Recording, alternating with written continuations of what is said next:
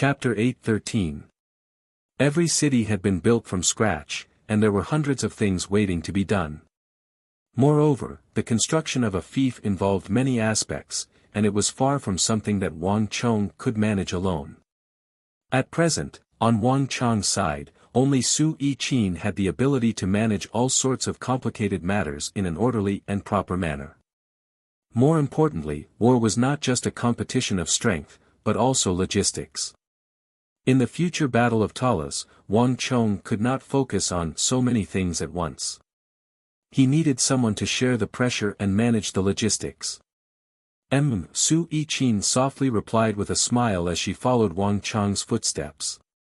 The two of them stood side by side, a beautiful sight that attracted the gazes of countless people in the City of Steel. Su Yi-chin followed behind Wang Chong, a smile on her lips as she curiously looked around, unaware that she and Wang Chong had become the center of attention. Time slowly passed. While Wang Chong was in Wuxiang handling the affairs of the City of Steel, on another front, Zhao Jingdian was also dealing with the cement road. Ha! War cries resounded over the road. From the capital to the western regions, an unprecedented road forged from cement was being built, stretching across the earth like an awakened dragon. Countless clans, manpower, and resources poured into this unprecedented cement road like a surging river. Every day, dozens of li, even hundreds of li of roads were being built on this road leading to the western regions. The smoothness, and hardness of the road left everyone sighing in praise. Everyone was excited and delighted to see an unprecedented, brand new path system taking shape and expanding rapidly under their participation. The Silk Road was the Golden Road, the most famous road in the world. Traveling between the east and the west were the most famous and wealthy merchants of the world, the merchants of jewels, agate, and spice. If this road was completed, everyone could anticipate the enormous profits that could be made from it. Roll. The sound of wheels resounded through the void. When tens of thousands of workers joined in the construction of this road, a special carriage with a green curtain drove on the newly built cement road, looking extremely eye-catching. However, none of the blacksmiths were paying attention to them. After working on the newly built cement road for a long time, everyone was already used to the existence of this carriage. Every morning, it would set off from the capital and travel along the newly constructed road. Then, at noon, they began to turn back. Day after day, it had never changed. Lord Zhao, how is it? Are you satisfied? In the spacious carriage with green curtains, a fawning voice suddenly said cautiously. While all the craftsmen were immersed in their work, not many people noticed that in a corner of the carriage, the curtains were pulled open, and two gazes were silently looking out of the carriage window. Yes. Zhao Jingdian gave a slight grunt of acknowledgement, his eyes silently watching as the craftsmen poured water over and over the newly constructed cement roads. A cement road could not be simply built. Once it was completed, it still needed to be watered and maintained. This was something that Wang Chong had repeatedly emphasized in his letters. At the same time, Zhao Jingdian attached great importance to this. It's fine as long as Milord is satisfied. Now that our alliance has taken over everything, we will definitely do our utmost to help Marquis complete this cement road from the capital to Wuxiang. In addition, our great clans also have shares in Wuxiang City of Steel, right? It's shares, right? It's so strange. In short, we're all in the same boat as Marquis. We're all on the same side, so Marquis's business is our business. It's just that. A rather wretched clan expert next to Zhao Jingdian suddenly paused, a fawning look on his face. As for the construction of the road, can you discuss it with Marquis again? Don't you think we should just use the road that leads to the western regions? This way, we won't have to waste time and effort, and it will be beneficial to everyone. Don't you think so? Zhao Jingdian's brow creased as he turned to look at the clan expert, his expression turning much colder. Do you need me to repeat Marquis's words? No means no. There's no room for negotiation. Anyone who breaks this rule will withdraw from the alliance. Everything related to the western regions, including the cement roads, will have nothing to do with him. Zhao Jingdian's eyes were as sharp as swords. Under his intense gaze, the clan expert hurriedly lowered his head, a look of guilt on his face. The two of them were speaking of an agreement that Wang Chong had made with the clan alliance. All new cement roads could not use the existing Silk Road, only newly excavated roads. This meant that besides buying lime, clay, aluminum, and sand, the clan alliance would also have to spend a great deal of manpower and resources to excavate new roads. From a business perspective, this was not in line with the clan alliance's interests. Thus, wave after wave of clan alliance experts had been trying to persuade Zhao Jingdian. Zhao Jingdian couldn't even remember how many times he had tried, and each time, he had firmly refused. Zhao Jingdian had also asked Wang Chong about this matter, and Wang Chong had held nothing back. From the moment the cement road appeared, it had already become an unstoppable torrent. If everything went as expected, regardless of whether Wang Chong agreed or not, cement roads would become extremely popular in the Tang dynasty due to their convenience and high capacity. This meant that it wouldn't just be from the capital to the western regions, but throughout the entire Tang dynasty, cement roads would also appear. What Wang Chong wanted to avoid was this sort of clan alliance encroaching on existing roads, building cement roads over them, and then collecting tolls. This would cause the common people to complain, turning a project that was supposed to benefit the Tang dynasty into a project that would suck away the wealth of the people, a project that would not benefit the empire. This was the exact opposite of Wang Chong's original intentions. Thus, Wang Chong would never agree, and this was what Wang Chong had repeatedly urged him to do. No matter how much the clan alliance tried to persuade him, Zhao Jingdian would never agree. Lord Zhao, please forgive this one for speaking out of turn. The clan alliance expert hurriedly changed the subject. At the current speed, how long do you think it will take to reach Wuxiang? Zhao Jingdian suddenly asked, not bothering to argue with them. It should take at least 4 or 5 months.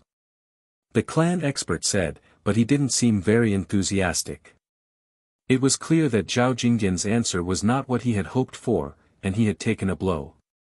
We don't have that much time. This kind of progress is too slow. Zhao Jingdian frowned. This number was very different from what he had expected. Go back and tell the alliance of aristocratic families that although the young master can't agree to use the original official road to build a cement road, if you can complete the construction within 3 months, the young master can still give you another 5% of the profits on the original basis. And if you can finish in 2 months, our young master can give you 10% of the profits. Zhao Jingdian's words immediately caused the dejected clan expert's eyes to brighten and his spirits to rise in excitement. Is Lord Zhao speaking the truth? The clan expert asked, his eyes bright. The contract Wang Chong had signed with the clan alliance was permanent. In the future, all cement roads built by the Tang dynasty would be governed and bound by this contract. Although it was only a difference of 5% or 10%, the profits involved were unimaginably massive. And for the next few decades, centuries, or even millennia, this contract would be permanent. This was the charm of the contract between Wang Chong and the clan alliance. If Wang Chong could permanently give up 10% of the profits, the clan alliance would go crazy. All the great clans would pay any price to complete the cement road from the capital to Wuxiang. Compared to the enormous profits they could bring in the future, the losses they had to pay now were negligible. This was something that all the aristocratic families could rationally analyze. Our young master's words are worth their weight in gold. When has he ever gone back on his word? Zhao Jingdian indifferently asked. Wonderful. Milord, please wait a moment. I will return to the alliance and discuss this with the elders.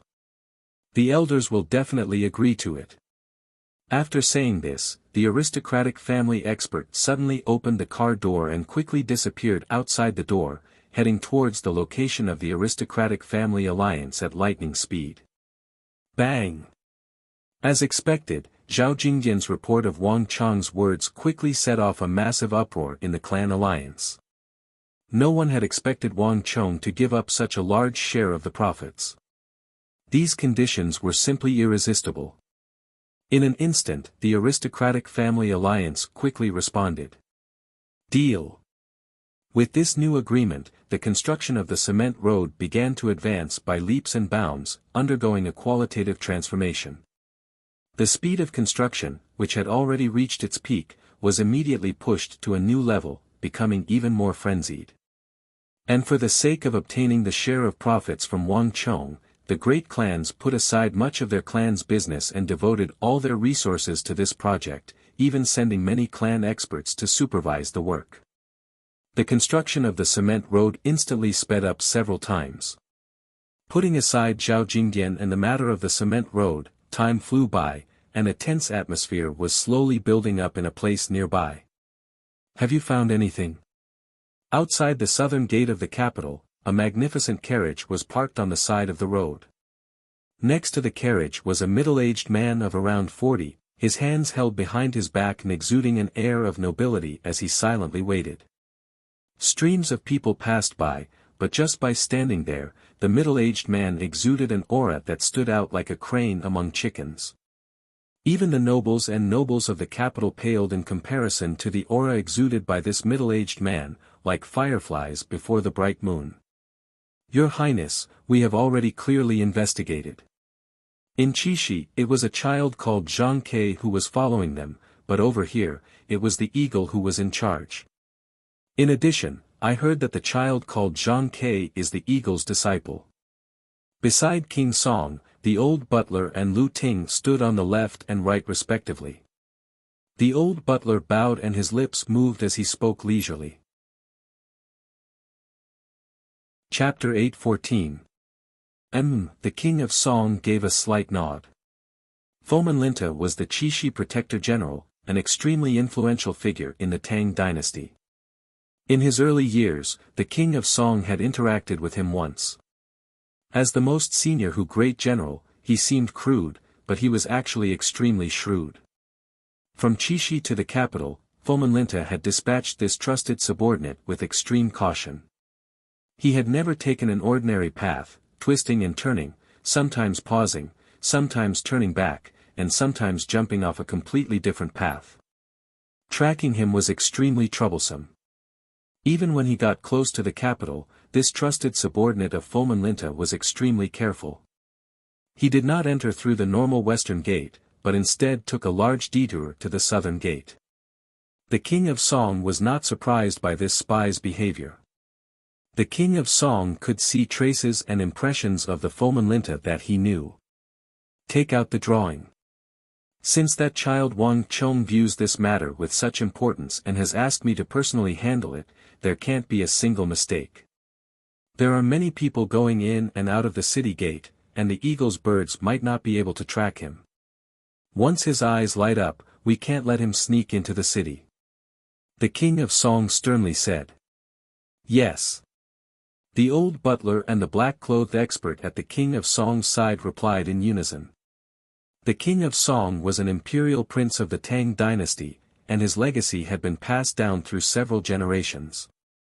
He had an extremely deep foundation, and his estate had many experts, not just the old butler.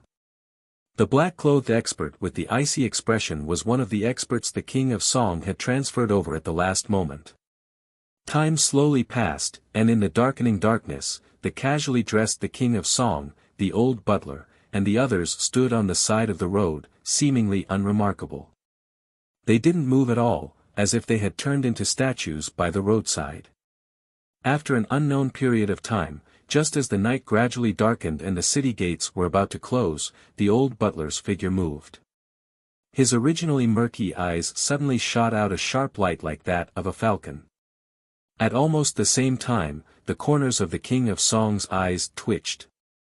His body was ramrod straight and motionless, but his gaze was fixed on a Hu merchant with his head lowered and his eyes fixed on his feet.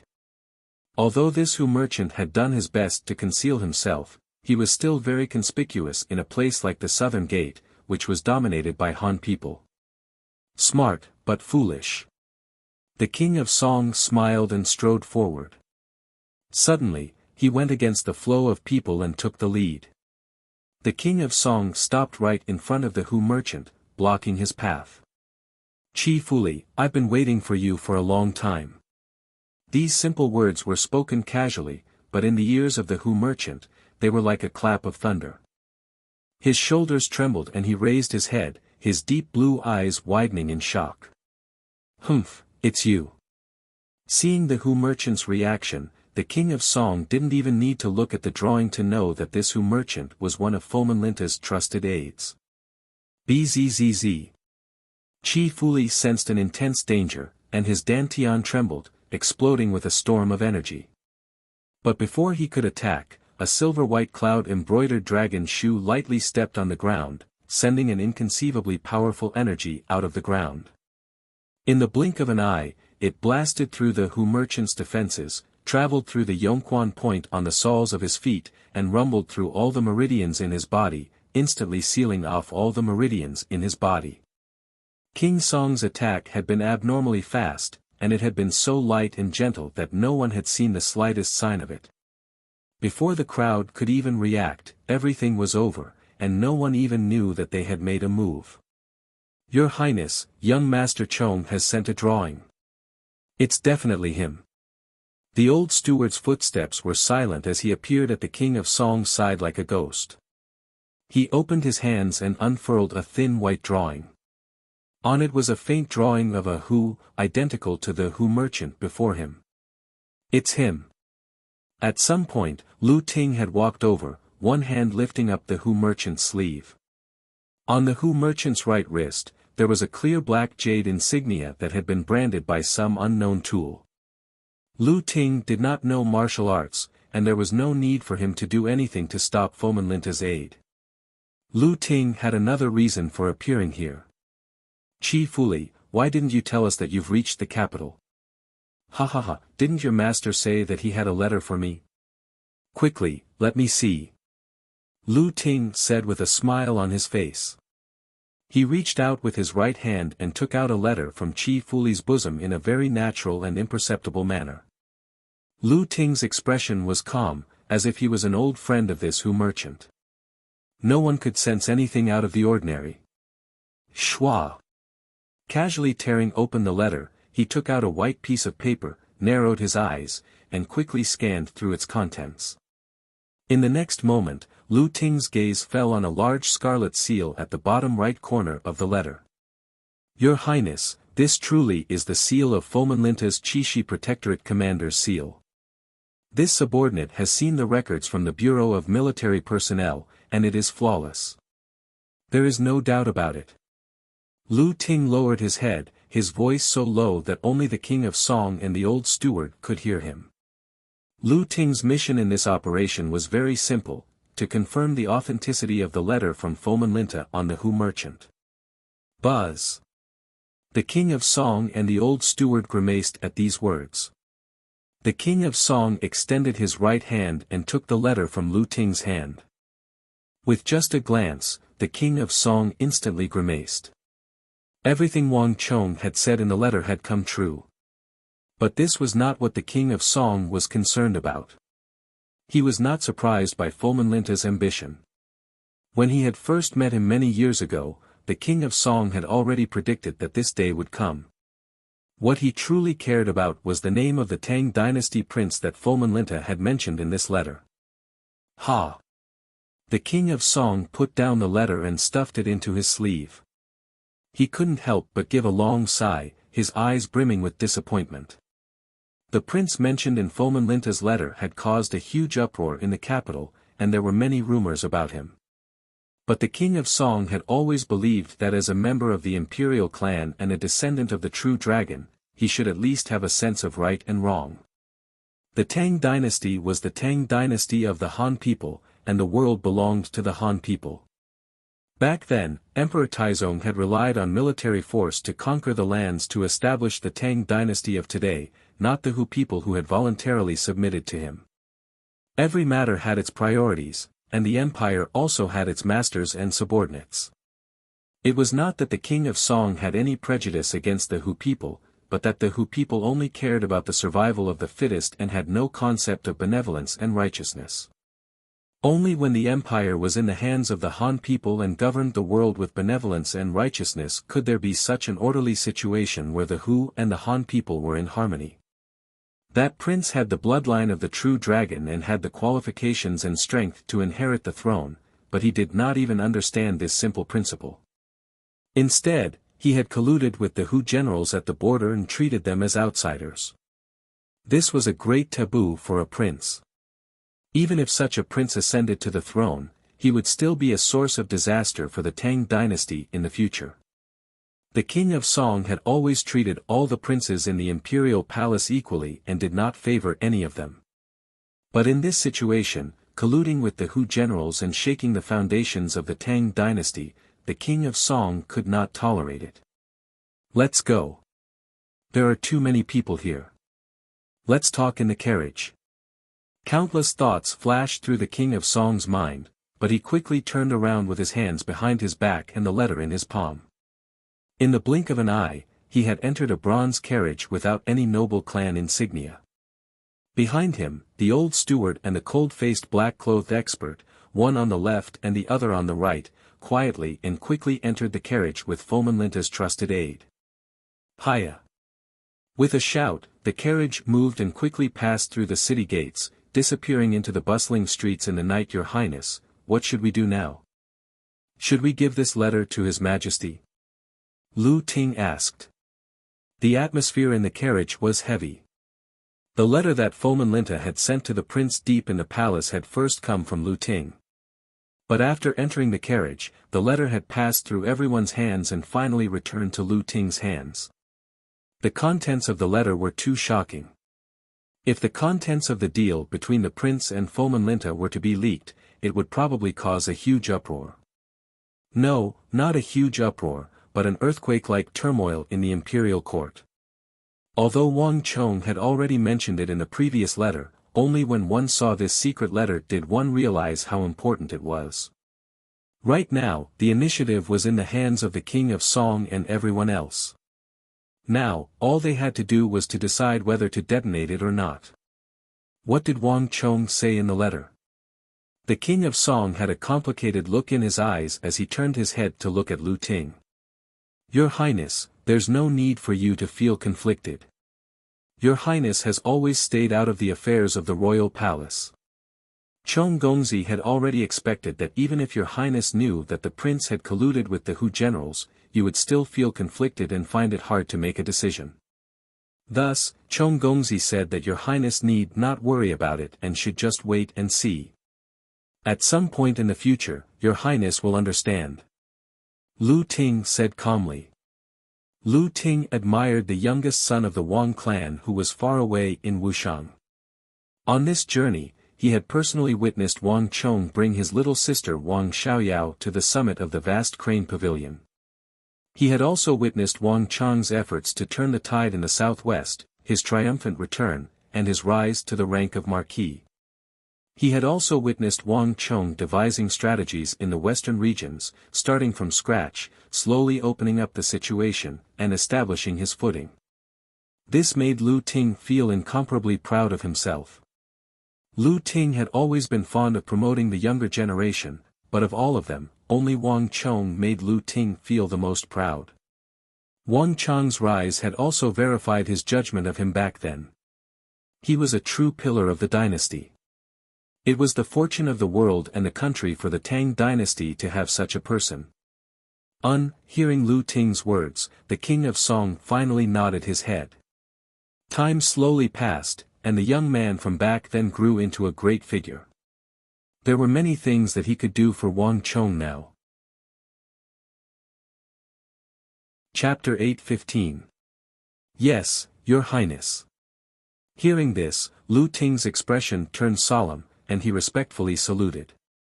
Lu Ting did not follow the King of Song back to his residence. Midway, he returned to the official residence that the imperial court had arranged for him. After closing the door, the hall was shrouded in darkness, with only a weak light shining through the closed windows. After a few moments of hesitation, Lu Ting finally took out another letter from his bosom. The King of Song's judgment had not been wrong. Wang Chong had not only written to him, but also to Lu Ting. Respectfully from this student, Teacher Lu, to this student, Wang Chong. Upon opening the letter, the familiar, crooked handwriting immediately leapt into view. These words are still as ugly as ever. Looking at this line of words, the tense expression on Lu Ting's face disappeared, and he could not help but chuckle. You've already become the young marquis, and the Son of Heaven has bestowed words upon you. Can't you spend a little more time practicing these words? If word got out, who would believe that this was a letter from a marquis, and one from Duke Jiu, a virtuous and respected descendant of a virtuous minister of the Tang dynasty? Although Lu Ting spoke these words, his heart was filled with warmth. Of all the people that Lu Ting had interacted with, the only person who had been able to maintain a pure and loyal heart, both before and after becoming famous, was Wang Chong. It was said that one's words reflected one's character, and one could see from Wang Chong's words that the current Wang Chong was still the Wang Chong he knew. Lu Ting opened the letter and read through it once more. The contents of Wang Chong's letter were very simple. Other than the matter regarding the King of Song, Wang Chong had also mentioned another matter. He hoped that Lu Ting would use his powerful mimicry skills to copy the Pledge of Allegiance that Fomenlinta had written to the prince, imitate Fomenlinta's Chishi Protector General seal, and then print it with red clay before sending it to the prince. Only this way would he not alert the enemy and arouse the prince's suspicions, making it impossible for him to advance. What Wang Chong wanted was for everything to proceed according to their original trajectory. Whether it was Fomenlinta or the prince, they would still have a close relationship, but the most crucial pledge of allegiance would be left in the hands of him and the King of Song. Fomenlinta, it would have been fine if you had just been Protector General, but you actually wanted to help that prince ascend to the throne and change the regime of the Tang dynasty. In the future, you would be able to dictate everything on your own and do something that has never been done before. His Highness the King of Song cannot tolerate you on this point, and neither can the Tang dynasty. More importantly, you shouldn't have angered that person. Lu Ting shook his head and sighed. He quickly unfolded a piece of paper and placed it on the table. He took a brush from the brush rack and then took Fomenlinta's Pledge of Allegiance from his bosom and placed it on the table to his right. After a few moments of silence, Lu Ting began to write on the bookshelf with a flourish. A few moments later, an identical letter appeared on the table. If not for the fact that the ink on the left side was still wet and the scarlet seal of the Protector General hadn't been added, it would have been impossible to tell the authenticity of these two letters. After hurriedly writing this letter, Lu Ting didn't linger. He took out a hidden drawer from under the table and took out a Protector General seal that he had prepared beforehand. After the ink on the second letter had dried a little, he pressed it down. This should be about it. Lu Ting sighed in his heart. This Protector General seal was something he had prepared after receiving Wang Chong's letter. Lu Ting's identity as a university student and his relationship with the King of Song allowed him to enter many places, so he knew the jade seals of the Protector Generals like the back of his hand. The jade seals of the Protector Generals were extremely unique, and it was impossible to imitate them completely. However, it was still possible to imitate them perfectly. At the very least, Lu Ting had seen the jade seals of the Protector Generals before, but that person deep in the palace had never seen them before. Given Lu Ting's abilities, it was easy for him to fool him. Jia. At this moment, the door opened, and a ray of light shone in. In the light, a huge shadow was cast. The old butler had his hands hidden in his sleeves, and with a leisurely expression, he slowly walked over. Even though he was right in front of him, Lu Ting couldn't hear his footsteps, nor could he sense his aura. It was as if he was a ghost that didn't exist. How is it? Are you ready? The old butler asked in a deep and hoarse voice. Lu Ting nodded, as if he wasn't surprised by the old butler's appearance at all. That's good. The old butler glanced at the letter on the table in front of Lu Ting and nodded. His Highness is an imperial prince of the Tang dynasty, a member of the royal family. Don't let him know of this matter. This is probably the reason why that child Wang Chong wrote to you. Leave the rest to me. I will think of a way to find a suitable Hu and hand him over to that prince. Lu Ting nodded with a solemn expression. The few of us aren't much. What's important is the welfare of the Tang dynasty. As long as it's beneficial to the country and the people, what does it matter even if we are crushed into powder? But as for Chong Gongzi, if possible, I hope that he won't interfere in this matter. After all, he's still young, and his future is limitless. Forging the seal of the Protector General wasn't a small matter. If it were to be exposed, one's entire clan would be exterminated. This was also the reason why Lu Ting didn't want the King of Song to know of this matter. In Lu Ting's view, the fewer people who knew about this matter, the better. It would be best if even Wang Chong didn't know about it. Actually, there are times when even I don't know what that child is doing. Upon hearing Wang Chong's name, the old butler fell silent. But regardless of what he's doing, there's one thing I can be sure of. He knows what he's doing. Moreover, everything he does is for the benefit of the country and the people. This is also why we and the King of Song are willing to sacrifice our lives to help him. As for what you said, although I don't know why he seems so mature and prudent at only 16 or 17, I feel that he must have already foreseen every possible outcome for himself and has long since cast his own life and death aside. Otherwise, he wouldn't have gone to the southwest alone.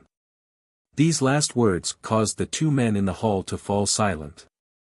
Although Wang Chong's journey to the southwest appeared to have been more daunting than dangerous in hindsight.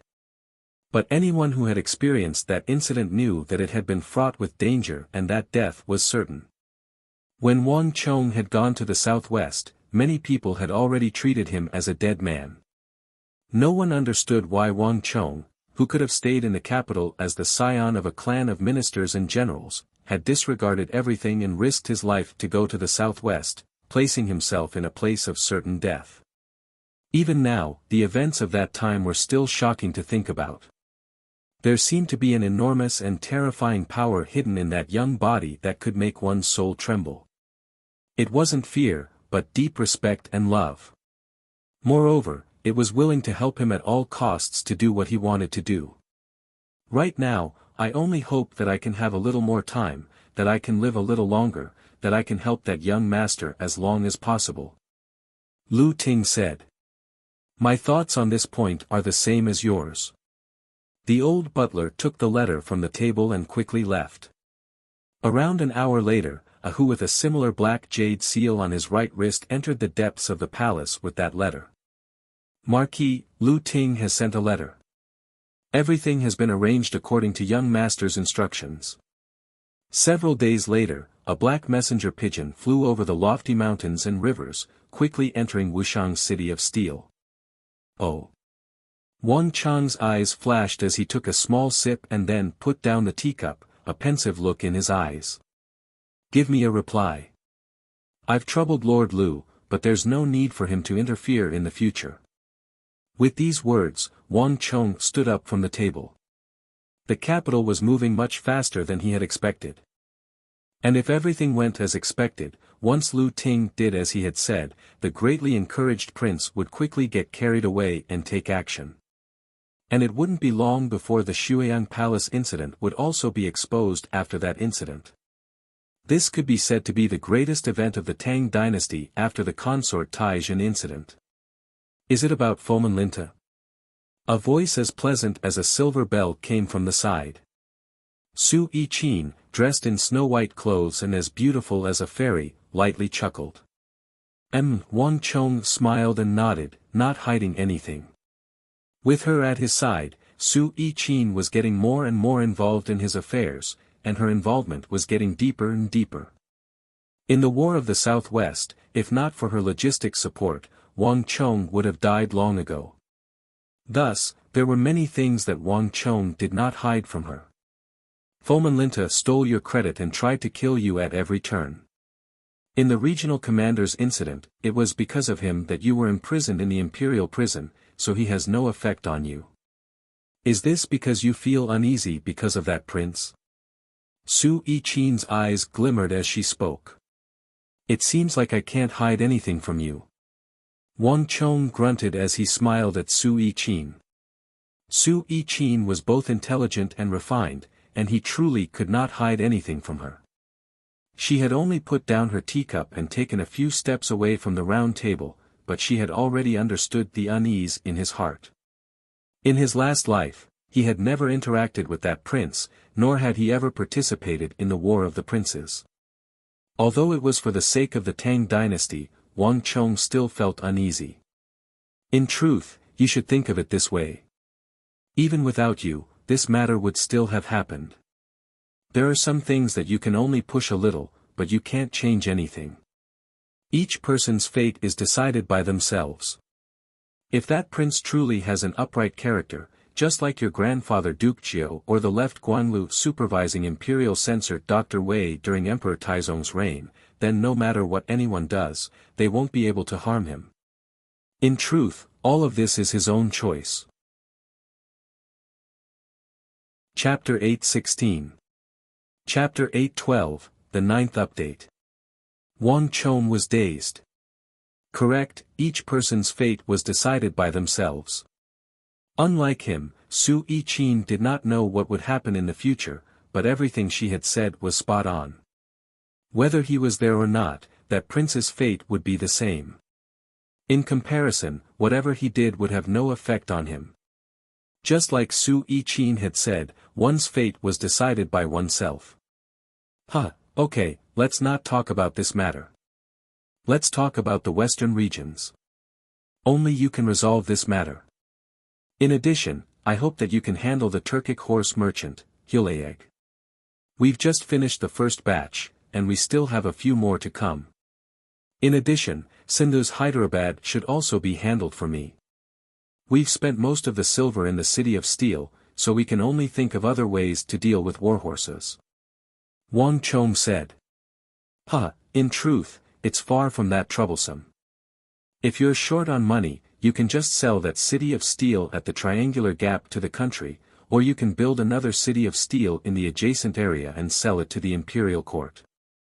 Right now, only you have the technology to build a City of Steel. And if you can build a base on the plateau and keep the Yuuzhan out, I'm confident that the officials of the imperial court, the Bureau of Revenue, and the Bureau of Personnel will be happy to buy it, no matter how much it costs. Su Yiqin brightly smiled, her expression exuding an aura of ease and confidence, as if there was nothing in the world that could stump her. Buy a city? Wang Chong's eyes brightened as he turned his head. Although he knew that Su Yiqin would be the famed queen of logistics in her last life, Wang Chong had never imagined that her mind would be so vast as to think of such a method. In the Tang dynasty, the backward construction methods made the construction of a city extremely time-consuming and laborious, and even after a massive price had been paid, the city would often look like nothing. In comparison, Wang Chong's City of Steel seemed to cost a great deal, but compared to a city of the same size, it actually saved a great deal of time and effort. Most importantly, the defensive capabilities of the City of Steel were unmatched by any other city. This was precisely what the officials of the imperial court needed. In truth, it's not just that.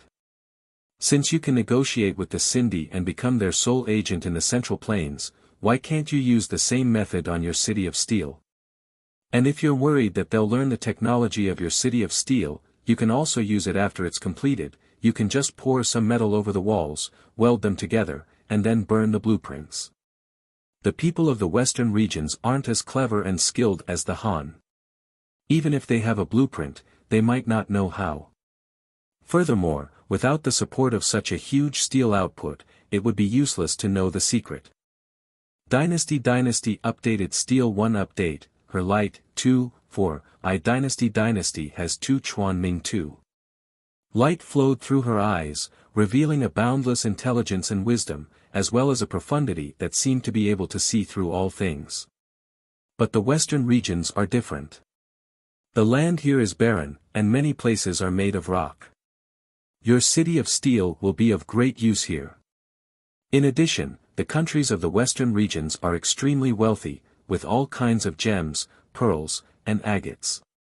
No matter how much you ask, I'm confident that they will buy. Not only that, it's not just the countries of the western regions that need a city of steel, but also Sindhu. You don't have to use gold to trade for goods. You can build a city of steel for Hyderabad's Wuxia steel, and I'm confident that they will be very willing to accept it. And I believe that they will be very happy to accept it. After all, I heard that Sindhu is often attacked by other countries.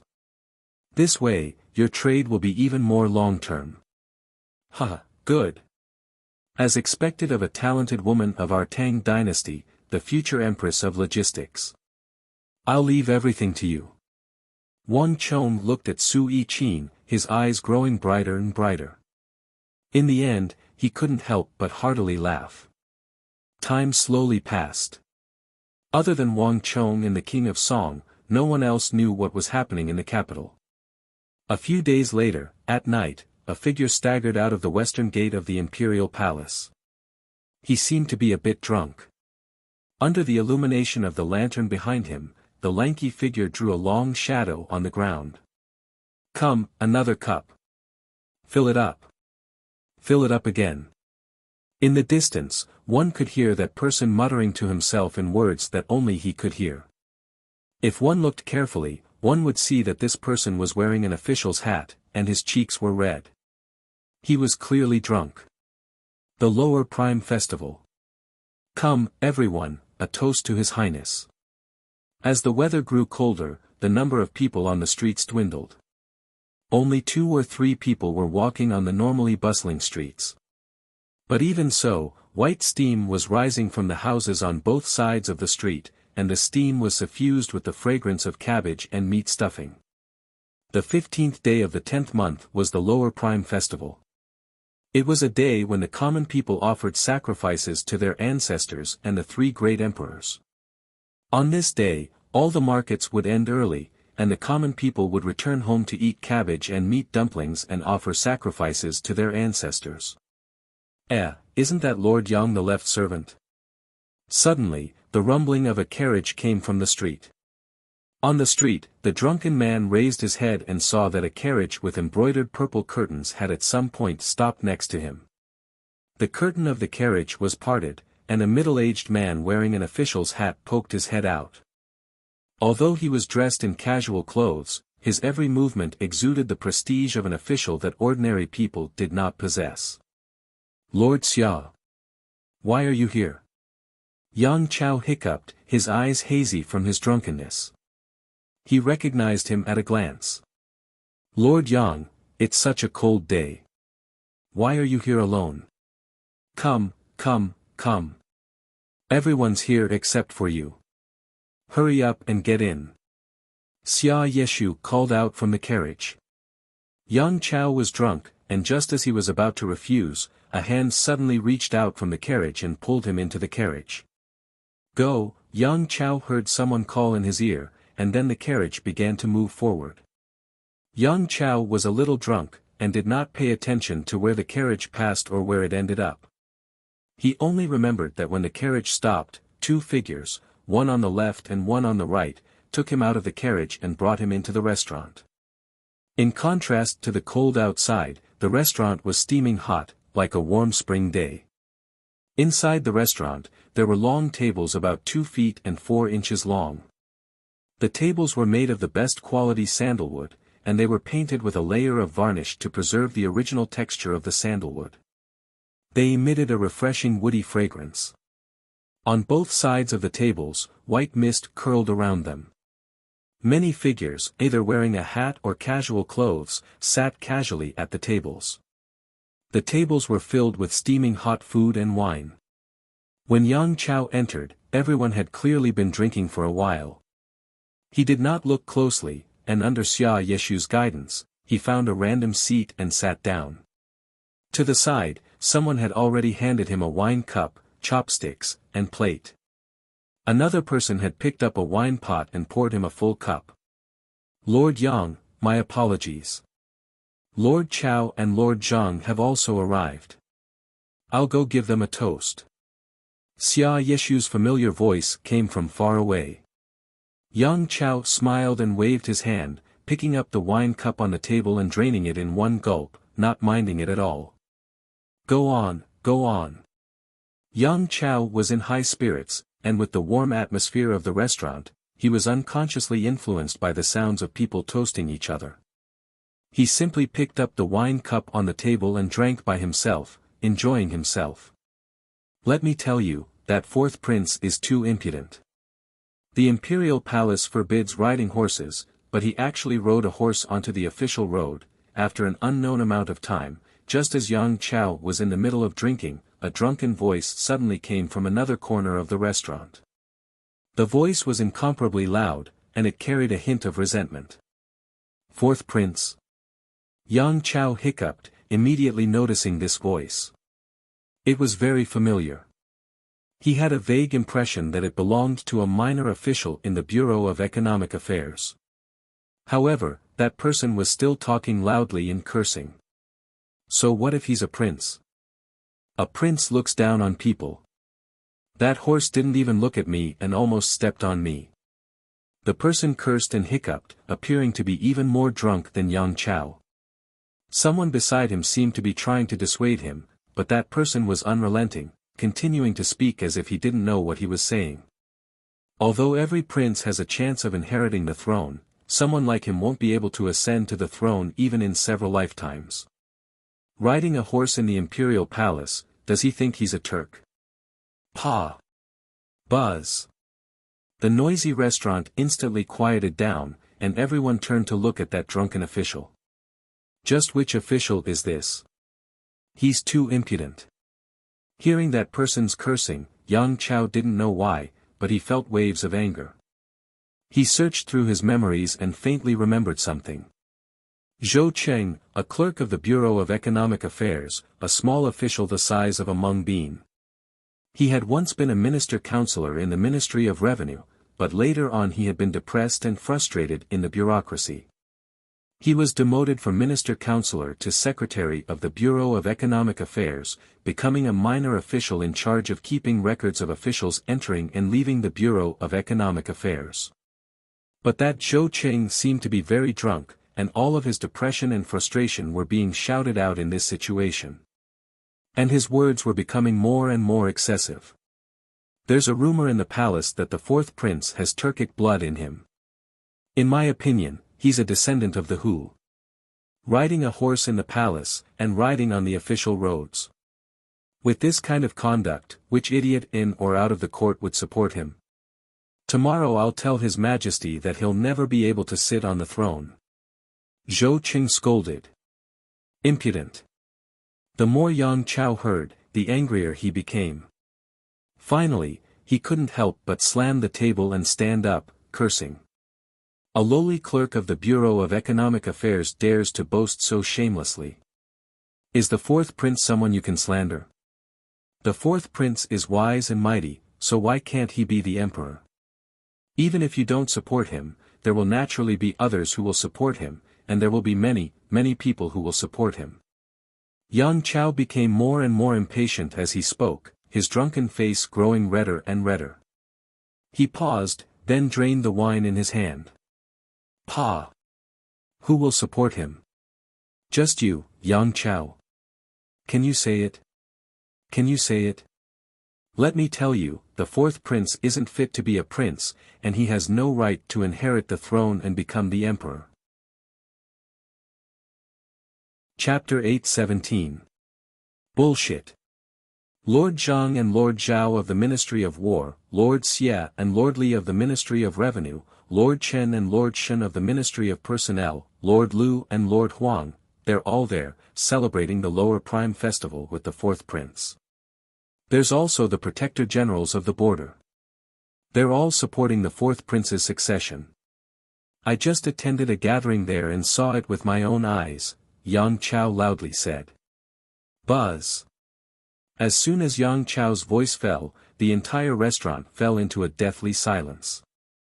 All sounds disappeared without a trace, and even the sound of a pin dropping could be heard. It was as if they had suddenly moved from the crowded downtown to the remote wilderness. Countless gazes focused on Yang Chao, all of them brimming with deep shock. At almost the same time, Yang Chao realized that he had spoken indiscreetly, but it was already too late. Sensing the shocked gazes from all around him, Yang Chao's heart chilled to the extreme. It was also at this moment that Yang Chao finally realized where he was. This was the most famous restaurant in the capital, Green Cloud Restaurant. Gathered in this restaurant were almost half the officials of the court, the Ministry of War, the Ministry of Personnel, the Ministry of Punishments, the Ministry of Revenue, and the Ministry of Works. Almost all the officials of the Ministry of War, the Ministry of Personnel, the Ministry of Revenue, and the Ministry of Works were present. Even the imperial censor He Zhang was present. His eyes were fixed on Yang Chao, his face as grim as water. It's over. At this moment, Yang Chao's heart sank, his face ashen. Rumble. Like a massive boulder falling into a lake, the incident at Green Cloud Restaurant sent a massive wave through the capital. On the morning of the next day, the imperial censor He Zhang submitted a memorial to the court, impeaching Yang Chao. And Yang Chao's words at Green Cloud Restaurant sent a massive shock through the imperial court. A prince of the Tang dynasty had privately invited the ministers of the court to a banquet and colluded with a great general of the border. This was a major taboo at any time. Before the morning court session had even ended, Yang Chao had already been arrested and imprisoned. But all this was only the beginning. No one could have imagined what sort of shock and impact the incident at Green Cloud Restaurant would cause in the future. And at Green Cloud Restaurant, nearly half the people of the court had personally heard Yang Chao's every word. This was the most fatal fact, and it had also completely corroborated Yang Chao's crimes. The princes of the Tang dynasty privately invited the ministers of the court to a banquet and colluded with the generals of the frontier, which was a big taboo at any time. Before the morning court session was over, Yang Chao had already been arrested and thrown into prison. However, this was just the beginning. No one knew how big of a storm it would cause in the Tang dynasty.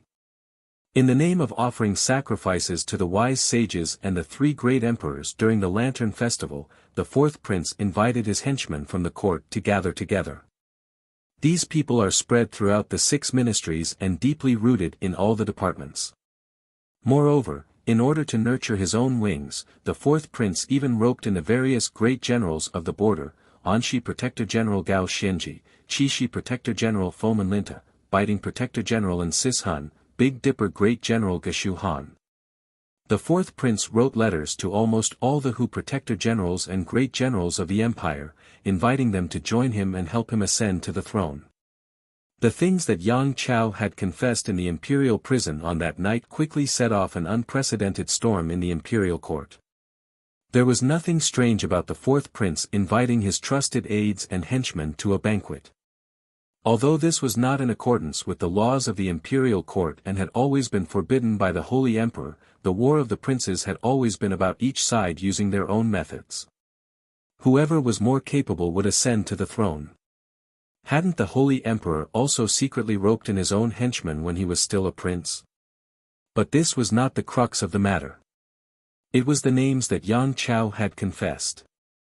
Anshi Protector General Gao Xianji, Qishi Protector General Foman Linta, Biting Protector General and Sishan, Big Dipper Great General Gashu Han. Each of these names was like the sun at high noon, holding an influential position in the Tang dynasty. Moreover, they were true soldiers, great generals with military authority.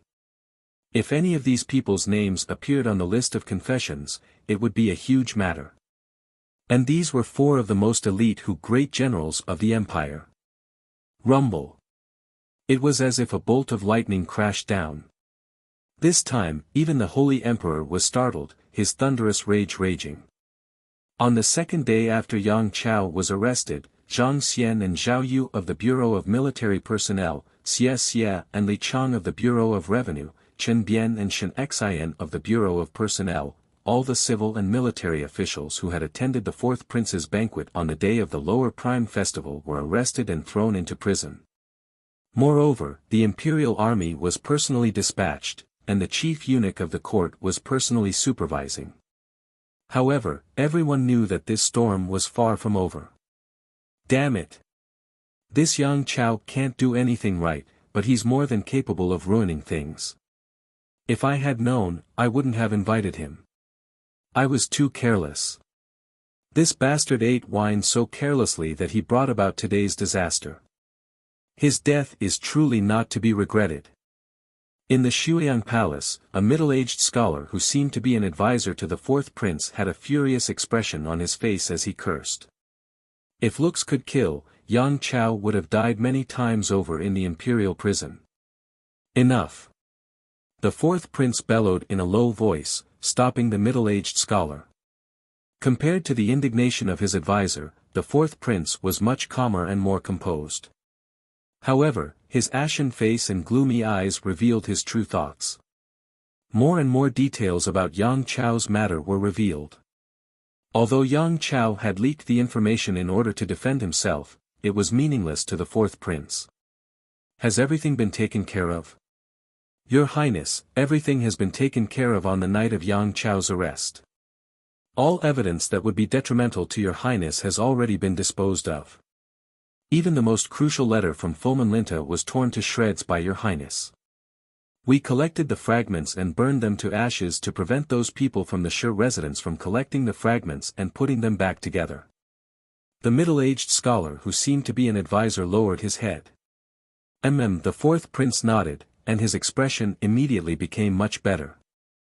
As long as there is no conclusive evidence, no matter how the officials in the court make groundless accusations or how the censors impeach me, Imperial Father will not be able to convict me based on this.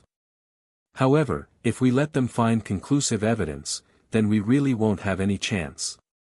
With these last words, the fourth prince's expression became much more solemn and desolate, revealing the true worry in his heart. Calamity had fallen from the sky, and he had never expected the verdant cloud pavilion incident. But as a prince, he could not leave, could not escape, and could not even walk out of the imperial palace. Not only that, but he also had to pretend to be calm as usual and not show anything. The more dangerous the situation, the more he could not panic.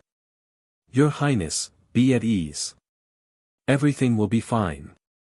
The middle-aged scholar who seemed to be an advisor had a gloomy expression as he softly consoled. With the support of the Protector General and the officials, he had been brimming with ambition and satisfaction.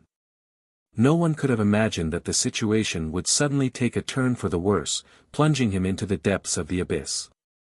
Hiss! The fourth prince took in a deep breath and quickly calmed himself down. He had never been one to wallow in self-pity, and even now, he had not given up on resisting. Imperial Father has already placed me under house arrest, and Yang Chao's words carry little weight.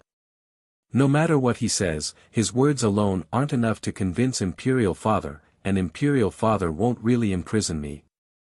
But once Zhang Xian and Zhao Yu obtain more information, everything will be different. Imperial Father will probably imprison me in the Imperial prison very soon. Send a letter to Fomenlinta and tell him that the letter has been taken care of. When the time comes, no matter what happens in the court, he will have to shirk responsibility and keep him in the dark. In addition, once this storm is over, wait for me to come out again. The agreement between the two of us still stands. I hope that he will also abide by the promise between us. The fourth prince sternly said. Yes, Your Highness. This subordinate will do it right away. The middle-aged scholar respectfully said. Even though the fourth prince was currently restricted from entering and leaving, he still had some power after such a long period of time. It wasn't a problem to just send some letters. Next, the fourth prince gave many more instructions. It was a crucial moment, and he had to win the greatest chance of survival for himself. Step aside. The Holy Emperor has ordered for the fourth prince to be invited, and in almost the time it took to drink a cup of tea, a loud noise suddenly came from outside, and the clanging of footsteps could be heard rapidly in the direction of the Shuiyang Palace. Hearing that sound, the fourth prince's and the middle-aged scholar's expressions changed drastically. Go! The fourth prince pushed the middle-aged scholar, and almost a moment later, with a rumble, the door opened, and a group of fully armed royal guards walked in with a gust of cold wind. "Fourth prince, please." Boom.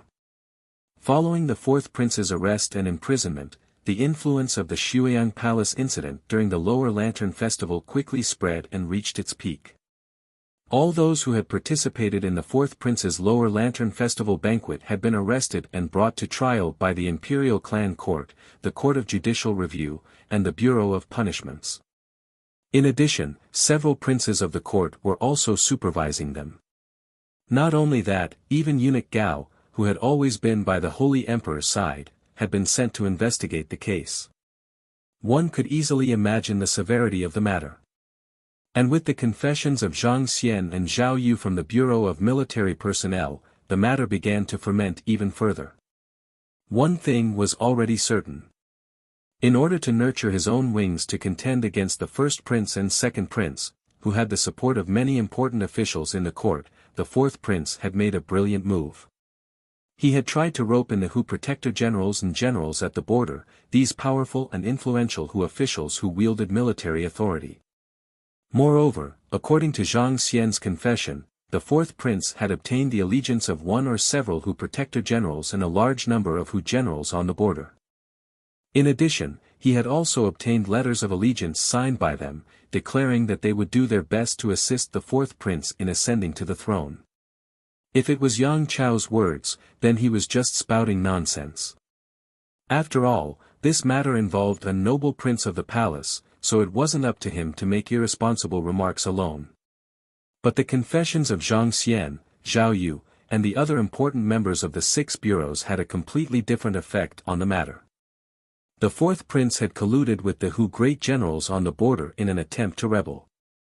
At this point it was no longer just Yang Chao's confession. Bastard! When this news came out, the Holy Emperor, who had yet to express his stance, flew into a rage. With a boom, the entire political scene of the empire experienced an unprecedented earthquake. In a single day, 12 decrees from the Holy Emperor were sent to Baiting, Anxi, Qixi, and Longxi, requesting that the 4 protector generals come to the capital to explain themselves. At this point, the Holy Emperor's rage had reached an unprecedented level. Chapter 8:19. Peace was not a very important matter, and the Holy Emperor was rarely enraged, much less used the 12 Holy Emperor tokens. This could only mean one thing: the incident at Shuiyang Palace had offended the Holy Emperor's greatest taboo, and it was far more serious than many people had imagined. In the distant Qixi Protectorate headquarters, the mood was gloomy and solemn. With the incident at the capital, the Qixi Protectorate headquarters was no longer in the festive mood of fighting for merit and being rewarded by the imperial court. In the gloomy hall, the Hu generals had their heads lowered, fear and unease on their faces. "Has everything been taken care of?" A deep and domineering voice came from the main hall. Fomin Linta sat upright and still, his face as gloomy as water. Compared to the unease of his generals, Fomin Linta was much calmer, displaying the demeanor of a great general. "Everything has been taken care of. I've already sent a messenger pigeon to inform Kifuli to return as quickly as possible. At the same time, I don't want to attract anyone's attention. In addition, the letter has been carefully written so that it won't arouse any suspicion. It won't make anyone think of this hall." To Fomin Linta's left, a seemingly rather intelligent Hu general said. As one of the parties involved in the incident at Shuiyang Palace, Fomin Linta had reacted as soon as he received the news. Of all the people present, no one was more concerned about this matter than Fomin Linta. After all, Fomin Linta was truly loyal to the fourth prince, and he had even sent a letter that concerned his life and future prospects. "Milord, but the fourth prince," several Hu generals in the hall looked hesitantly at Fomin Linta. "Relax." Fomin Linta waved his hand, his expression calm and composed, exuding a soothing and convincing strength. "The fourth prince isn't that stupid. No matter when or what the conditions are, he definitely won't summon me. If he doesn't expose me, he might still be able to make a comeback in the future. But if he does, the severity of this matter will be completely different. But the rumors in the capital have already implicated Milord, and the Holy Emperor is enraged. He has already personally asked about this matter and sent several tokens. We are all worried that this matter will be disadvantageous to Milord. The generals looked at Fomenlinta worriedly. Fomenlinta's eyelids twitched, and his expression changed slightly. The leak of the fourth prince's identity was secondary. The Holy Emperor's fury was the most unsettling thing. Although Fomenlinta appeared calm, it was impossible to say that this matter had no effect on him. However, it only took a moment for Fomenlinta to return to normal. There's no need for all of you to worry. I have my own plans for this matter. I am an old subject of the western regions, one of the earliest great generals, and I have also made great contributions to the Tang dynasty. No matter how the Holy Emperor is enraged, as long as there is no conclusive evidence, His Majesty will not be able to use these groundless rumors to punish me. No matter how this matter develops, I will always be Qixi's protector general. No one can shake my position. As Fomenlinta spoke, a storm of energy exploded from his body, and his dignified eyes began to shine with a dazzling light. In his many years of experience in the Tang dynasty, the Shuiyang Palace incident was not the only problem he had encountered. Although he was not as shrewd as the Han and was not as well versed in the intricacies of the imperial court, Fomenlinta had long ago come to understand a certain principle. As long as he was still Qixi Protector General, as long as he still wielded a large number of soldiers and could still block the armies of Uzun and the Western Turkic Khaganate for the empire, the Holy Emperor would not easily remove him from the position of Protector General. This was also why he, as a Hu, had been able to stand tall in the Han imperial court of the Tang dynasty for so many years. Fomenlinta's confident words immediately eased the tension in the hall. Reporting. The capital's Borcheru has sent a letter. Milord, please take a look. While everyone was speaking, a Hu scout suddenly rushed in and got down on one knee. Buzz. Fomenlinta's pupils constricted as if he had been pricked by a needle. Borcheru was not an ordinary Hu name, or at least not an ordinary one. In Fomenlinta's mind, only one person would use this name. Let me see. Fomenlinta remained seated at the head of the hall, but with a wave of his finger, the letter flew out of the Hu scout's hand and landed in Fomenlinta's hand. Good. With this letter, I will be able to sit as still as a mountain in Shuiyang Palace. No one will be able to do anything to me. Fomenlinta scanned the letter and then heartily laughed, his vigorous laughter causing the ceiling of the hall to tremble. As he laughed, Fomenlinta quickly passed the letter to all his subordinates. Wonderful. With the fourth prince's letter, Milord can truly rest easy. Milord is truly safe this time. After reading this letter, the worried Hu generals were instantly invigorated, and the mood in the Qixi Protectorate also relaxed. Borcheru, in Turkic, represented the supreme and future Red Sun. This was the Turkic name Fomenlinta had chosen for the fourth prince. The fourth prince revered the bravery of the Turks, so he had specially requested that Fomenlinta choose this name for himself. In the entire Tang dynasty, there were probably only a handful of people who knew of this Turkic name. Fomenlinta just so happened to be one of them. The Hu generals in the hall were all his trusted subordinates, so they naturally knew of this matter. The fourth prince's letter was very simple, telling Fomenlinta not to worry. Everything had been taken care of and nothing would implicate him. Irinala, help me draft a memorial to the Holy Emperor. Say that I, Fomenlinta, have done nothing wrong and that my conscience is clear. The last sentence was the final word, and the entire hall immediately regained its tranquility. How is Fomenlinta's reaction? Several hundred li from the Qixi Protectorate headquarters, in Wuxiang, under a large scholar tree, Wang Chong was watching the maids and servants dispatched by the great clans plant and water the flowers. Qixi had originally been a barren, and lifeless land, but now, it was slowly becoming more and more lively. The Qixi Protectorate headquarters is calm. It's like nothing has happened. Li Sai stood behind Wang Chong like a mountain as he sternly said. Foman Linta's reaction is rather fast. Despite such a major incident, he's not the slightest bit panicked. It seems like he has nothing to fear.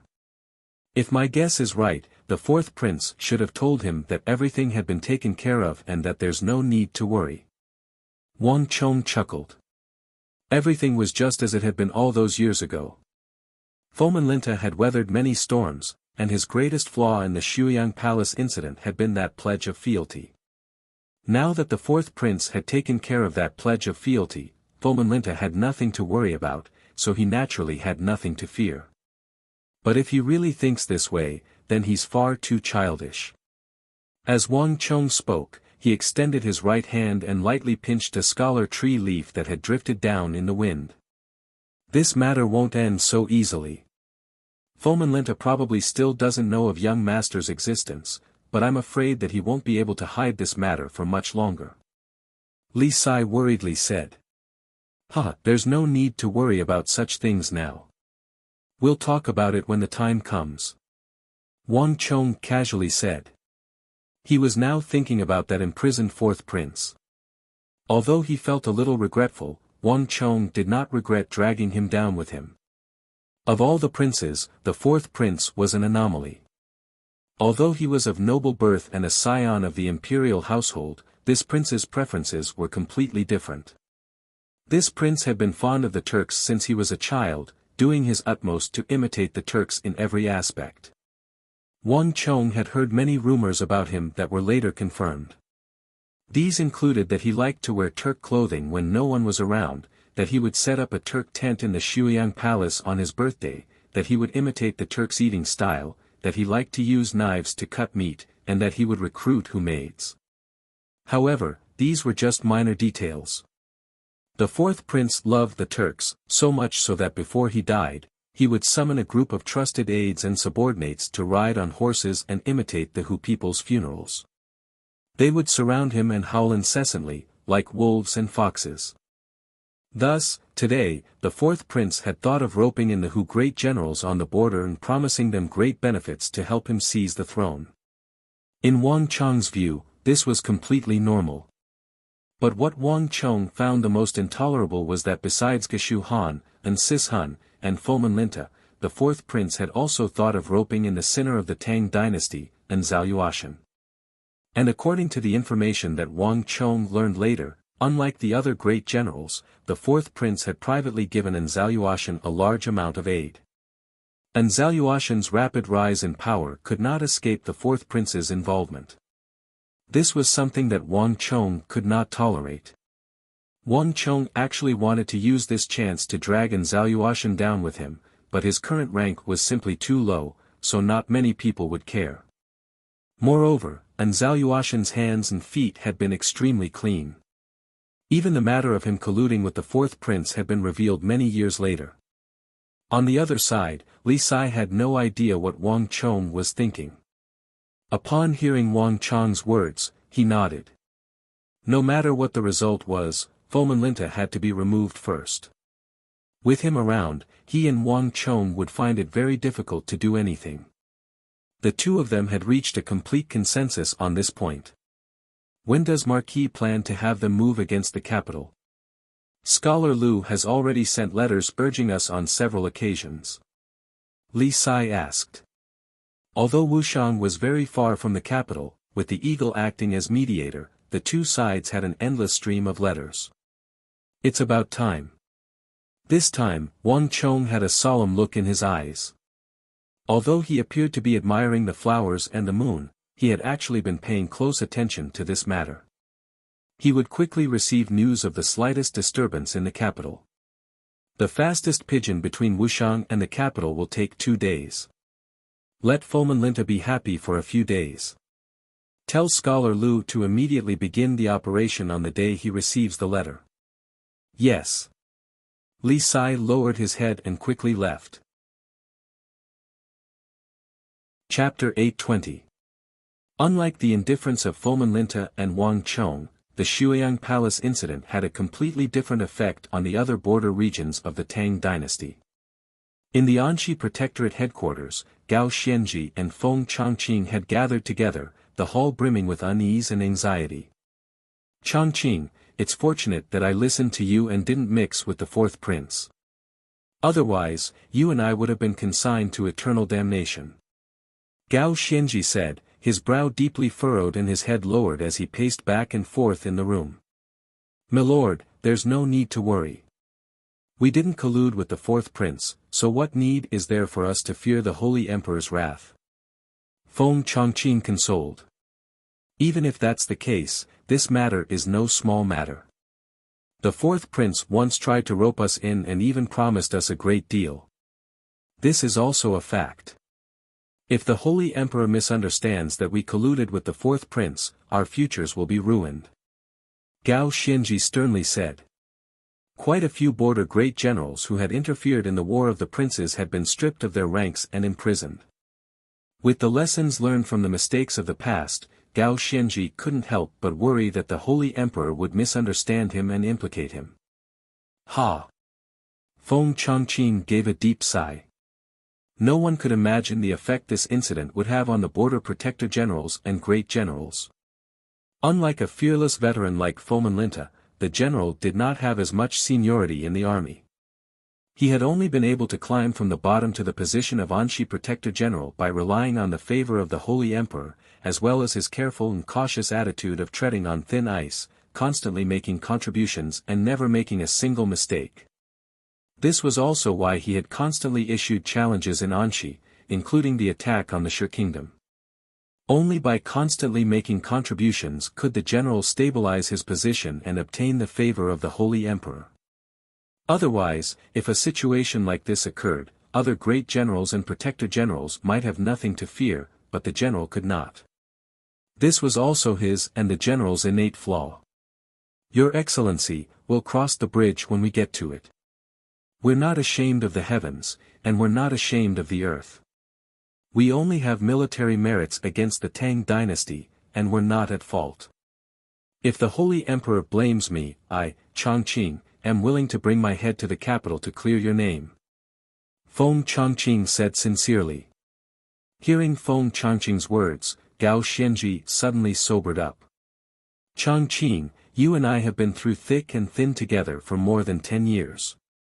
How can I let you sacrifice yourself for me? Alas, forget it. Changqing, prepare a brush, ink, and paper for me.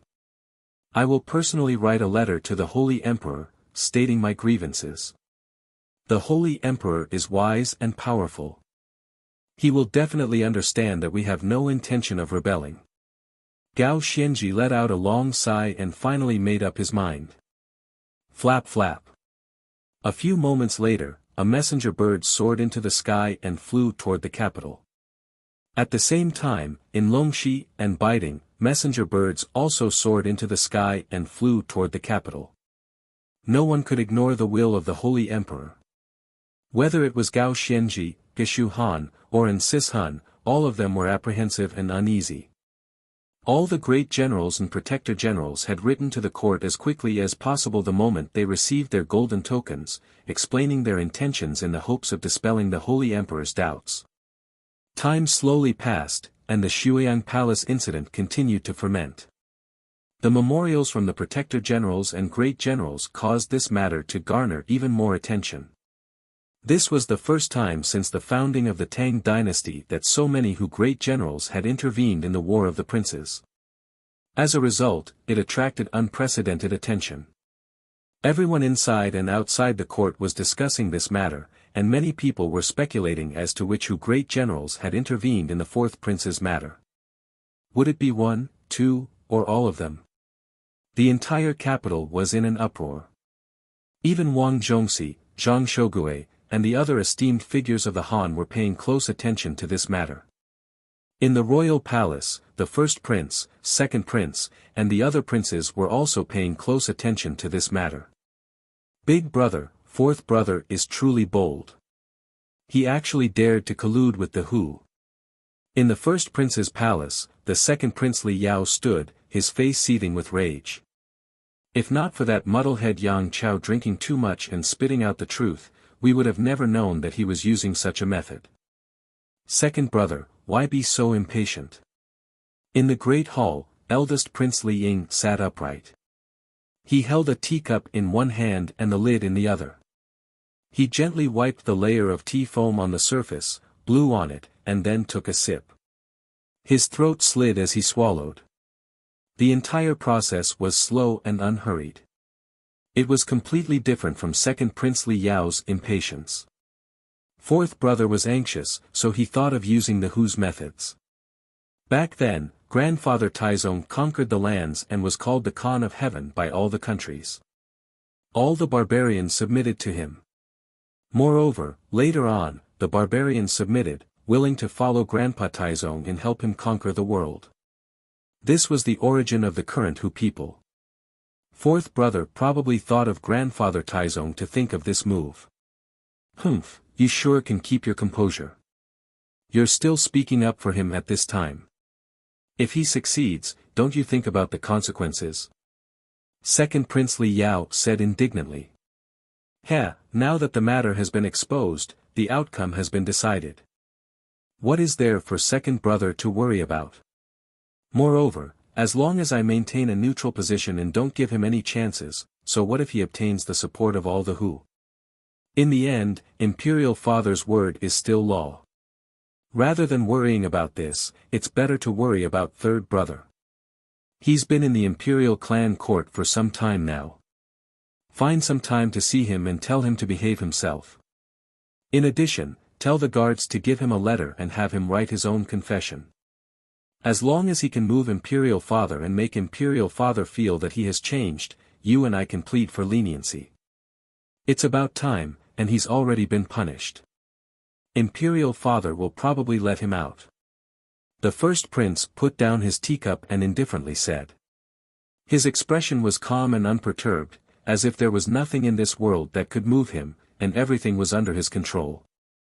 Compared to that muddle-headed fourth brother, who was thrown into prison by Imperial Father because of a single Yang Chao, I'm more concerned about fifth brother Li Heng. You and I both know what fifth brother was like in the past, but you also saw how shrewd he was in the Hall of Princes. Step by step, he spoke with confidence and assurance, and third brother fell into his trap without even realizing it. He clearly had the guidance of an expert, and I would never believe that he didn't have someone behind him. Compared to fourth brother, I'm more interested in who the person behind him is. The eldest prince's eyelids twitched slightly, and an astonishing cold gleam shot out, causing one's entire body to tremble. However, it was only for a moment, and the cold gleam disappeared after a flash. The eldest prince immediately returned to normal.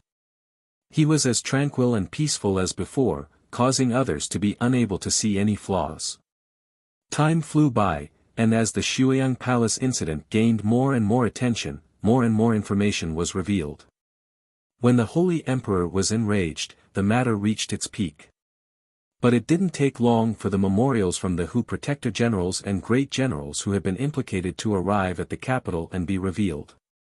Without exception, all the Hu Protector Generals panicked in their memorials, claiming that they were innocent and pleading to the Holy Emperor that they had no collusion with the fourth prince.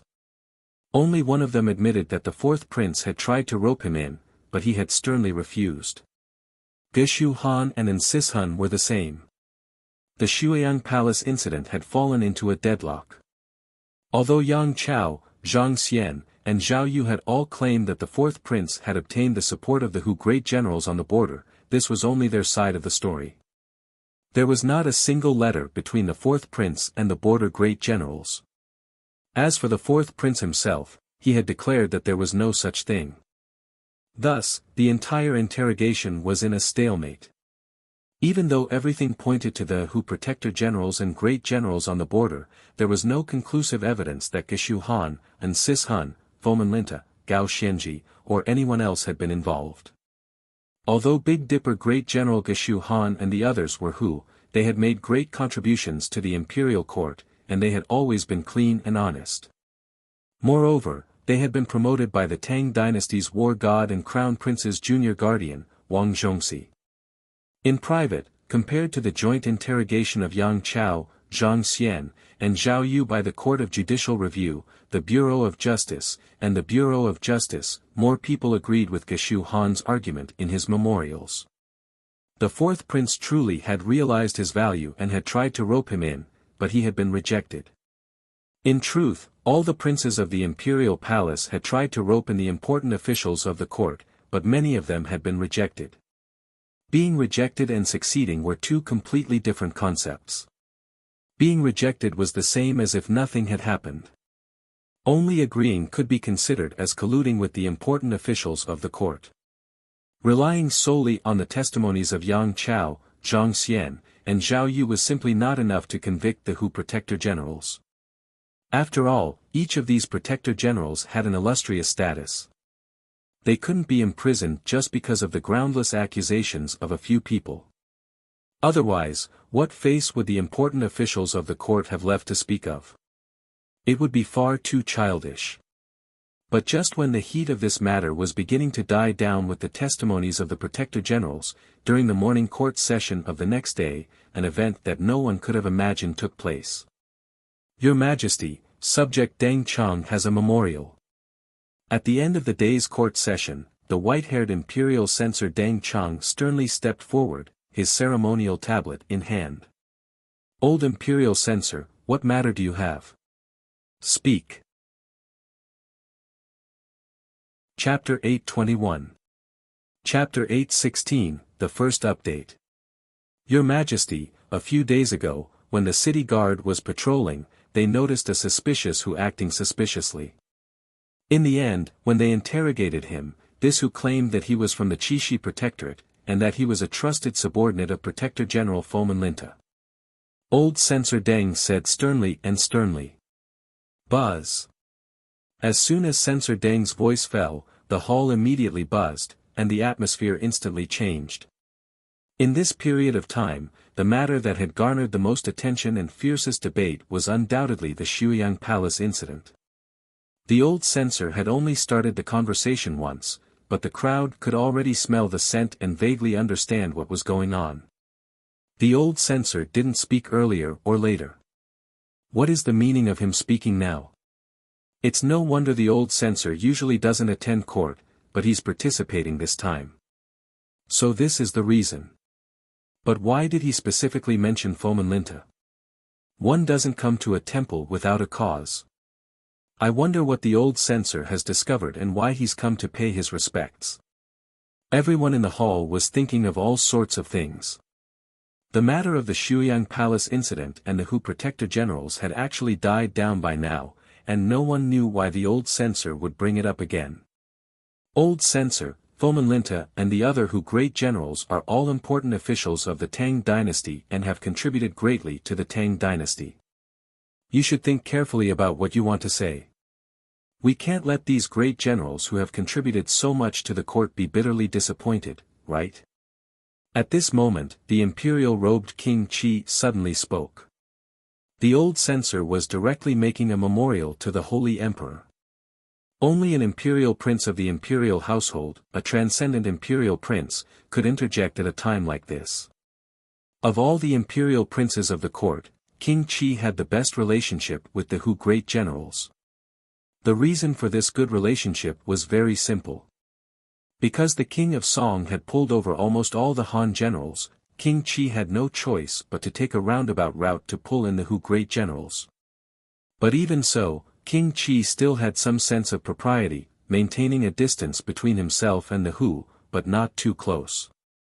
This was also the strategy that his advisor had formulated for him. At a time like this, only he could speak up for the Hu great generals. Your Majesty. The old imperial censor said nothing, only shooting a glance at King Qi. Then he continued to look at the upper part of the hall, at the person in control of the central divine artifact, the supreme and most revered Holy Emperor of the Empire. As a border general of the imperial court, you actually left the army without permission. This is deserting your post and committing a grave crime. In addition, he had disguised himself as a Hu merchant and snuck into the capital. He definitely had ulterior motives.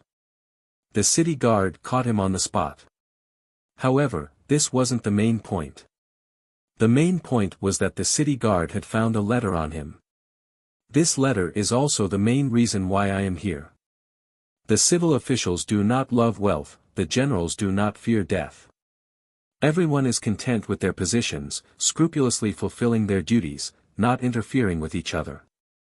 This is the foundation upon which my Tang dynasty has stood for centuries of peace. But Fomin Linta, as a great general of the border, Qixi Protector General, and a great general of the empire, does not place his mind on the border, but on the service of the imperial court. Instead, he frequently exchanges letters with the fourth prince, thinking only of colluding with the fourth prince. One promises to do his utmost to help the fourth prince ascend to the imperial throne, while the other promises to make Fomin Linta great prime minister and state preceptor once the fourth prince succeeded. The two of them colluded in evil, truly shameless to the extreme. This old subject wishes to impeach Fomin Linta for having ulterior motives and plotting a rebellion. As the old imperial censor spoke, his entire body trembled in excitement. As soon as the old imperial censor's voice fell, there was a rumble. It was as if a boulder had fallen into the hall. It immediately caused a huge commotion among the civil and military officials, and the entire hall was in an uproar. Every day, there were all sorts of impeachments in the capital. The duty of the imperial censors was to supervise the world and impeach those who had committed crimes, from the 3 grand dukes and 9 ministers to the ordinary county officials.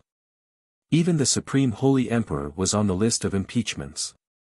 After spending so much time in the court, they had long ago grown accustomed to it.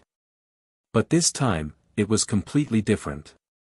In the words of the old censor, Deng Chang, there were a few unusual words that could even be considered taboo. One was throne, another was prime minister, and there was also the word transaction. To a subject, this was an absolute taboo.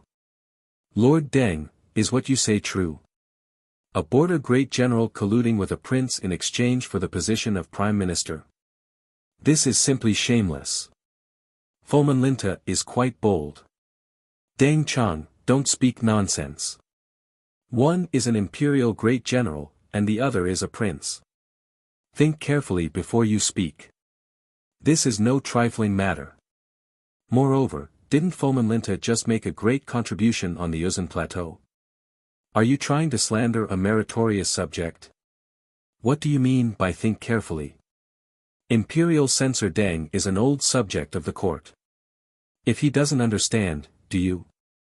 The duty of an imperial censor has always been to supervise the world, and this is the duty of an imperial censor. But you, why are you speaking up for Fomin Linta at this time? Are you also involved?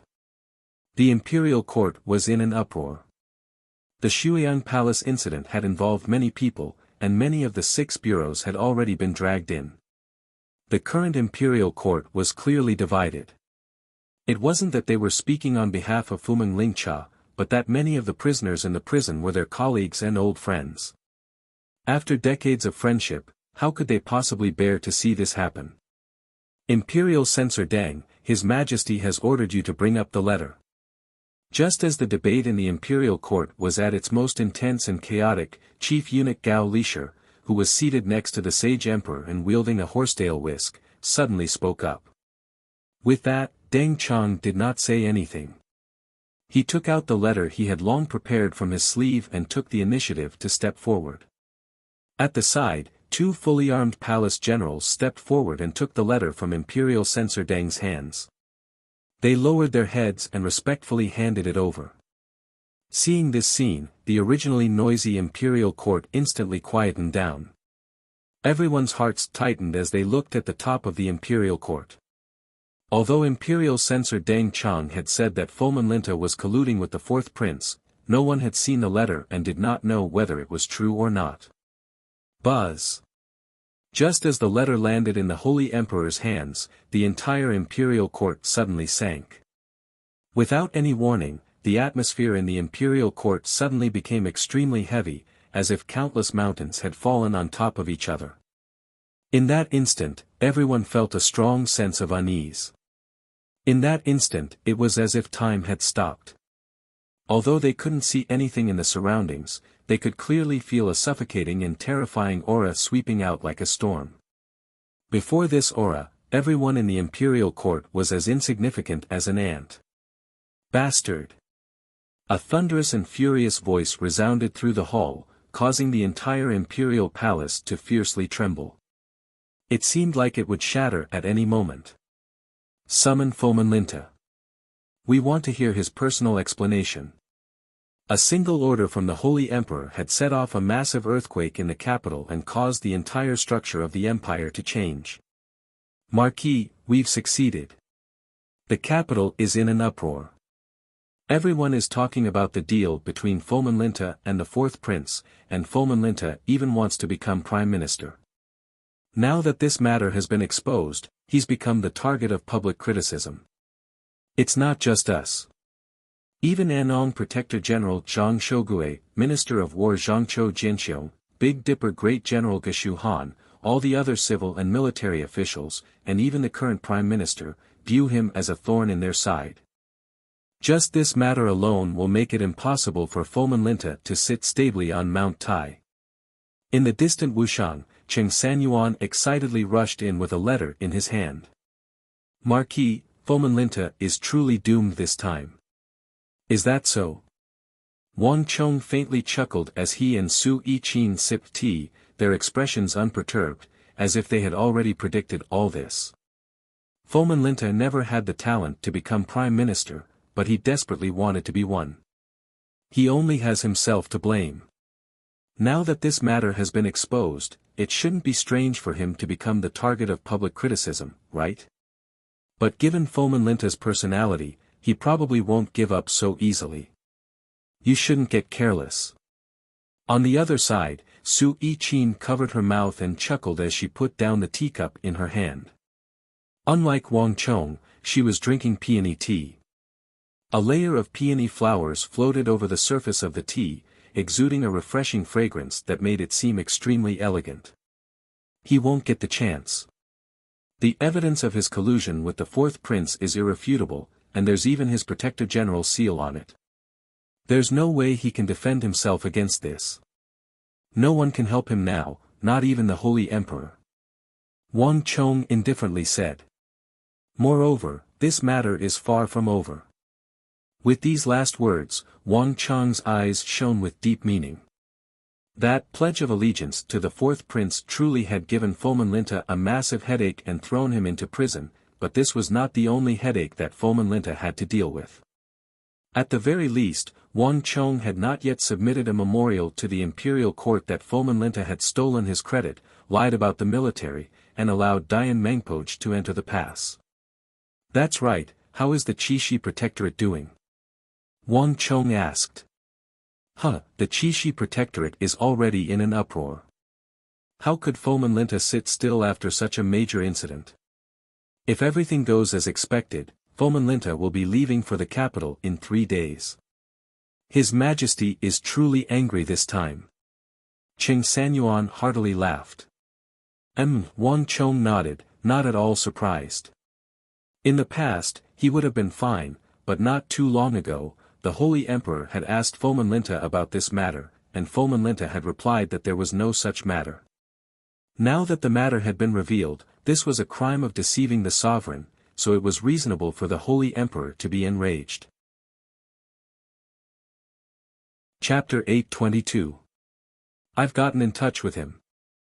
I've discovered that Hulaeg is still a little slow at gathering warhorses. I'm currently trying to help him sort out his relationships with the tribes of the steppe, and at the same time, I'm changing the method of gathering warhorses. In the future, when he wants to trade with us, he'll be able to do so much earlier. Su Yiqin smiled. Wang Chong and the others in the room couldn't help but sigh in praise. Su Yiqin truly had changed a great deal after her arrival at the City of Steel. The construction of the City of Steel had originally been carried out on its own, and because some of the land had already been sold to some great clans, the various clans had built their own buildings.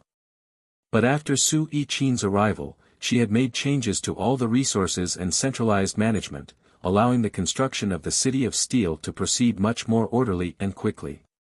Even the construction of the shops of the great clans had sped up.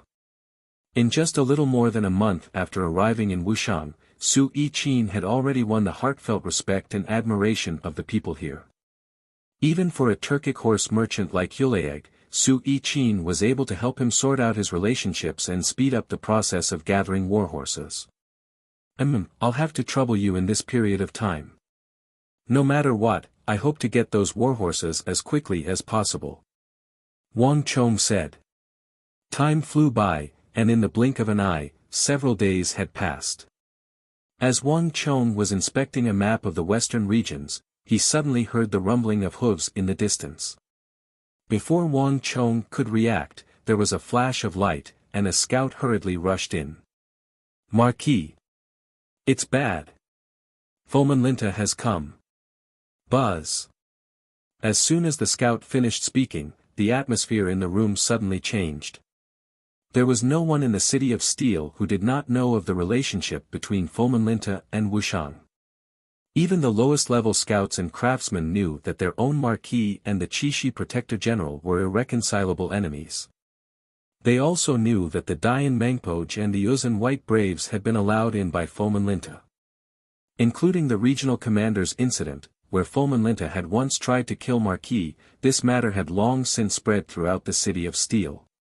It was said that those who came did not come with good intentions, and those with good intentions did not come. For Fumeng Lingcha to appear in the City of Steel at this time clearly meant that he did not have good intentions. Boom. Standing on the walls of the City of Steel and looking down, Wang Chong finally saw Fomenlinta galloping over. To the northwest of the City of Steel, Fomenlinta, dressed in martial attire, was galloping over with 10 guards. Although he had lost the thousands of soldiers and guards of the Qixi Protectorate, Fomenlinta still exuded a majestic and domineering aura. No matter how much of a ruckus the court was making, no matter how the court viewed this Qixi Protector General, just the title of Imperial Great General was enough to make anyone feel some respect and fear. Marquis, Fomenlinta has probably come with ill intentions. Li Sai stood behind Wang Chong, his brow furrowed in concern. Fomenlinta had colluded with a prince and was about to enter the capital to meet with the Holy Emperor. Instead of rushing to the capital, he had come to Wuxiang's City of Steel. Even a fool could tell that he was up to no good. Wang Chong. At this moment, a furious roar came from the northwest. Fomenlinta suddenly reined in his horse, his intimidating eyes gleaming with cold light as he stared in the direction of the City of Steel. I know you're there. Get down here. His voice resounded through every corner of the City of Steel, and the entire City of Steel fell silent. All the craftsmen and soldiers raised their heads, listening intently, their gazes fixed on Wang Chong on the walls. Marquis, you can't go. Now is not the time to meet with Fomenlinta. That's right. Marquis can't go. Fomenlinta has nothing to lose. He's going to the capital right now. Milord, there's no need to worry about him. Next to Wang Chong, Su Kui, Zhang Ke, Cheng Sanyuan, Su Shixian, and the others were all trying to persuade him. On the matter of Fomenlinta, everyone at Wang Chong's side, including Li Sai and Su Yiqin, had reached an agreement. Wang Chong, it's best if you hide for now. At a time like this, it's better not to see him. Su Yiqin looked at Wang Chong, a hint of worry in her beautiful eyes. Wang Chong said nothing, only stared at Fomenlinta, his eyes twinkling.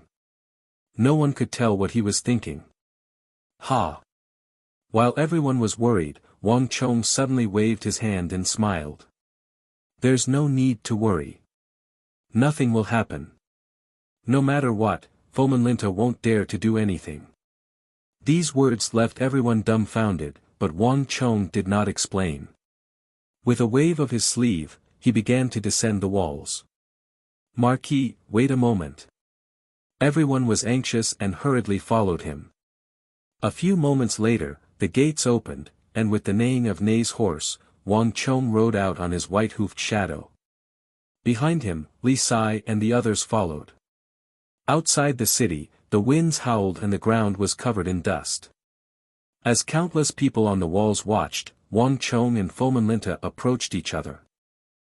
Lord Protector General, long time no see.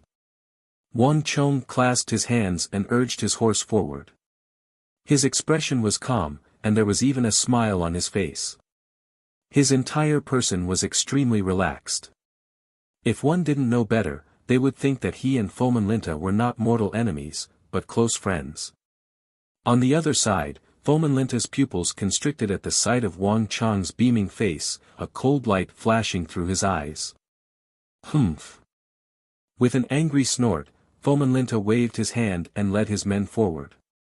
Not far from Wang Chong, Foman Linta stopped. Wang Chong, you're quite bold. I didn't think that you would still have the courage to see me. Milord must be joking. You and I are both officials of the Tang dynasty. Wang Chong truly doesn't understand why I wouldn't dare to see Milord. Wang Chong softly chuckled. His easygoing demeanor was a stark contrast to Foman Linta's overbearing and murderous aura. There was no hint of nervousness in his demeanor. Wang Chong, look at what you've done. Did you really think that we didn't know? Do you believe that our milord won't kill you with a single slash of his saber? Before Foman Linta could say anything, his two trusted subordinates behind him had already begun to curse. Enough. Foman Linta extended two fingers and stopped his subordinates behind him. His intimidating gaze fell on Wang Chong. Wang Chong, the Wangs are also a family of ministers and generals. Your grandfather was a virtuous minister of the Tang dynasty. I only have one question for you. Did you do something to Kifyuli? As soon as Foman Linta's voice fell, the expressions of the people behind Wang Chong changed. No one expected Foman Linta's senses to be so sharp. He was able to figure out the cause and effect of the matter so quickly and link it to Wang Chong.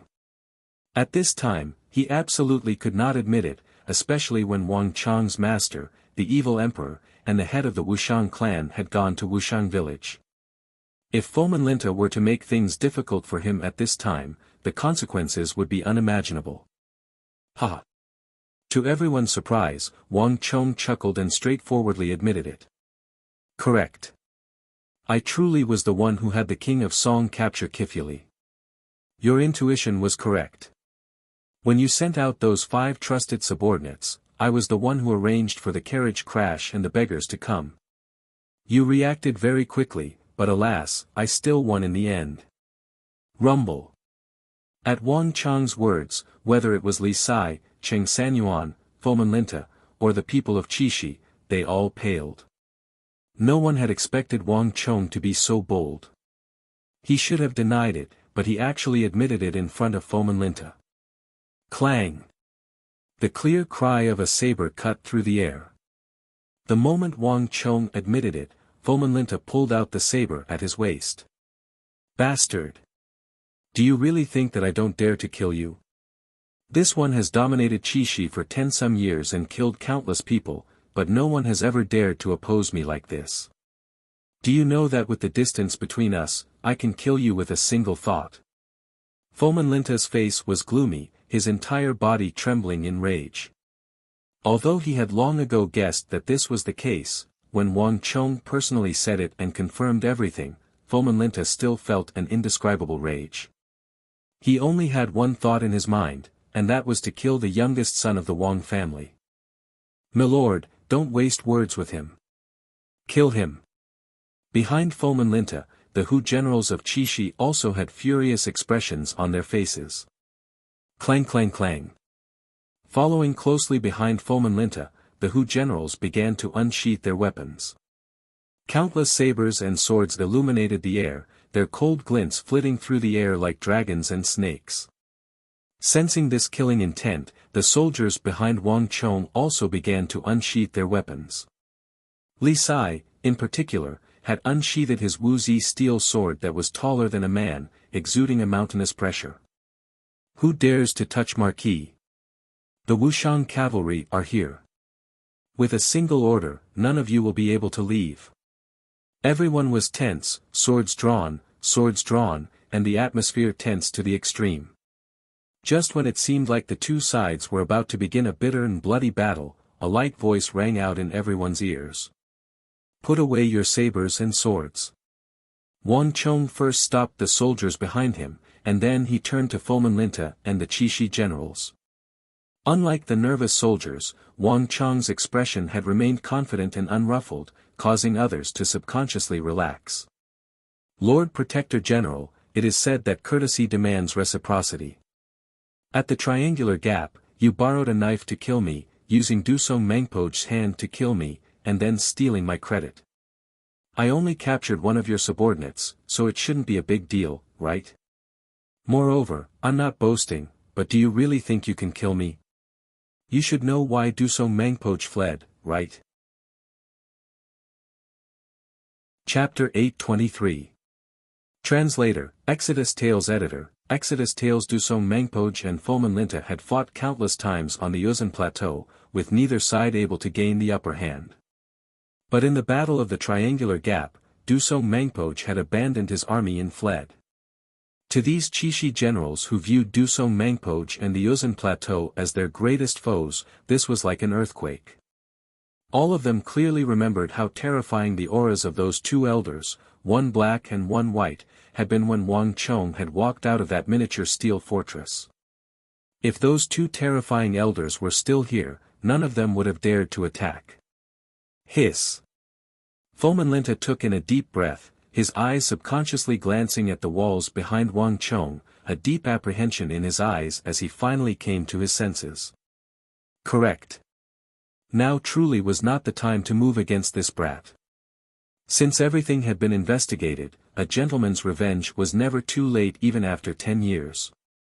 Let him live for now, and there would always be a time for revenge in the future. Wang Chong, I won't kill you today, but don't get happy too early. I'll remember this matter.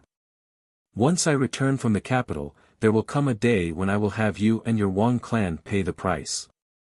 With these final words, Fomenlinta gave Wang Chong a fierce glare, as if trying to carve his image into his mind, and then he turned his horse around and rode back toward the capital. Let's go. At the last moment, Fomenlinta waved his hand, and his army flew away. Hiss. As Fomenlinta's figure disappeared, everyone breathed a sigh of relief. That was too dangerous. Milord, you can't take such risks in the future. Fomenlinta is too powerful.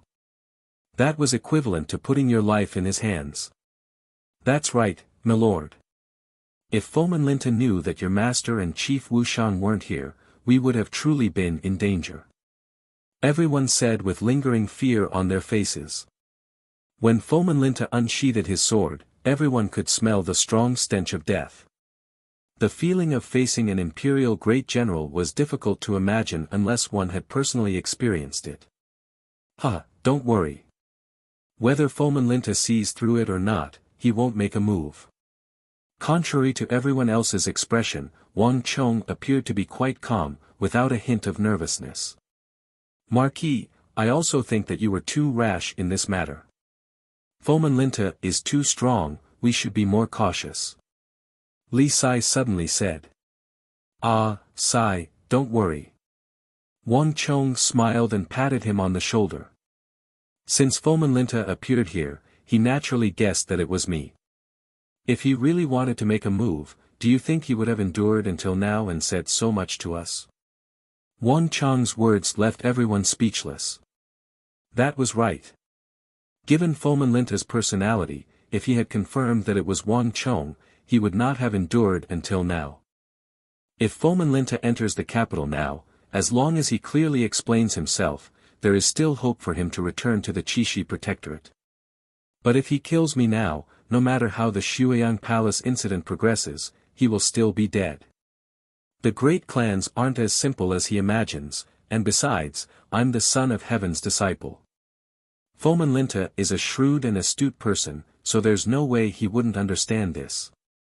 Thus, he never intended to make a move today. This is why I met with him. Wang Chong confidently said, exposing the mystery. But Fomenlinta's thinking is still too simple. He believes that he still has a chance to make a comeback, but he has no idea that I won't give him this chance." With these final words, Wang Chong shook his head. As he gazed in the direction that Fomin Linta had left, a sharp light flashed through his eyes. When the devil grew 1 foot, the Tao grew 10. Fomin Linta believed that he could still rely on his past achievements, but Wang Chong would not let him have his way. Nay. Wang Chong turned his horse around and quickly left. The Holy Emperor's rage was no small matter. Moreover, Fomin Linta's pledge of allegiance to the fourth prince had already spread throughout the court. 8 or 9 days later, Fomin Linta traveled day and night, finally arriving at the capital with unprecedented speed. "I've finally returned." As Fomin Linta gazed at the majestic imperial city that soared into the clouds, his heart filled with complex emotions. As a border guard, he could not casually enter the capital without an imperial summons. Countless times, Fomin Linta had imagined what it would be like when he entered the capital, took the position of prime minister, and ruled over the world. But Fomin Linta had never imagined that he would appear here in this state. "Wang Chong, just you wait. Once I explain myself to the Holy Emperor, I'll definitely make you and your Wang clan pay a price for what you've done." Fomin Linta seethed in his mind. "Is it Protector General? The Holy Emperor has ordered us to escort you into the court for an audience."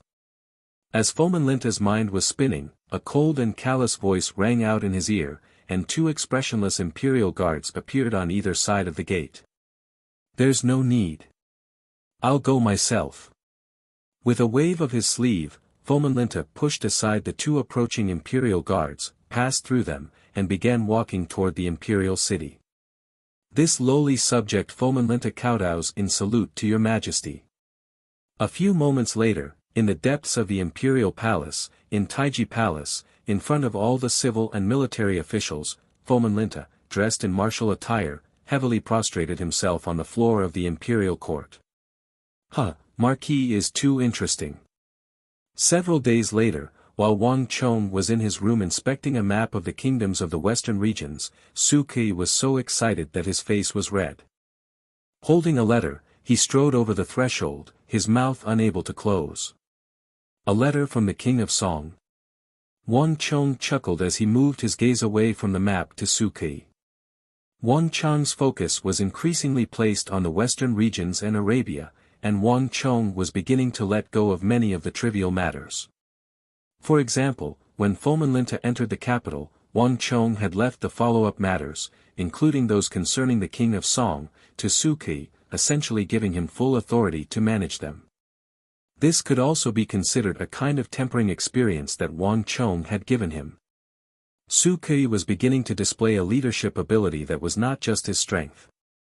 This was also why Wang Chong had chosen him. Marquis is wise. He truly is the King of Song." An excited expression on his face, Su Ke firmly nodded his head and immediately relayed the news from the Song dynasty. It turned out that the moment Fomin Linta entered the capital, he had been summoned to the imperial court. In front of all the officials, Fomin Linta had wept bitterly and confessed to the Holy Emperor all his mistakes. Fomin Linta had repeatedly emphasized his loyalty to the Tang dynasty. Although he had colluded with the fourth prince, he had only wanted to get closer to the Holy Emperor. He had no intention of rebelling. In addition, in front of all the officials, Fomin Linta had spoken of many old matters to the Holy Emperor. He had spoken of his first meeting with the Holy Emperor and the many years of friendship between him and the Holy Emperor. As he spoke, Fomin Linta wept bitterly, and those who heard it would grieve for him. And in the imperial court, Fomin Linta had repeatedly emphasized his identity as a Hu, emphasizing that he was different from the Han who had received the teachings of the Confucian school. The Hu naturally liked to be straightforward, but they had no evil intentions. As for the matter of his loyalty, Fomin Linta had only said that he had been blinded by greed and that he had only been sitting on the border, unable to enter the imperial court for several decades, which was why he had been tempted by the fourth prince. There were many other reasons for this. One could say that Fomin Linta had put on a bitter performance in front of all the officials. He had turned a normal court discussion into a one-man show for him. It had to be said that when Wang Chong heard all this, he was truly filled with admiration for Fomenlinta. As the Qixi Protector General and the oldest great general of the Tang dynasty, Fomenlinta truly lived up to his reputation as a cunning and astute old fox. The tactics and methods he had employed were truly exquisite. Even in Wang Chong's eyes, they were flawless. Ginger is spicier with age. As expected of an old fox. Wang Chong sighed. In the Tang dynasty, the Hu had always been a very special group. For Fomenlinta to use emotion to emphasize his loyalty to the Tang dynasty despite being a Hu was truly a brilliant tactic. What did His Majesty say? Did he just let him go? Wang Chong indifferently said. No. His Majesty still hasn't made his stance clear. Su Ke hurriedly said. Oh. Wang Chong smiled, his eyes flashing. He was not at all surprised by this result. Fomenlinta truly is very smart, but the heart of a monarch is unfathomable. The fourth prince is His Majesty's flesh and blood, a member of the imperial household, but even the fourth prince has been imprisoned in the imperial prison. Does Fomenlinta think that his words will make His Majesty let him go? There were no small matters in the imperial court, and this was the most dangerous war of the princes. No matter what methods Fomenlinta used, this matter would not be easily concluded. A prince colluding with a border general, and an imperial great general at that, had always been a major taboo. If this taboo had not been so taboo, the Holy Emperor would not have been so angry. How is the imperial court doing? What have they said about Fomenlinta's punishment? Wang Chong asked as he sat on the spacious armchair. Marquis is wise. Just as you predicted, Fomenlinta truly did use a pitiful ruse. There is now a voice in the imperial court that believes that Fomenlinta has a special status, that he has rendered great service, and that Qixi needs an imperial great general like him to guard it. Thus, some people have suggested that Fomenlinta be stripped of his rank and title of Protector General and Imperial Great General. However, he will continue to command Qixi under observation so that he can atone for his crimes. And there are quite a few people who hold this view. Qing Sanyuan bowed. Haha. Wang Chong's eyes flashed as he suddenly laughed. Fomenlinta spent so much effort to put on a pitiful performance in front of all the officials for this reason. But there's no way this matter is that simple. Su Ke, what else did the King of Song say? Marquis is wise. This matter truly isn't that simple. Fomenlinta colluded with the fourth prince in order to become prime minister. That letter was spread throughout the imperial court, and no one could tolerate him. There are even more voices in the imperial court calling for Fomenlinta to be severely punished, with some even suggesting that Fomenlinta be executed to uphold the law. Zhangqiu Jianxiong, Zhang Shougui, Wang Zhongxi, and even King Qi in the prime minister cannot tolerate him. Chapter 824. Wang Chong gave a knowing smile. Fomenlinta was currently in an awkward situation. The one who had the greatest hope of helping him, and the one who held the most weight, was King Qi. In truth, before the incident, King Qi had truly spoken up for him and the other Hu generals in the royal court. But Fomenlinta's letter was far too lethal, especially the words Prime Minister. It had made Fomenlinta the target of public criticism. In the entire Tang dynasty, countless people had their eyes on the position of Prime Minister. The Annong Protector General, Zhang Shougui, was known as the second most powerful figure in the empire. He had wanted to take this position 10-some years ago, but even now, he was still stationed in Yuzhou, fighting against the Goguryeo Empire. The person who was most similar to Fomenlinta was the previous Annan Protector General, the Tiger of the Empire, Zhangqiu Jianxiong. However, even someone as ambitious as Zhangqiu Jianxiong only dared to covet the position of Minister of War. Moreover, in Wang Chong's impression, the current Prime Minister of the Tang dynasty was that he had concealed his strength and was far more frightening than anyone else. He was also the most underestimated and frightening existence in the empire. Even now, Fomenlinta probably didn't know what sort of existence he had offended. With these people around, how could Fomenlinta dare to covet the position of Prime Minister? Wang Chong could only say that while Fomenlinta was very intelligent and crafty, he was still a Hu, far removed from the royal court. His ability in politics was far less outstanding than his ability in military affairs. He had underestimated this entire matter. Politics was not so easy to deal with. Since Fomenlinta still has hope, we should deal him a fatal blow. It's about time.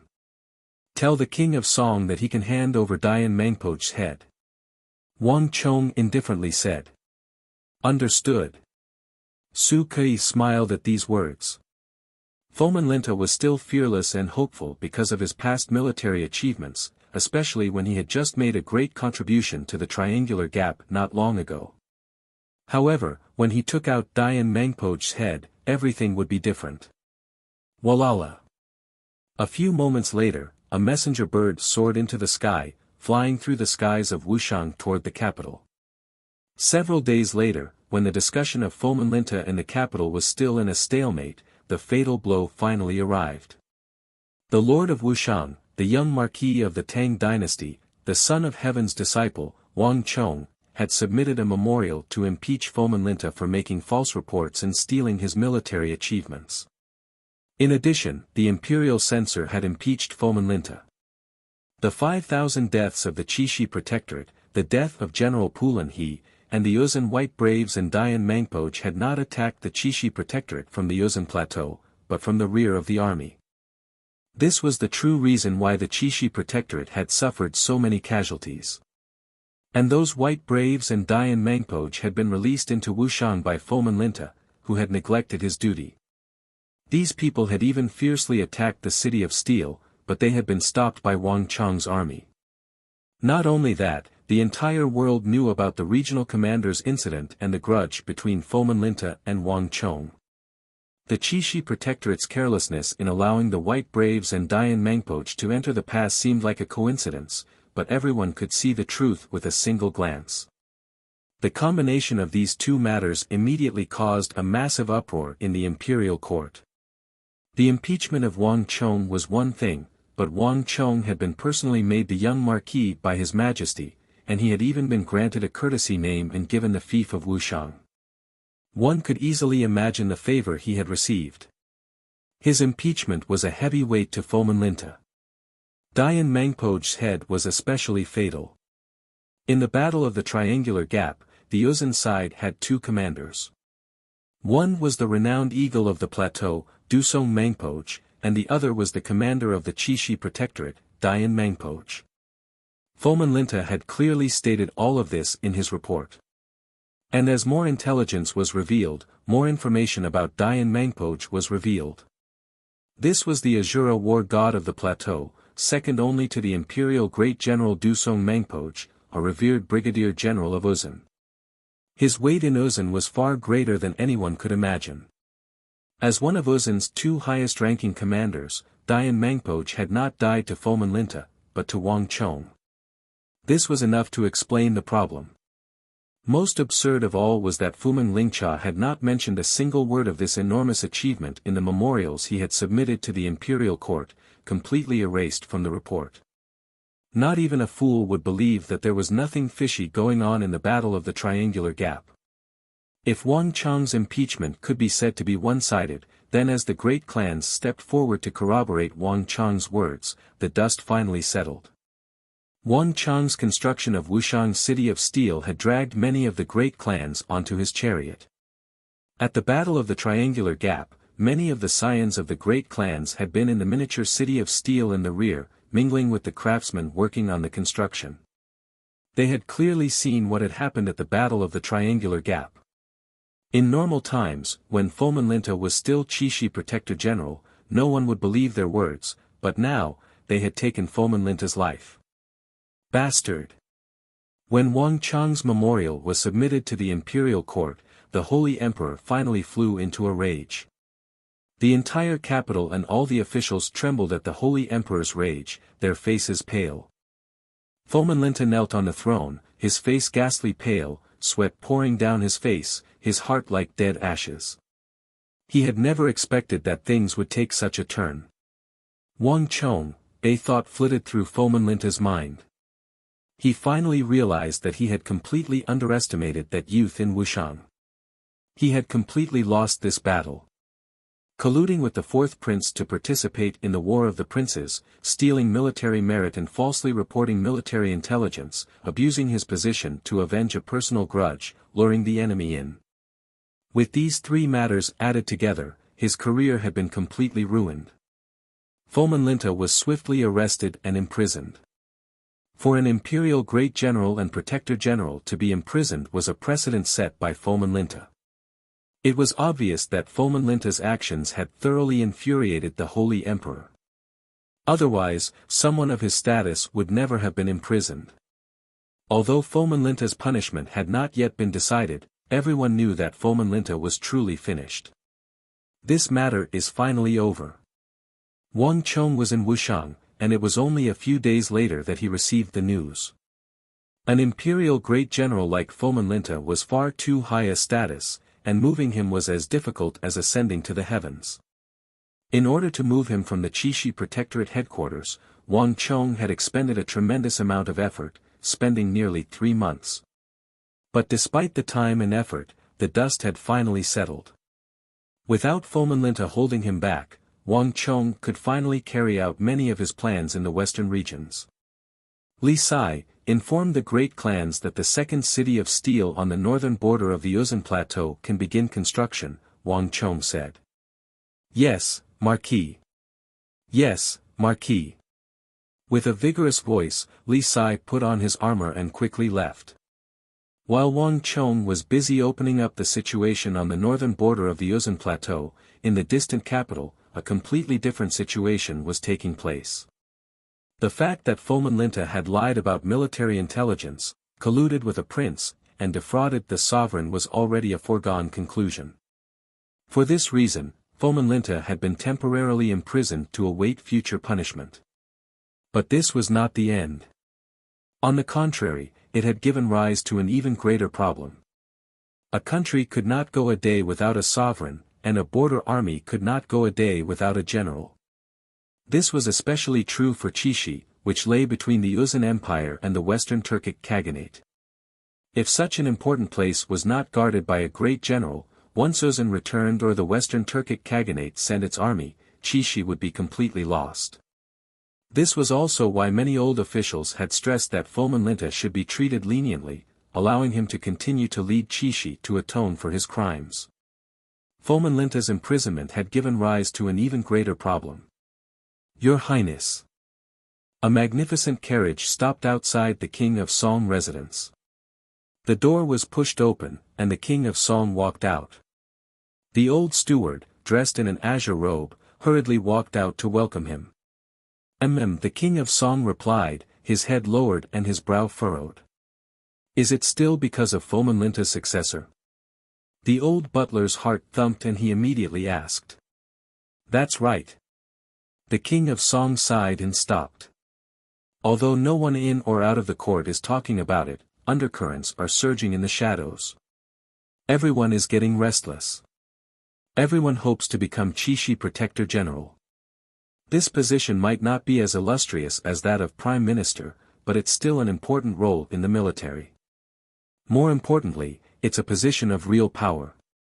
In addition, according to the information I've obtained from the Bureau of Personnel, the Holy Emperor has already summoned the Minister of Personnel to the palace. If everything goes as expected, it won't be long before the Qixi Protector General is formally chosen. After all, the role of Great General Bien Long is different from that of the Imperial Court. It can't be delayed for too long. Then has your Highness thought of a suitable candidate? The old steward bowed.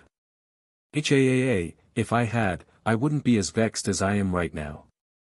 The King of Song sighed. The Qixi Protector General is no small matter.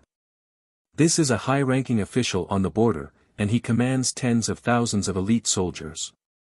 He must resist Uzan to the west and Uzan to the east. This person must have abundant experience in military affairs and be able to hold his own. Wang Yan could have been an honest and straightforward person. His style of battle is extremely steady and solid, and he has led an army for more than 10 years. In the War of the Southwest, if he hadn't arrived early, Error's Lion City would have already fallen, and the tens of thousands of soldiers of the Annam Protectorate would have been completely wiped out. In this aspect, Wang Yan's ability to command is even more outstanding than Xian Yuzhongtong's. One could say that after the War of the Southwest, Wang Yan is completely capable of being used. The old steward frowned. Then what is your highness hesitating for? If only it were that simple. According to the rules of the imperial court, the position of Protector General must be at the peak of the Saint Martial realm, a great general. In this aspect, Wang Yan is far from enough. However, he's skilled in the mighty miracle god formation, so this aspect makes sense. But have you noticed that the army of the Qixi Protectorate is almost entirely made up of cavalry? The king of Song sighed. The old steward froze, momentarily speechless. Qixi was made up of cavalry, but Wang Yan led the army. His defense was steady, combining offense with defense, defending with offense, and attacking at the same time. All of this was built on the foundation of infantry. In truth, if one carefully examined the War of the Southwest, one would realize that the Annam Protectorate had cavalry, but not many of them. The 200,000 soldiers of the Annam Protectorate, including Wang Yan's army, were mostly infantry. Chapter 825. Now you understand, right? The king of Song gave the old butler a profound glance, knowing that he had also understood. Given the relationship between the Song and Wang clans and Wang Yan's outstanding talent as a commander, he should have been the best candidate. But now, he was the most unsuitable. In addition, the majority of the Qixi Protectorate is made up of Hu, and the Hu are obstinate and difficult to subdue. If Wang Yan were to appear out of nowhere, the Han in the Qixi Protectorate would be fine, but the Hu would definitely not submit to him. Wang Gingji has always been harsh and strict in his management of the army, but could he really just kill half of the Qixi Protectorate? His Majesty needs to send people to stabilize Qixi and guard against Uzun and the Western Turkic Khaganate, not to cripple ourselves and engage in internal strife before we have even begun to deal with Uzun and the Turkic Khaganate. The old butler fell silent. In terms of politics, he was not a very good partner, and he had no say in this matter, so he could not provide much help to the king of Song. Old butler, help me write a letter and inform him of the situation here. Ask for his opinion. The king of Song thought for a few moments before speaking. Yes, this old servant will do so. The old butler's lips moved as he quickly left. In the entire king of Song's faction, the one who could provide the greatest assistance to the king of Song in every aspect was undoubtedly Wang Chong. Foman Linta was a formidable protector general with decades of service in the army, a lofty and dignified existence, yet Wang Chong had managed to slowly drag him down from his high horse. In the capital, Wang Chong's reputation had unwittingly reached an extremely high level. Even though Wang Chong was far away at the border and had yet to step into the imperial court, he had no right to participate in politics. However, in the eyes of many nobles and aristocratic families, he was already like the sun in the sky. He was probably even more feared than many of the old officials in the imperial court. Gradually, even the king of Song himself did not realize that he now valued Wang Chong more and more. Unconsciously, whenever he encountered a problem, he would subconsciously think of Wang Chong, hoping to get some advice from him. Several days later, Wuxiang, City of Steel, after reading the letter from the king of Song, Wang Chong put down the letter and remained silent for a long time. How is it? Have you noticed anything? Su Yiqin sat at the side. Her clothes were as white as snow, and her beautiful eyes were rippling. She blew at the foam on the tea and opened her cherry lips. It's not that easy to choose a candidate for Foman Linta. When it comes to the position of Imperial Protector General, the Imperial Court has always made the decision. I never thought that the King of Song would ask me about this matter. Wang Chong shook his head. He had to admit that the importance that the King of Song placed on him was far greater than he had imagined. You were the one who moved Fomenlinta away, so you should have a candidate in mind, right? Su Yiqin said. As she spoke, she stretched out her snow-white fingers, took a piece of pastry from the plate on the table, and lightly placed it in her mouth. She took small bites, her posture elegant and composed. As she spent more and more time in Wuxiang, she was becoming more and more involved in matters, and her relationship with Wang Chong was also growing closer and closer. Now, the two of them ate breakfast together. There were some important matters that not only did Wang Chong not avoid, he even consulted with her. Of course I did. Originally, the best candidate for Qixi Protector General was my father. If he could enter Qixi, things would be much more convenient for us. But it seems that the King of Song still doesn't think it's possible and has already eliminated him. Wang Chong gave a faint sigh. The Song and Wang clans had been on good terms for generations, and there was no need for him to bring up the position of Qixi Protector General. The King of Song would assuredly think of his father first. But the King of Song had still sent him a letter asking for his opinion. It was clear that the King of Song still felt that his father was not good enough as a candidate for Qixi Protector General. The King of Song was an upright person, and although the Song and Wang clans had been friends for many years, the most important things in the King of Song's heart were still the Tang dynasty and the world. There was nothing that could be done about this. But on the other hand, this was precisely why Wang Chong respected him. In the imperial court, there was a reason why the King of Song was able to suppress King Qi and receive the respect of all his subjects. If nothing unexpected happens, the reason why the King of Song has eliminated my father is probably because he commands infantry, not cavalry. Wang Chong helplessly said. There was a huge difference between different types of soldiers. In the War of the Southwest, his father had not been an expert of the great general level, but he had been able to resist the attacks of an Uzun great general like Wuxia Wuzong precisely because of the mighty miracle god formation, which gathered the strength of the army. But if it had been cavalry, the subordinates he was familiar with, then the mighty miracle god formation would have been impossible to use. And without the mighty miracle god formation, his father would have been no match for an imperial great general. This sort of person was absolutely not suited to become Qixi Protector General. As these thoughts flew through his mind, Wang Chong couldn't help but deeply crease his brow. Other than uncle, do you not have any other candidates in mind? Su Yiqin faintly smiled, somewhat unconvinced. The Wang Chong she knew had always been confident and composed. He would always be confident in everything he did. This was not like the Wang Chong she knew. Ha! Wang Chong couldn't help but turn his head and laugh. In truth, the reason I want to move Fomenlinta away is very simple. With him around, I have no way of carrying out any operations. Incidents like Damong Mangban's night raids will happen again and again. Moreover, he will find a way to ruin all my plans. For example, if I build a city of steel at the triangular gap, he'll immediately move to it. Thus, as long as Fomenlinta isn't overseeing Qixi, it's fine. In addition, if father isn't too suitable, I can consider Xianyu Zhongtong or one of the other Han generals. As long as it's not someone from King Qi's faction, it's fine, but no matter who it is, as long as it's someone from King Qi's faction, the King of Song will never agree. Before Wang Chong could say anything, Su Yiqin interrupted. Smart.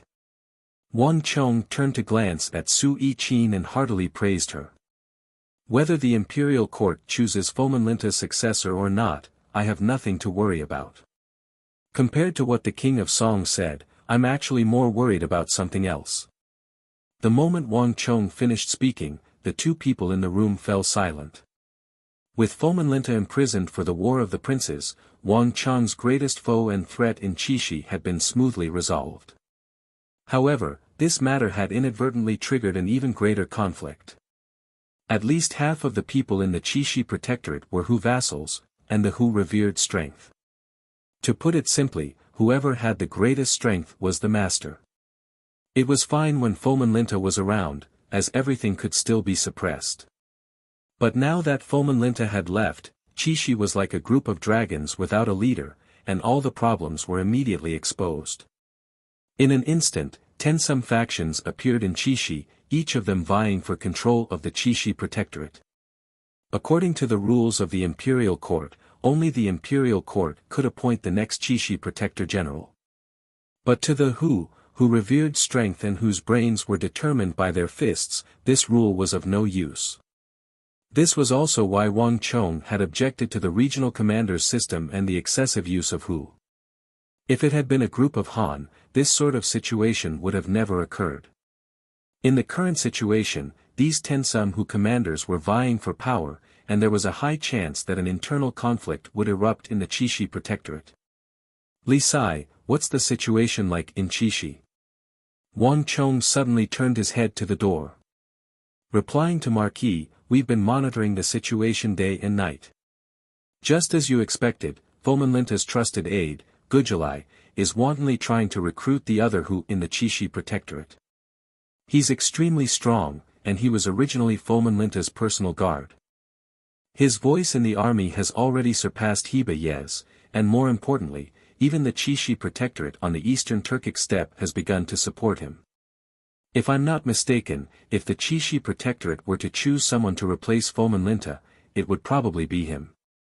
In addition, I've received word that Gujulai will probably use his words to suppress Hebayi. Li Sai, dressed in martial attire, was standing guard at the door.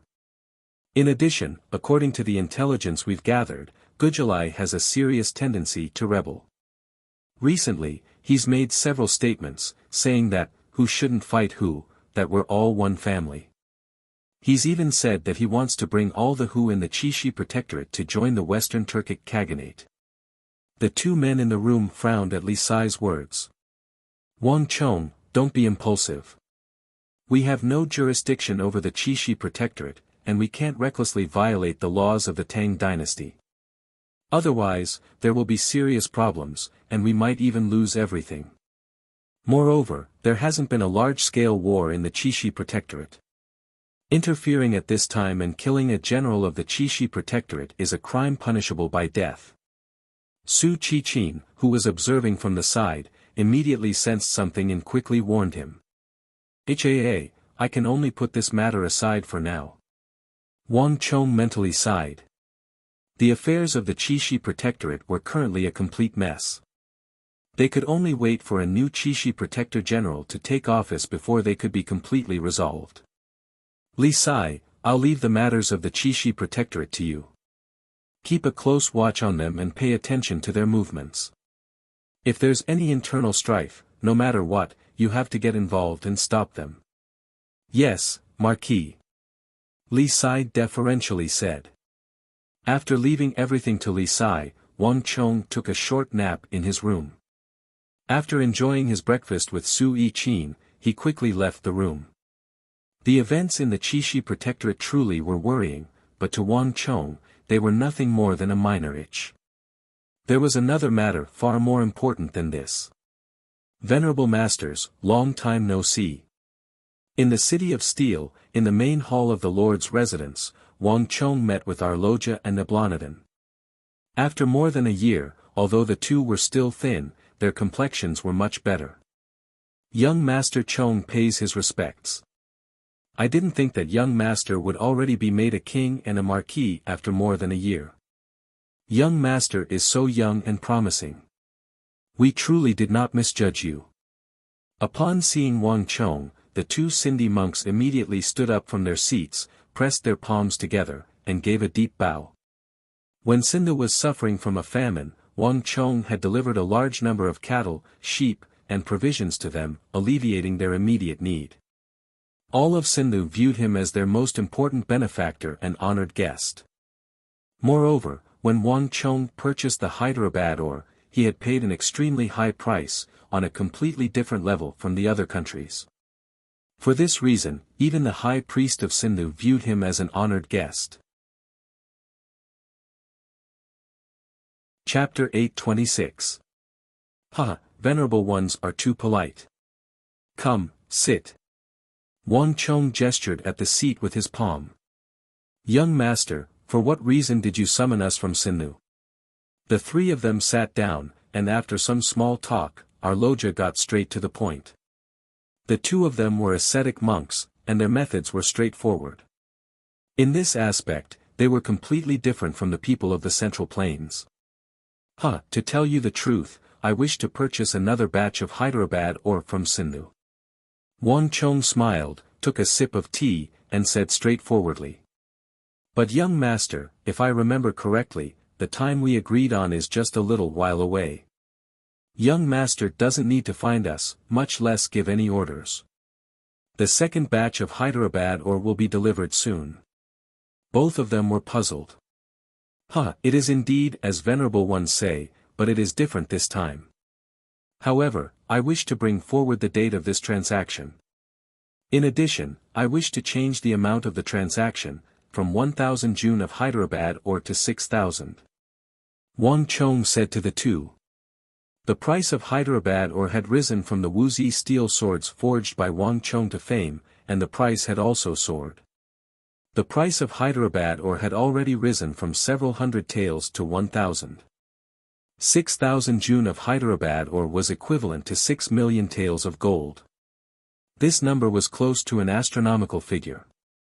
At the very least, to Sindhu, this was an unprecedented transaction. Young master, are you serious? Like a bolt of lightning, the two of them trembled as they stared in shock at Wang Chong. They had traveled a great distance and crossed mountains, but they hadn't expected Wang Chong to propose such an enormous transaction. 6 million taels of gold was enough to sustain Sindhu for an entire year. Of course. In my long association with venerable ones, when have I ever lied? Wang Chong smiled and nodded. He had been working in Wuxiang for several months and had spent so much manpower, resources, and money. Now, everything was ready except for the final push. After the battle at the triangular gap on the Uzun Plateau, the 5,000 Wuxiang cavalry had grown much stronger, and their combat experience had increased. But they still had a massive weakness: equipment.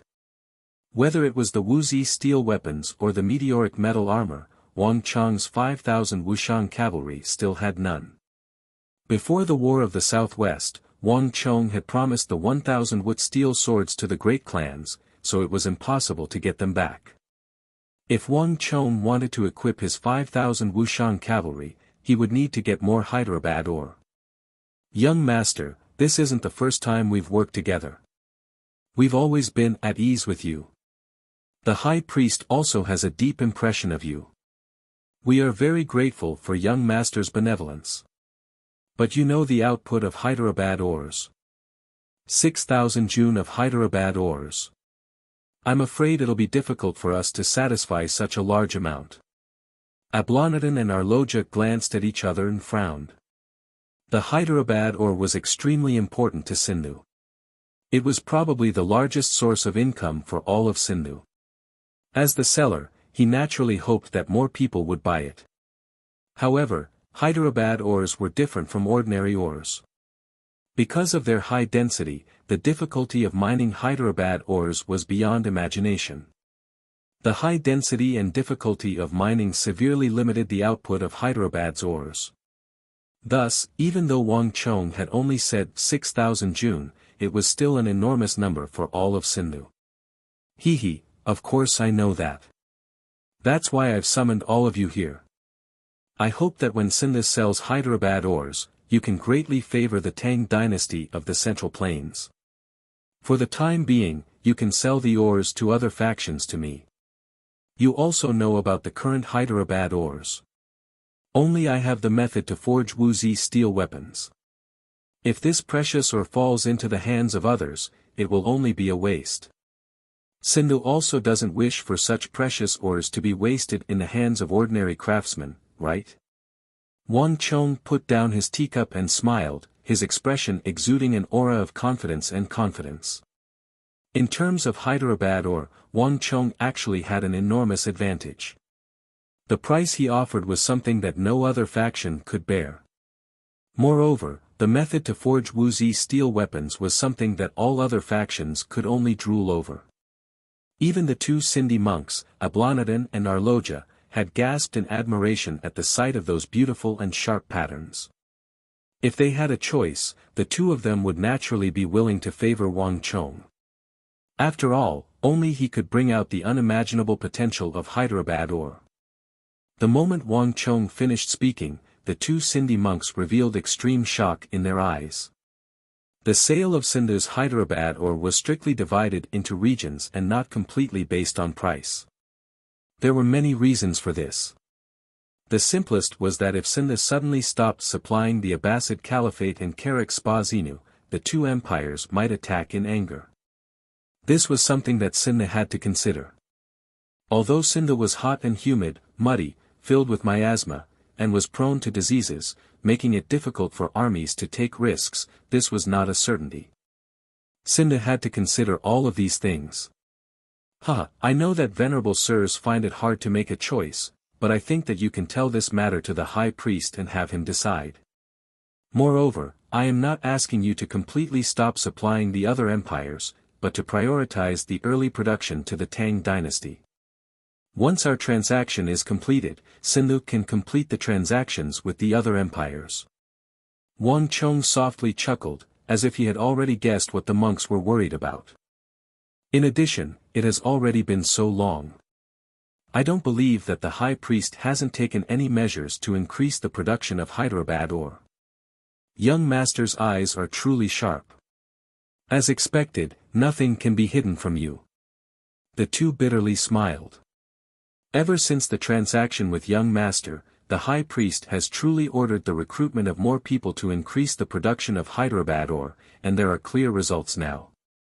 However, the amount that young master spoke of is still not a small number for us. I can pay a portion of the 6 million taels of gold in advance. I'm confident that the high priest will carefully consider it.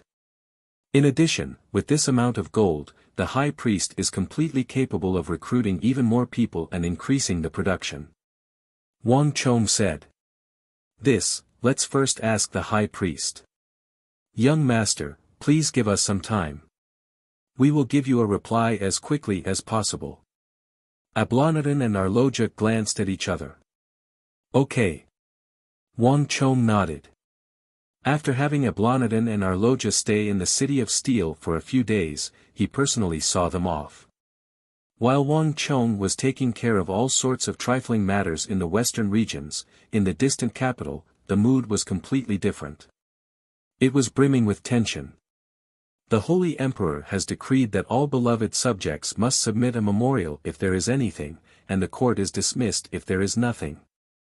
The whip cracked, and the voice of the eunuch resounded through the court. The hundreds of officials stood around the coiling dragon pillar, and the atmosphere was deathly still. Everyone was silent, and the atmosphere was extremely strange. Your Majesty, this subject has a memorial. At this moment, Imperial Censor Meng Xian solemnly stepped forward, his hands clasped on a tablet.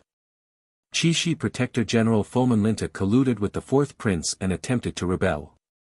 Moreover, he lied about his military achievements and deceived the sovereign. His crimes are truly unforgivable. However, the Chishi border cannot be without a general for a single day. This subject proposes that a new Chishi Protector General be chosen as quickly as possible so as to stabilize the morale of the army and guard the border against any further incidents. Meng Xian's words caused all the officials to raise their heads and look up at the ceiling of the hall, the atmosphere instantly tensing. Although they remained calm on the surface, all of them were inwardly restless, and undercurrents were surging through the hall. Chishi Protector General.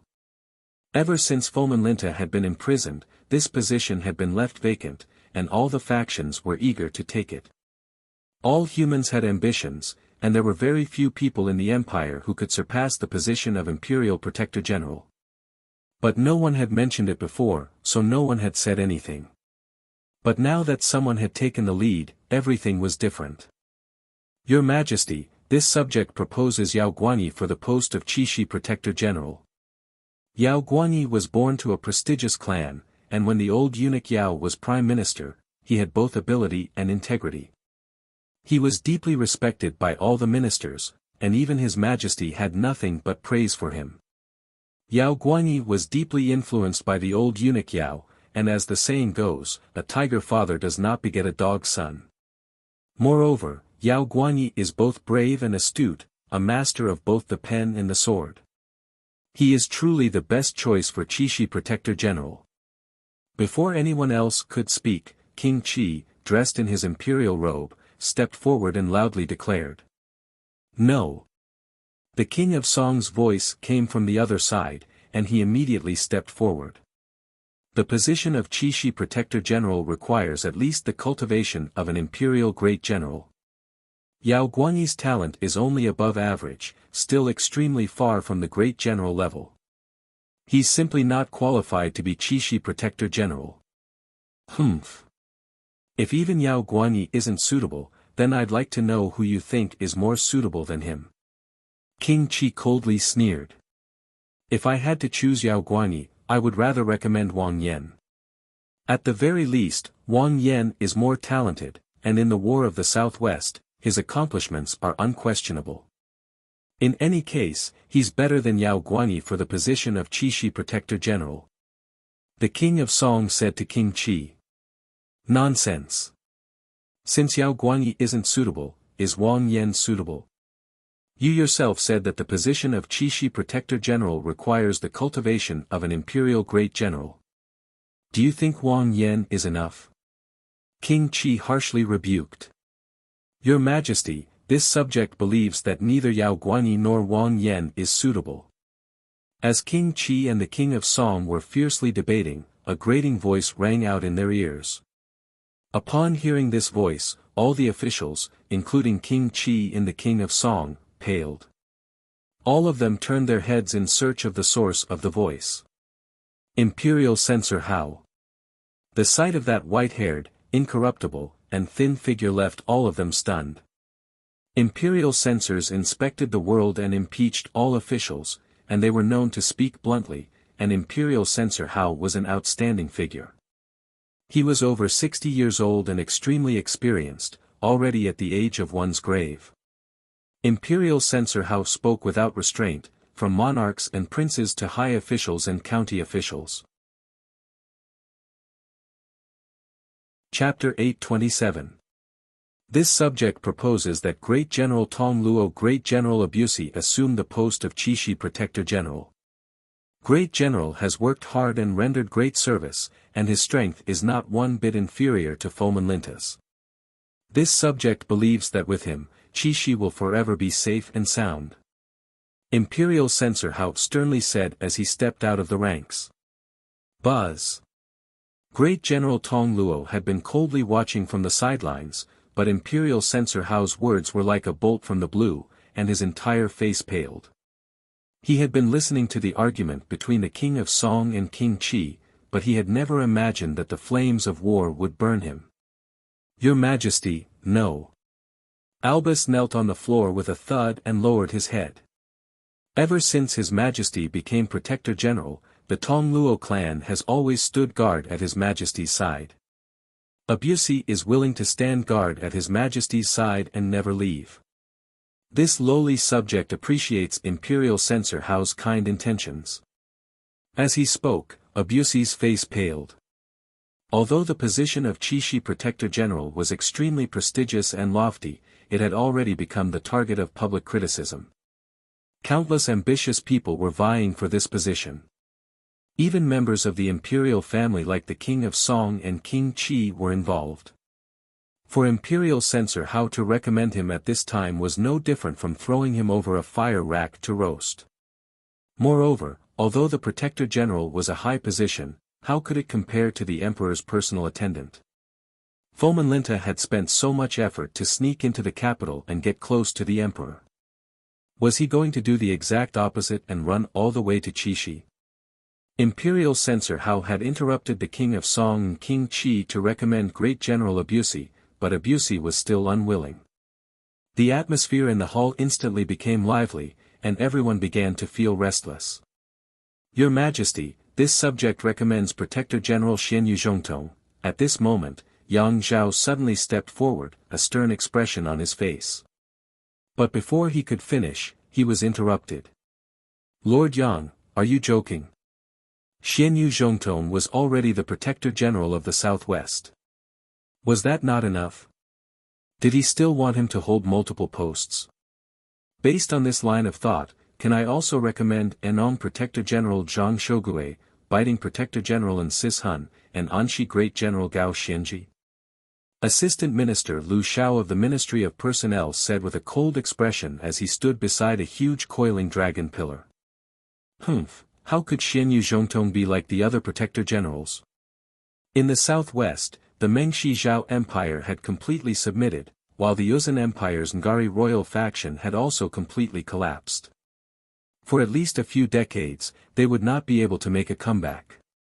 The entire southwest was currently at peace. Could the Anong Protectorate achieve this? Could the Biting Protectorate do it? So why can't Xianyu Zhongtong do it? Yang Zhao held his head high and said confidently, in addition, Xianyu Zhongtong was originally a Protector General, so assuming the post of Qixi Protector General is a surefire and easy task. Your Majesty, please consider it. The crowd in the hall coldly sneered as they watched. Everyone understood what Yang Zhao was thinking. This was clearly the southwest branch trying to encroach on the northwest and expand its own power. Your Majesty, this subject proposes that Duke of Guochai Zi and Duke of Tan confer Jiru.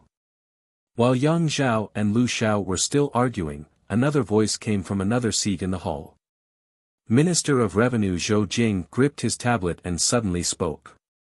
The ancestors of the Duke of Guo and Duke of Tan were both founding ministers of their countries.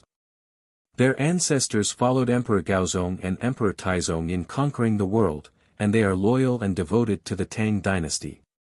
Moreover, both of them are clans of ministers and generals, and the art of war and martial arts have been passed down from generation to generation.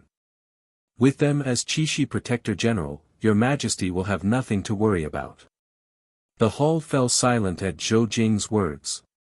Even Yang Zhao, who was eager to expand his influence, shut his mouth, a look of apprehension in his eyes. Founding Dukes. The appearance of these three words in any place would assuredly lead to a thorny problem, and all the parties involved would be filled with apprehension.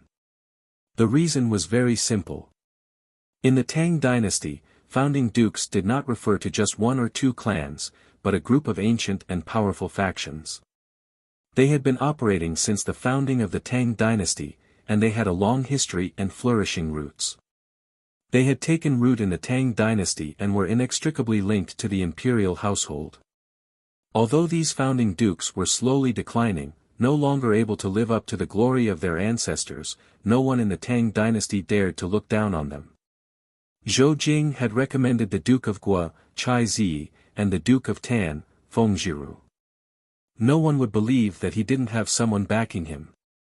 What everyone found very difficult to grasp was whether Zhou Jing had the intentions of just one or two clans or the entire group of founding dukes of the Tang dynasty behind him. But no matter which one it was, it signified a massive change. The group of founding dukes that had been silent for so long was slowly beginning to emerge, hoping to once more exert their power in the military, and the position of Qixi Protector General was an excellent opportunity. When it came to this faction, everyone felt that it was a thorny problem. Half the court instantly fell silent. Many of the officials who had wanted to use this chance to recommend their trusted aides hesitated, wanting to speak up, but they were also filled with apprehension. Your Majesty, this subject recommends the Wolf Smoke General Zhang Jingbei. It was also at this moment that everyone suddenly heard an abrupt voice. Hearing this voice, Minister Zhou Jing of the Ministry of Personnel was furious. The Feng family and the Chai family were both deep-rooted forces in the court. He had been preparing for this court discussion for a long time. He didn't expect that someone would interfere at this time and interrupt him. Bastard! I'd like to see just who it is that wants to oppose the Feng clan and Chai clan at this time. Zhou Jing fiercely turned his head, hatefully glaring at the speaker. With just a glance, Zhou Jing was instantly struck dumb. Zhao Kuang. Zhou Jing originally thought that the person who dared to mention the Feng family and the Chai family in front of him and dared to oppose him like this would at least be a minister or assistant minister of one of the 6 ministries, or at least a secondary second-rank official, or even a secondary first-rank official. However, he never expected that it would be a secondary third-rank official. Zhao Kuang was only a minor minister in the Bureau of Military Personnel, 2 ranks below him. But this was not the most important point. Although Zhao Kuang was a minor official, everyone in the court knew of the person behind him. The first prince. As this thought flashed through Zhou Jing's mind, his face paled. Could it be that the first prince also wants to interfere with this Qixi Protector General position? It was also at this moment that Zhou Jing suddenly remembered that the wolf smoke general that Zhao Kuang had mentioned was rumored to have submitted to the first prince and become one of the generals under the first prince's banner. It was just that the royal court had never had any evidence. Moreover, the first prince and Zhang Zhengbei had never interacted with each other, and there was no evidence of a close relationship between the two, so no one had taken it seriously. But now, everything was different.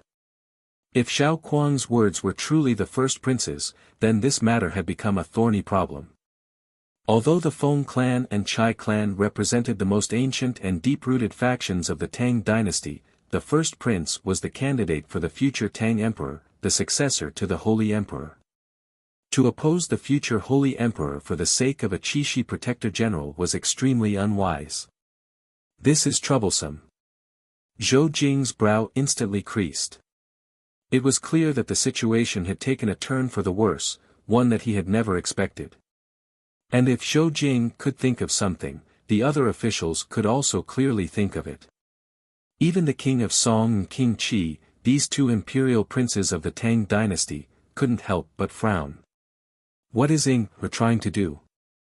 The King of Song's brow creased in thought. He heard Zhao Kuang's voice continue. Zhang Zhengbei has guarded the border fortress for 7 or 8 years, always taking the initiative in biting. In a year, he has repelled 70 or 80 Turkic assaults, both big and small. In addition, he has been very active in providing reinforcements to the other fortresses. Under his watch, the Turks are extremely apprehensive, and even now, they do not dare to take a single step forward. Moreover, in the crusade launched by Biting Protector General and Sishun last year, Zhang Zhengbei also made great contributions, killing the most soldiers of the Western Turkic Khaganate and capturing the most. He is an active supporter of war against the Western Turks.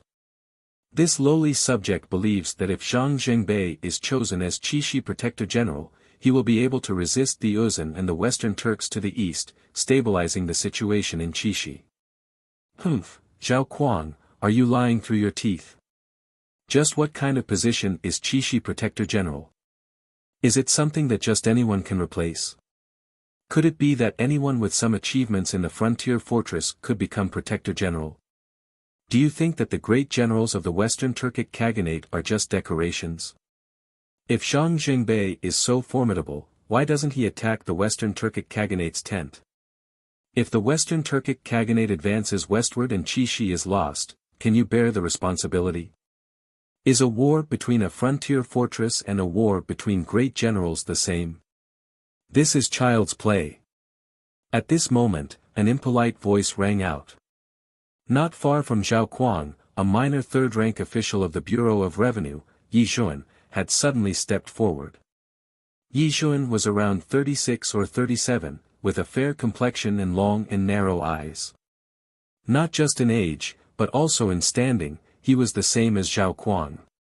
Your Majesty, this subject wishes to impeach Zhao Kuang for dereliction of duty. For Zhao Kuang to recommend a puny frontier general for such an important position as Qixi Protector General, he truly harbors malicious intentions. This lowly subject believes that he should be killed. The word "should be killed" immediately caused the atmosphere in the imperial court to become extremely tense. A normal court discussion about the Qixi Protector General candidate was instantly filled with smoke, its flavor completely changing. Yi Zhuan, what nonsense are you spouting? Zhang Zhengbei is proficient in the Hu language and has many Hu generals under his command. In terms of controlling the Hu, he has a unique advantage. With him as Qixi Protector General, the masses will naturally be convinced and the Hu will be united. Isn't this wonderful? It's you, Yi Xuan, who are spouting nonsense. Your Majesty, this subject wishes to impeach Yi Xuan for disturbing the court and showing no respect for the sovereign. Your Majesty, please punish him. Chapter 828. Zhao Xing, you know if I'm speaking nonsense or not. Do you think that everyone doesn't know what you're plotting? Yi Xuan blurted out. The moment he spoke, everyone became wary, as if they were avoiding a snake or a scorpion. This was especially so for the civil and military officials around the two of them. All of them felt extremely uncomfortable, as if they were placed on top of a stove. All they could do was stay away from the two balls of fire. However, everyone was standing in a fixed position, and they couldn't move at all. Damn it, it's the 1st and 7th princes. Their people are actually fighting in the hall. In Taiji Hall, even some of the 2nd rank and 1st rank officials were beginning to feel uneasy. Zhao Xing's background was not simple. Although his position was small, he had the support of the 1st prince, and Yi Xuan also had the support of the 7th prince. In every dynasty, the struggle between the princes had always been extremely intense. When it came to the supreme imperial throne, any brotherly relationship could be set aside. Although the 1st prince was currently the most popular candidate for the throne, the other princes were also actively fighting over it. The 4th prince had been the first to reveal his intentions, actually thinking of using the Hu general on the border to fight with the 1st prince. Besides the 4th prince, there was another person fiercely competing with the 1st prince, and this person was not one bit weaker than the 4th prince, the 7th prince, Li Ji. Although it was a great taboo for a prince deep in the palace to rope in an important official of the court and was forbidden by the emperor, if it was just a few minor officials, it wasn't much of a problem. And the 3rd rank officials was the limit that the emperors could tolerate for their princes to rope in. As long as it was below this level, the emperors would usually turn a blind eye to it. This could already be considered an unwritten rule in the struggle between the princes. Even the Holy Emperor, who knew what the two princes were up to, would turn a blind eye to it and not pursue it too much. No one had expected the selection of the Qixi Protector General to devolve into a dispute between the princes, and all of them wanted to avoid it. With the example of the 4th prince still present, no one dared to get involved in the dispute between the 4th and 7th princes. In the main hall, many ministers were panicking and uneasy. Many pairs of eyes looked up at the top of the main hall. But the Holy Emperor hid behind the bead curtain, motionless. No one knew what he was thinking. However, the Holy Emperor had yet to show any dissatisfaction. From another perspective, it was clear that he did not care much about this dispute. Your Highness, when Zhao Kuang and Yi Xuan first argued, they were still somewhat apprehensive and reserved. However, when they saw that the Holy Emperor didn't seem to care, or at least didn't express any clear reaction, the argument immediately became more intense. Your Majesty, I also recommend Great General Abusi. I think what Imperial Censor Hao said makes sense.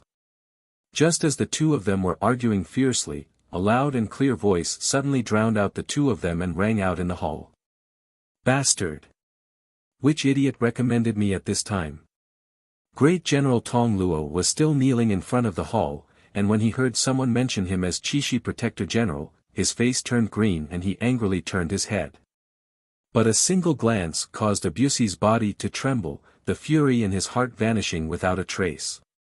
Lord Prime Minister. Abusi's body went cold, and he felt like a frog being stared at by a snake, his mind filled with unease and apprehension. He was the Tongluo Great General and had served generations of sovereigns, from Emperor Taizong to the present, for more than 100 years. There were very few people that Abusi truly had to worry about. Many times, when Abusi was forced to kneel, it was not because he feared the imperial censors or the other ministers, but because he was worried about what the emperor thought. In the entire world, there was only one person that the Tongluo people had to worry about. After all, as the supreme general of the empire, Wuxia was indeed a first-rank official. His rank was even higher than that of many civil and military officials. But Wuxia had never spoken, never participated in court debates, so many people often overlooked that his status was not one bit inferior to that of Geshu Han, and Sis Hun, Fomen Linta, or Gao Shenji, these influential great generals of the empire. Wuxia had never feared a single person in the court, but there was one exception, the Prime Minister of the Tang dynasty. This lowly one appreciates Lord Prime Minister's good intentions, but when Wuxia inherited the Tong Luo clan head position, I swore that I would forever remain by His Majesty's side and protect His Majesty's safety. This lowly subject will never leave His Majesty, even if I am offered a high position and a generous salary. His Majesty is wise. Even if Wuxia dies, I will never leave His Majesty. Wuxia's head drooped, cold sweat pouring down his back. And now that Wuxia had made this oath, all the ministers were instantly rendered speechless. This was especially true of Imperial Censor Hao, who had been recommended earlier. His face was filled with disappointment, but there was nothing he could do. Wuxia had already said that he would never leave the Holy Emperor's side. Anyone who suggested that Wuxia leave now would be forcing him to his death. Oh! At the very front of the hall, next to the first crimson coiling dragon pillar, that thin and long voice gave an "oh," but it said nothing more. It took a slight step back and returned to its ranks. Your Majesty, if Great General Wuxia is not suitable, this lowly subject would like to recommend someone else. Minister of War Zhangqiu Jianxiong, known as the Tiger of the Empire, was originally the Protector General of the Southwest, and he had been suppressing the Southwest for 10-some years without any problems. This lowly subject believes that if Lord Zhangqiu were to head to the northwest and temporarily assume the post of Qixi Protector General, Qixi would be able to stabilize and endure this crisis. The first prince seemed to have been inspired by the Prime Minister. Another minister with wise eyes and a kind face seemed to have thought of something. He suddenly stepped out of the ranks and bowed. Buzz! In the row, Zhangqiu Jianxiong was listening attentively to the discussion of the crowd. When he suddenly heard his name being called, his body trembled. Caught off guard, he turned his head around in shock, only to see an official from the Bureau of Military Personnel looking at him with a friendly smile on his face. In that instant, Zhangqiu Jianxiong's face nearly turned green. Zhou Cheng. Zhangqiu Jianxiong recognized at a glance that this was a minor third-rank official under his command in the Bureau of Military Personnel. When he had first entered the Bureau of Military Personnel, this fellow had been the one to serve him tea and water, doing his utmost to please him. He was completely different from everyone else. Zhangqiu Jianxiong could sense that this fellow truly had good intentions, but it was precisely this that made him even angrier. This bastard! Does he know what he's doing? Zhangqiu Jianxiong inwardly clenched his teeth in rage. He had gone to great lengths to enter the capital and become the Minister of War. How could he abandon what was close at hand and seek what was far away, neglecting the essentials to become Qixi Protector General? Perhaps he believed that it was just a temporary position that he could return after a while, but could the position of Minister of War be temporarily vacant? It wouldn't be long before he returned, and the Minister of War would be someone else. Your Majesty, this cannot be done. This subject is already the Minister of War and is not suited for any other post. Zhangqiu Jianxiong hurriedly stepped forward and bowed, his voice loud and clear. Your Majesty, this subject also believes that Lord Zhangqiu cannot be done. This lowly subject recommends Xuelu General Lu Xue. Your Majesty, this subject recommends Army Destroyer General Jin Yuping. This cannot be done. Your Majesty, this subject recommends Frontier General Long Qianfan. This lowly subject believes that he is more suitable. In the main hall, the voices of debate rose and fell.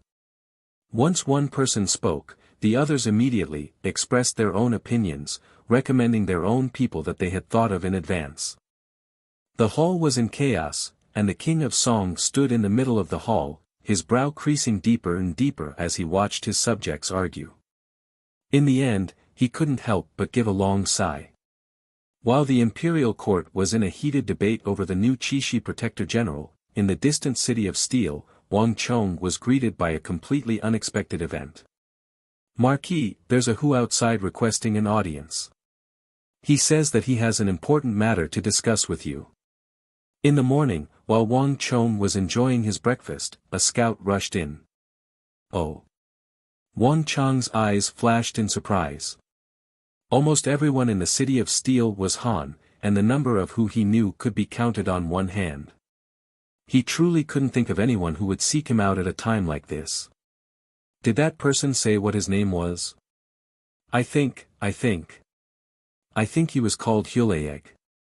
The scout hesitated for a few moments before saying. What? Wang Chong was alarmed and immediately stood up. Warning, user's mission, the warhorses of the Tang dynasty, is about to fail. User only has one chance to save the warhorses. If the mission fails, 2,000 points of destiny energy will be deducted. At this moment, the familiar voice of the Stone of Destiny resounded in his mind. Wang Chong's body trembled, completely unprepared. What's going on here? Didn't Hulayeg already give him a suggestion and have him change his mind? How did such a big problem suddenly occur? Even if Wang Chong was slow to react, he could still tell that something had happened with Hulayeg, and that his trade with Hulayeg was about to be threatened. Where is he? Take me to see him. Wang Chong immediately said. Outside an inn in the city of Steel, Wang Chong saw the long-awaited Hulayeg. He was leading a horse and dressed in a single garment. He had an anxious and restless expression on his face. When Wang Chong arrived, he had been constantly looking around, apparently trying to figure out where he would come from. Hulayeg.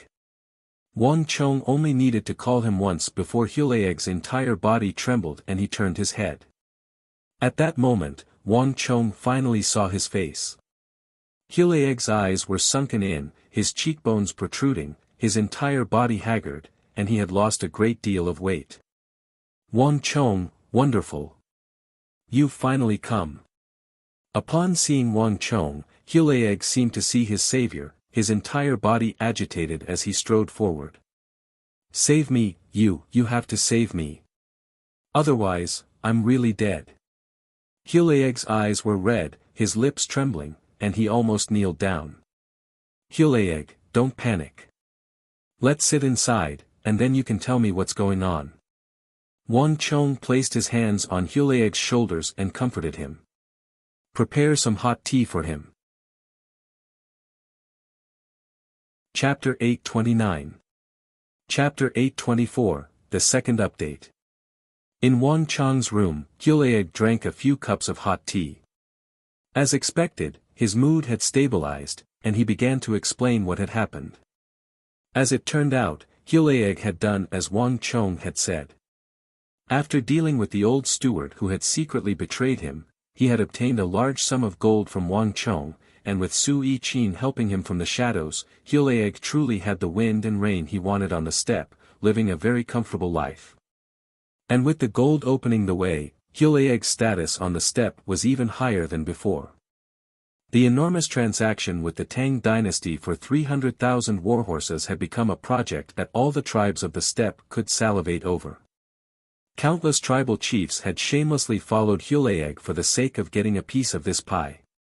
But the weather was unpredictable, and Hulayeg's wanton purchase of warhorses and his enormous wealth had attracted the attention of one person, the Black Wolf Yabgu of the Western Turkic Khaganate, Agud Ulan.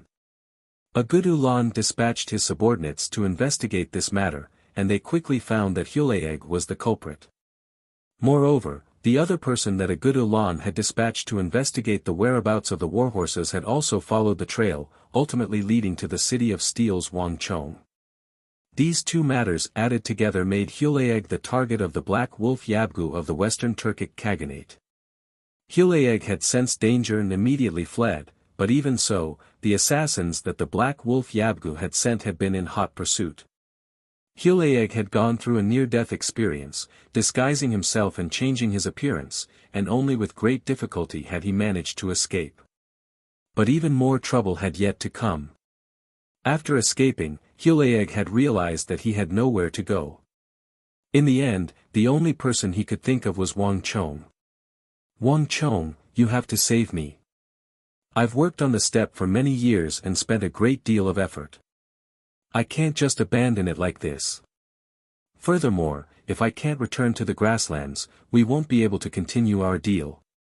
Wang Chong, I have nowhere else to go. Only you can help me now. If you can help me escape this calamity, I will definitely repay you heavily." As Hulaeg spoke, he tightly gripped Wang Chong's right hand like he was grabbing onto his only savior.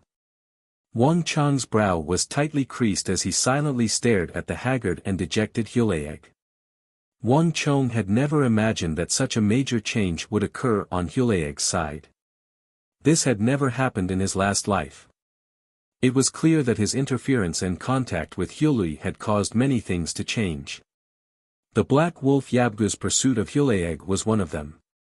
"Hulaeg, are you saying that the entire Western Turkic Khaganate has placed a bounty on your head?"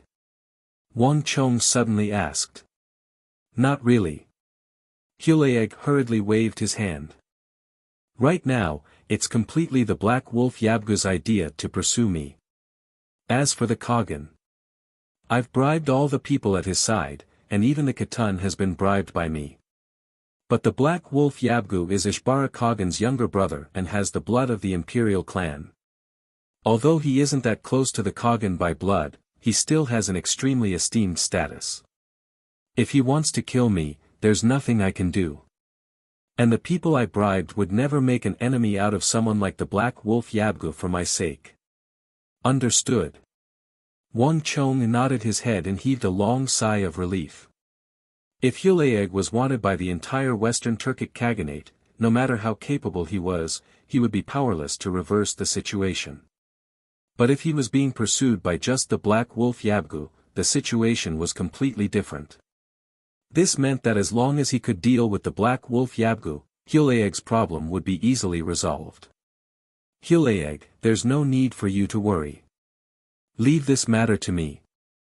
In at most 2 months, I'll have a way to resolve this matter for you and have you return to the steppe."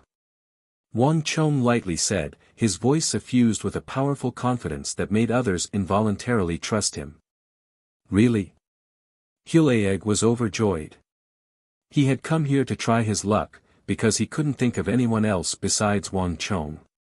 He had never expected Wang Chong to so quickly agree, and even promised that he could resolve this matter in 2 months. This was something he had never expected from the very start. "Ha, in all the time we've known each other, when have I ever lied to you?" Wang Chong faintly smiled, his body slowly exploding with a powerful aura. After sending Hulaeg away, the smile on Wang Chong's face gradually faded. "I didn't think that it would be him." Wang Chong muttered to himself, his brow slowly creasing.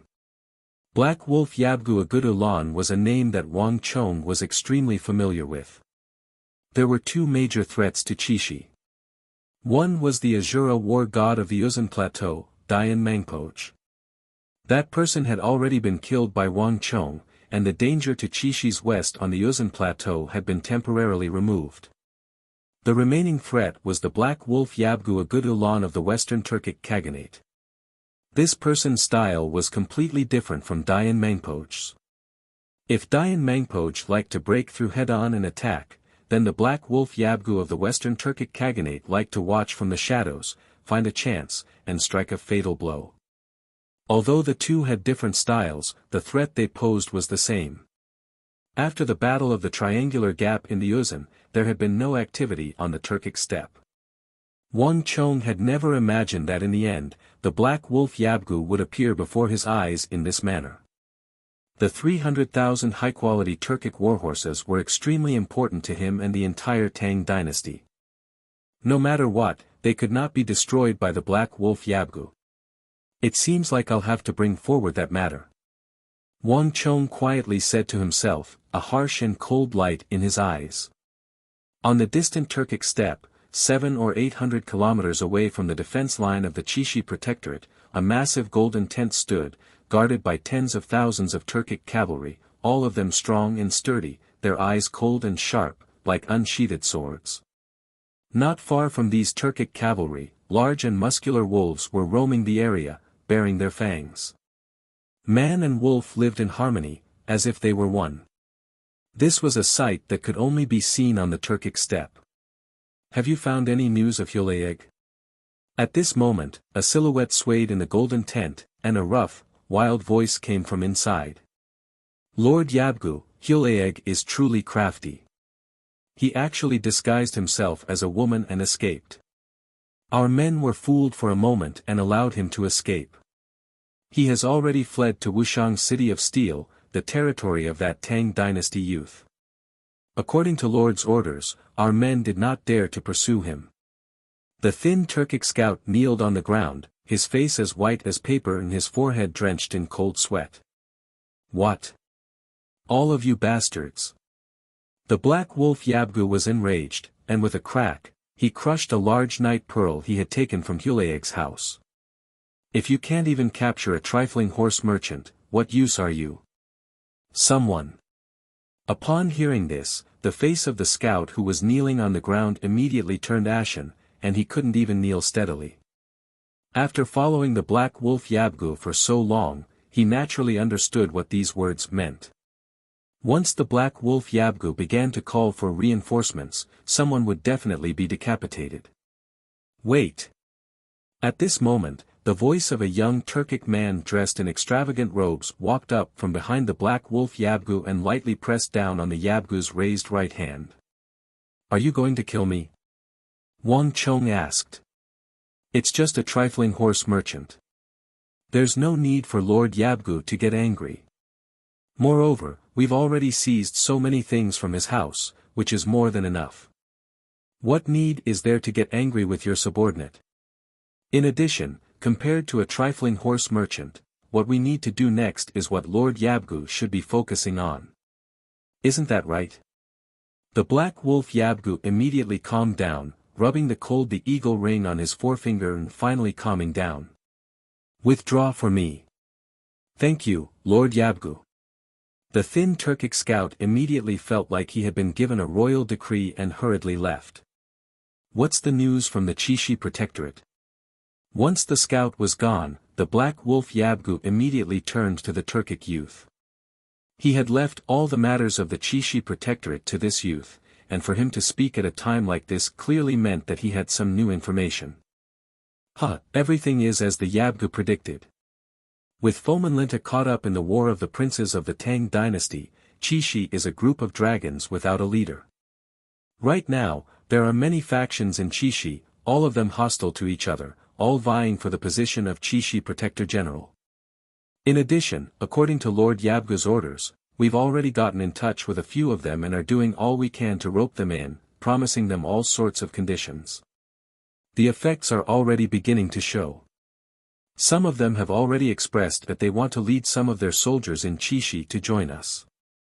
This is truly a once-in-a-lifetime opportunity, and we can use this chance to deal a heavy blow to the Chishi Protectorate. The Turkic youth's face was beaming as he spoke. Not a heavy blow to the Chishi Protectorate. The black wolf Yabgu frowned. Our goal isn't to infuriate the Tang dynasty and start a war with them. That would be no different from Uzun, and it would be extremely unwise. Moreover, a heavy blow to the Chishi Protectorate is useless. The Tang dynasty will continue to send more soldiers over, and a heavy blow of tens of thousands of soldiers won't have much effect on the Tang dynasty, but it will incur the wrath of the Tang dynasty. The crucial point is that massive armory of the Chishi Protectorate. The Turkic youth fell silent at the Yabgu's words. He knew which armory the black wolf Yabgu was referring to. The Chishi Protectorate possessed all of the western regions, or more accurately, it was the largest armory on the border of the Tang dynasty. This armory had been constructed on the orders of the Holy Emperor. At the time, it had provided enormous assistance to the Tang dynasty's westward march and the northern expedition of the Turkic steppe. There was an enormous amount of military equipment there. Putting aside everything else, just the Great Tang's most powerful heavy ballistae numbered 100,000, and there were also countless other types of armor and bows. However, Although this armory was in Qixi, it was not owned by the Qixi Protectorate. The Qixi Protectorate only had the responsibility of guarding it. This armory simultaneously supplied the armory of Anxi, Baiting, Qixi, and Longxi. All the mobilization of armory required the personal decree of the Holy Emperor. This meant that, although the Qixi Protectorate possessed this treasury, it had no authority to use it. Chapter 830. The Black Wolf Yabgu had been eyeing that massive armory for some time now, but when Fomenlinta was in power, the place had been heavily guarded, and with Fomenlinta presiding over it at all times, the Black Wolf Yabgu had never had a chance. But now, Fomenlinta had been transferred to the capital, and based on the news from there, Fomenlinta had been imprisoned. This was an extremely rare opportunity for the Western Turkic Khaganate. You saw for yourself how we fought with Baiting last time. Their equipment was far too astonishing. Rather than saying that our skills were inferior, it would be better to say that we lost to their vast quantity of equipment. All of Norland's ordnance and equipment came from here. Thus, you should also know how important this operation is to us. The Black Wolf Yabgu suddenly broke the silence. Be at ease, Yabgu. I will definitely handle this matter well. The thin Turkic youth said.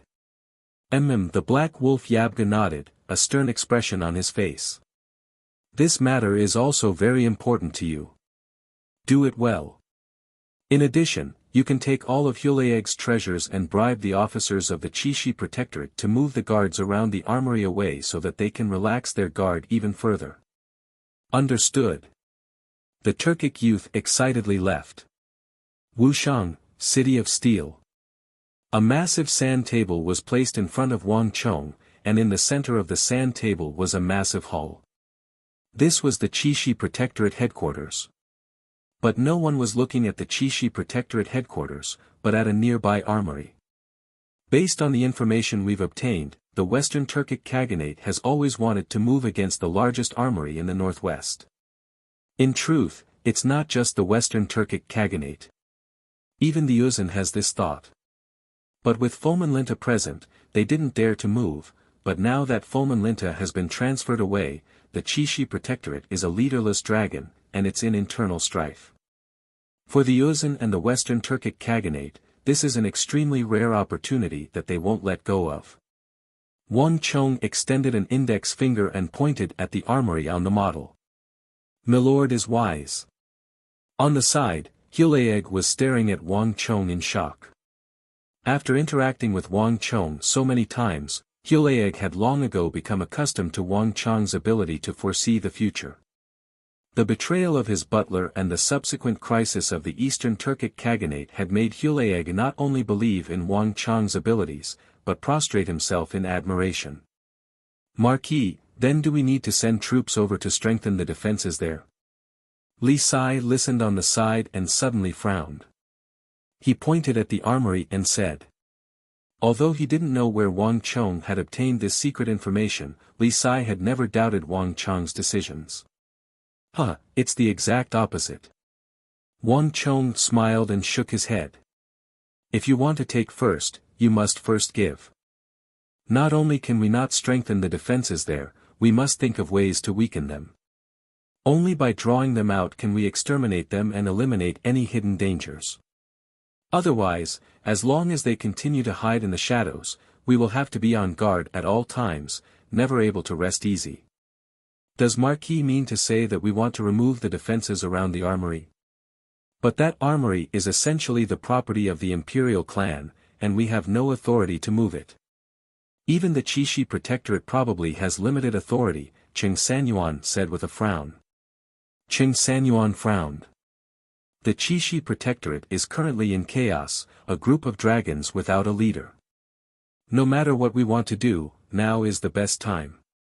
Wang Chong gave a carefree smile, his composure so infectious that one couldn't help but be convinced. Wang Chong grinned.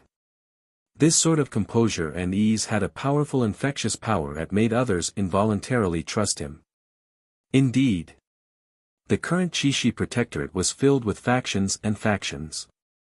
There was nothing that could not be done. Su Ke, I'll leave this matter to you. Wang Chong turned his head to the nearby Su Ke.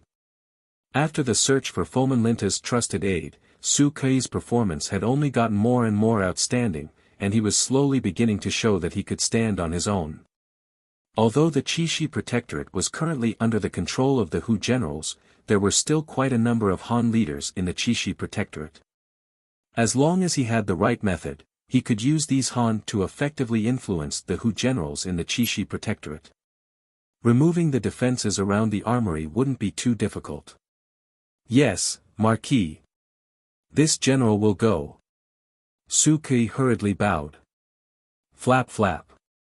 Just when Wang Chong was about to give his orders, the flapping of wings attracted everyone's attention. Everyone turned their heads and subconsciously looked in the direction of the sound. They saw a black messenger pigeon suddenly land from the eaves and fly in through the window. It's a messenger pigeon from the capital. Everyone's expressions flickered at the sight of this messenger pigeon. The capital would always use special messenger pigeons to deliver messages, and depending on the urgency of the situation, the pigeons would also be of different colors. Pigeons of this color were usually only used in the most urgent of situations. What's going on?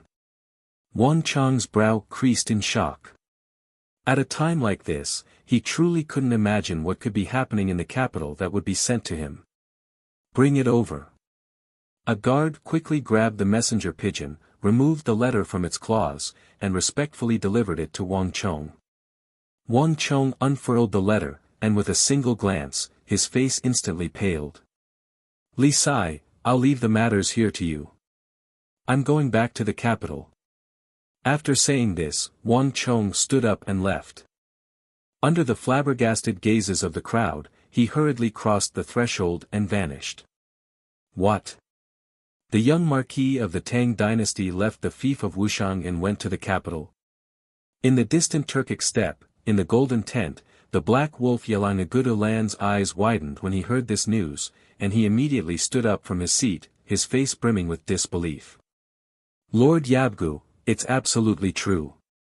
Our people followed him and saw him leave Wuxiang, retreat through Sand Pass, and then vanish in the direction of the capital. A fierce-looking Turkic scout respectfully said as he kneeled on the ground. The western regions was a place where the Hu were mixed together, and the advantage of a place like this was that a Turk could blend in. It was not as conspicuous as it was in the capital of the Tang dynasty. Have you found out why? Why would he leave Qixi at a time like this? The black wolf Yabgu asked, his body slightly leaning forward. It was too sudden. The black wolf Yabgu was greatly surprised by Wang Chong's departure, his mind in turmoil. In truth, there were only two people in Qixi that he feared. One was the old protector general of Qixi, the great general Foman Linta. This man was cunning and not easy to deal with, and he was also very strong. The other was that young Marquis Wang Chong, who had always been underestimated in the Tang dynasty. Unlike the other factions, Agudu Lan had met the ghost Eye Yabgu, and the information he had obtained from the Divine Mountain battlefield in the southwest was completely different from what others had heard. This 17-year-old youth of the Tang dynasty had displayed astonishing abilities on the southwestern battlefield. The ghost Eye Yabgu had once said that the number of people in the eastern and western Turkic Khaganates who could contend against that youth in terms of strategy could be counted on one hand, not even 3 fingers more. It was precisely because of these words that Ishbara Khagan had issued the order to kill that youth of the Tang dynasty. Although that young Marquis of the Tang dynasty was a formidable commander, his excessively low level of martial arts was his Achilles heel, his fatal flaw. Agudu Lan had once wanted to lead his army south, break through the barriers of the Qixi Protectorate, slaughter his way into Wuxiang's city of steel, and then use a surprise attack to behead that youth of the Tang dynasty. But Agudu Lan had realized that someone had moved even faster than him. This person was the Azura war god of the Uzan, Dayan Mangpoch. When the news of Dayan Mangpoch's death at the Battle of the Triangular Gap arrived, Agudu Lan had been utterly stunned, and all the killing intent in his mind had instantly vanished. Although he rarely met with the Azura war god of the Uzan, let alone interacted with him, the two of them had known each other for a long time, and both could be considered the two mighty lions of the Qixi region. A good Ulan felt that he was about as strong as Dian Mangpoj, both being brigadier generals. If not even Dian Mangpoj was a match for Wang Chong, a good Ulan did not believe that he would be able to gain much of an advantage. At the very least, a lightning-quick assault and beheading Wang Chong was extremely impractical. This was why he had let Hulayeg go when he heard that he had fled to Wuxiang. "Milord, we've investigated. It seems to be related to the young Marquis's second brother. Based on the information we've obtained, it seems that his second brother committed a crime and killed someone, and it seems to have involved a princess. The incident was too sudden, so he had no choice but to leave." He could vaguely hear the scout's voice. He knelt motionlessly in front of the hall, his expression respectful and reverent. "Second brother? Isn't it that fellow called Wang Bei?" The black wolf Yabgu Agud Ulan's eyes widened as he quietly said to himself. He had long ago gathered all the information he could on Wang Chong. Unlike the other factions, the black wolf Yabgu's information was very comprehensive, and he even knew that Wang Chong's second brother, Wang Bei, suffered from some sort of berserk bloodline. Many years ago, he had suffered an attack and ended up being imprisoned in the imperial prison. He hadn't expected to be released so soon. "Investigate for me. Hurry up and verify the authenticity of this information," the black wolf Yabgu said without hesitation. On this matter, his attitude was very cautious. This was also his usual style. In the era of Qixi after Foman Linta's departure, the only person a good Ulan had to worry about was Wang Chong. Wuxiang wasn't close to the Qixi protectorate, but it wasn't far either. At the very least, if something happened to Qixi, Wang Chong could send reinforcements. But if not even Wang Chong was present, there was nothing in Qixi that a good Ulan needed to worry about. Chapter 831. The black wolf Yabgu did not have to wait for too long. Several days later, a massive eagle flew from the capital over the mountains and rivers, landing in the black wolf Yabgu's tent. Upon opening the letter, he saw only a few short lines. The information is conclusive. Wang Chong's second brother, Wang Bei, was released from the imperial prison a few days ago. His berserk madness had broken out and he began to kill people on the street. This matter has caused quite a stir, and the Court of Judicial Review has already intervened. In addition, this matter truly did involve a princess of the imperial household. There were also a few other related bits of information. Ha ha ha, good. The black wolf Yabgu's brows relaxed at this news, the depression in his heart instantly swept away. His entire person felt refreshed, and he finally couldn't help but laugh, his laughter echoing over the steppe. The heavens truly are helping me. Since I have this chance, there's no need to wait for anything else. Pass on my order. Have the army gather. Tonight, we will completely destroy the Tang dynasty's Qixi armory. The Tang dynasty's massive armory was like a fishbone wedged against the Western Turkic Khaganate's throat. The black wolf Yabgu had wanted to destroy this armory for more than a day or two. It had been a year or two, and now, the time had come. It was finally time to make it a reality. Yes, your subordinate will go. The guard quickly left. Boom. The black wolf Yabgu's order caused the horses of the steppe to whinnied and whinnied as countless Turkic warriors received the summons and gathered from all over the steppe. At the same time, the howls of the green wolves began to summon their large and muscular counterparts. For a moment, the steppe was in a somber mood, the atmosphere of a battle. Deep into the night, after the Z period, the area where Qixi and the steppe intersected, where soldiers had once stood, was now empty. Ha ha ha, after taking someone's money, they'll help them avert disaster. These fellows truly are trustworthy. In the distance, a coarse laughter in Turkic came from the darkness as a horseman scouted the area and quickly galloped away. In the blink of an eye, the earth rumbled as hundreds and thousands of cavalry swarmed over. At the very front of the group, a tall and muscular figure was riding a majestic divine steed that was taller than a man.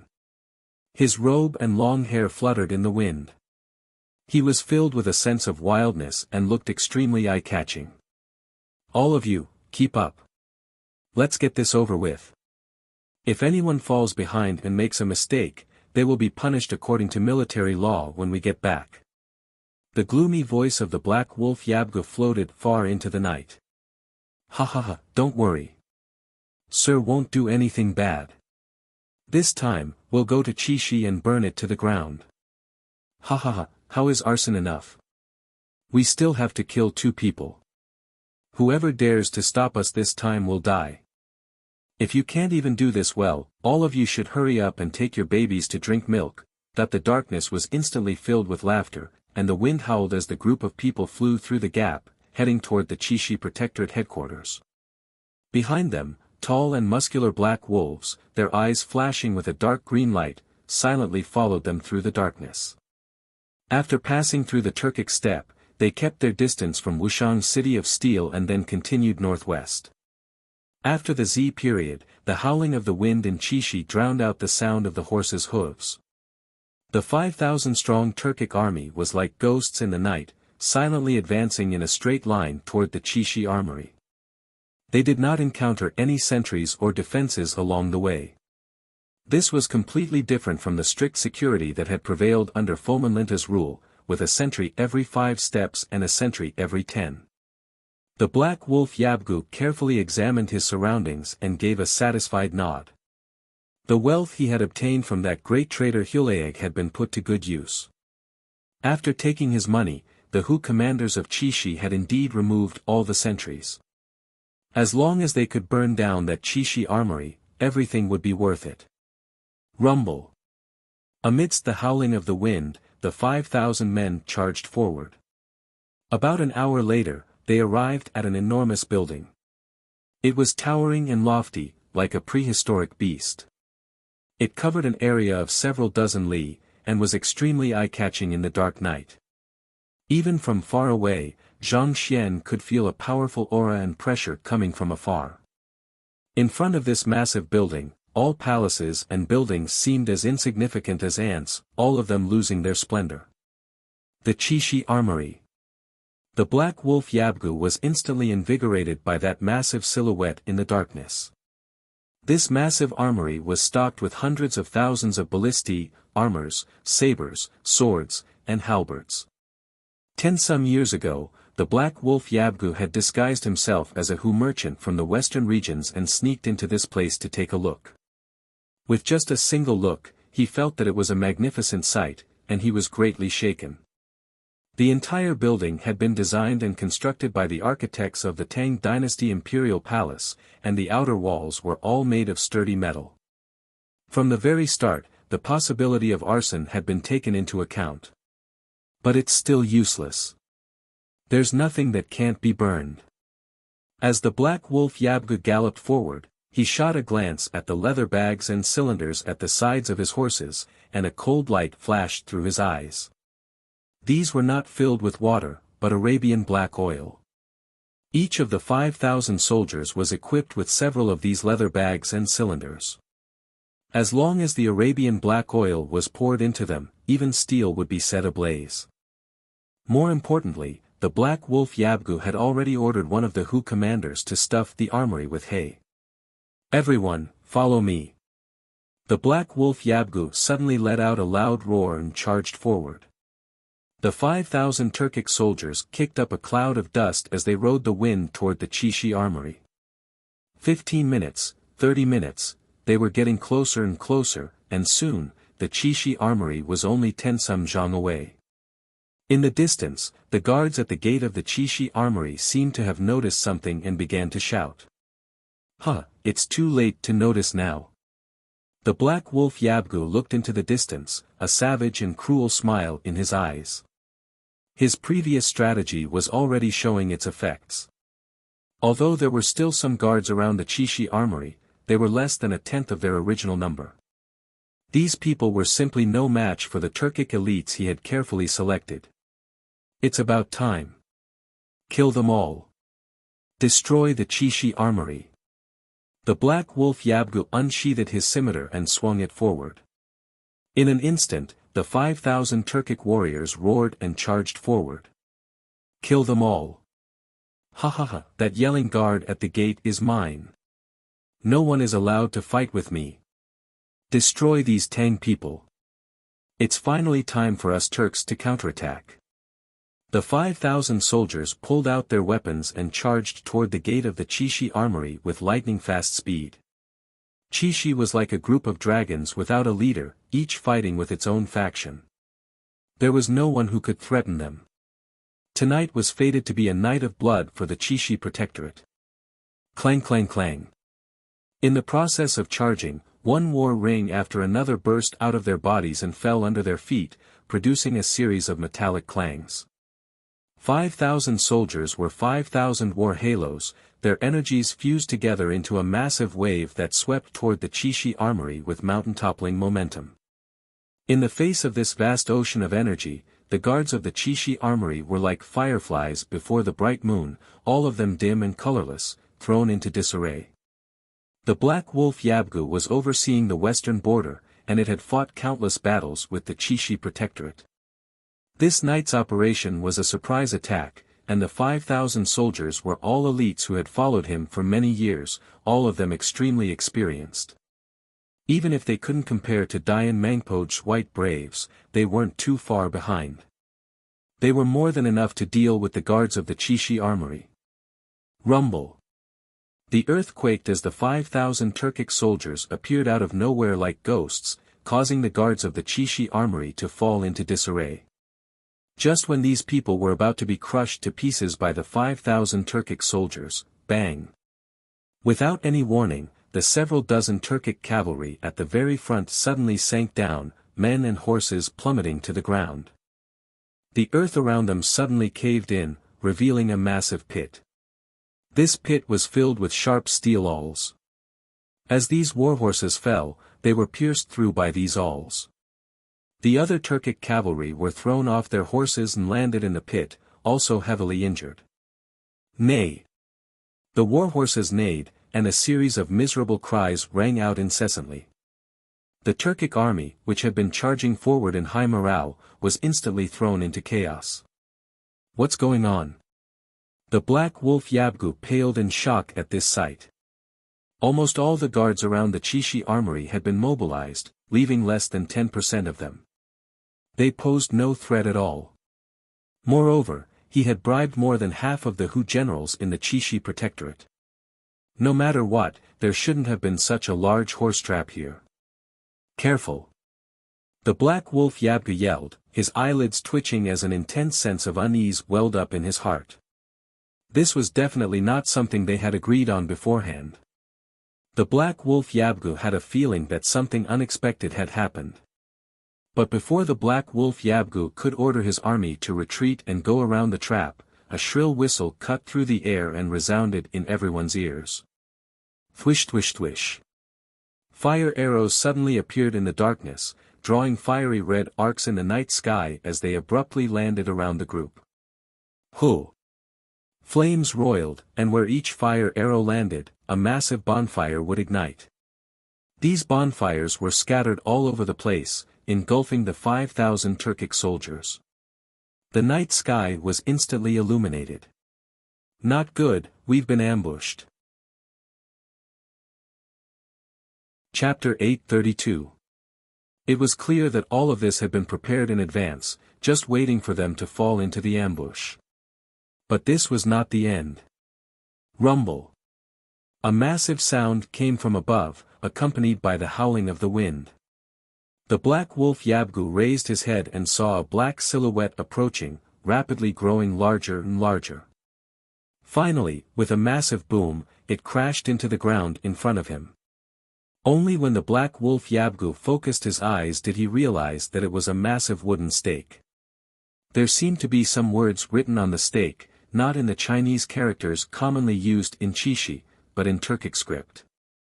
Year 38 of the Holy Emperor, 17th of the 11th month, the Western Turkic Khaganate's black wolf Great Yabgu Agudulan has been buried here. Bastard! A good Ulan was enraged by these words. Just who is it? Come out. A good Ulan's roar resounded through the night sky. As a famous general of the western regions, a good Ulan's reputation was no less than Dayan Mangpoch's. Both were top-class existences in the region. No matter who was hiding in the shadows to deal with him, they would have to pay a price. There was currently no one in Chishi that was a match for him. Even if someone had laid an ambush here, it would only prove that they were seeking death. Ha ha ha, a good Ulan, I've been waiting for you here for a long time. It seemed like only a split second had passed, but it also seemed like countless long centuries. Suddenly, a burst of laughter rang out in the night. The voice sounded very young, and it was filled with a sense of calculation. Nay! A warhorse neighed as a 16 or 17-year-old youth galloped over, its hooves as white as snow. This youth had an outstanding temperament and was galloping in this direction. Kaiyil! Kaiyil! A battle cry shook the heavens and the earth. In an instant, hundreds and thousands of cavalrymen charged over like a hurricane. This momentum was even more terrifying than the charge of the 5,000 Turkic soldiers. Wang Chong. A good Ulan did not pay attention to the cavalrymen charging towards him like a tidal wave in the dark. The moment the 16 or 17-year-old boy appeared, he attracted all of his attention. This is impossible. A good Ulan felt a great impact and shock in his heart. Although he had never seen this youth before, he had already accumulated a mountain of drawings and information about him. A good Ulan was extremely familiar with him. He had many titles: the young Marquis of the Tang dynasty, the Son of Heaven's disciple, the 8th great general of the Central Plains, but none of these titles could compare to one name, Wang Chong. Didn't he go to the capital? Didn't something happen to his second brother? And he even killed a princess. Why is he here? A good Ulan couldn't believe his eyes. It was too sudden. Even if the entire army of the Chishi Protectorate appeared here, he would not be as shocked as he was right now. He had investigated this matter, and both the capital and Wuxiang had confirmed it before taking action.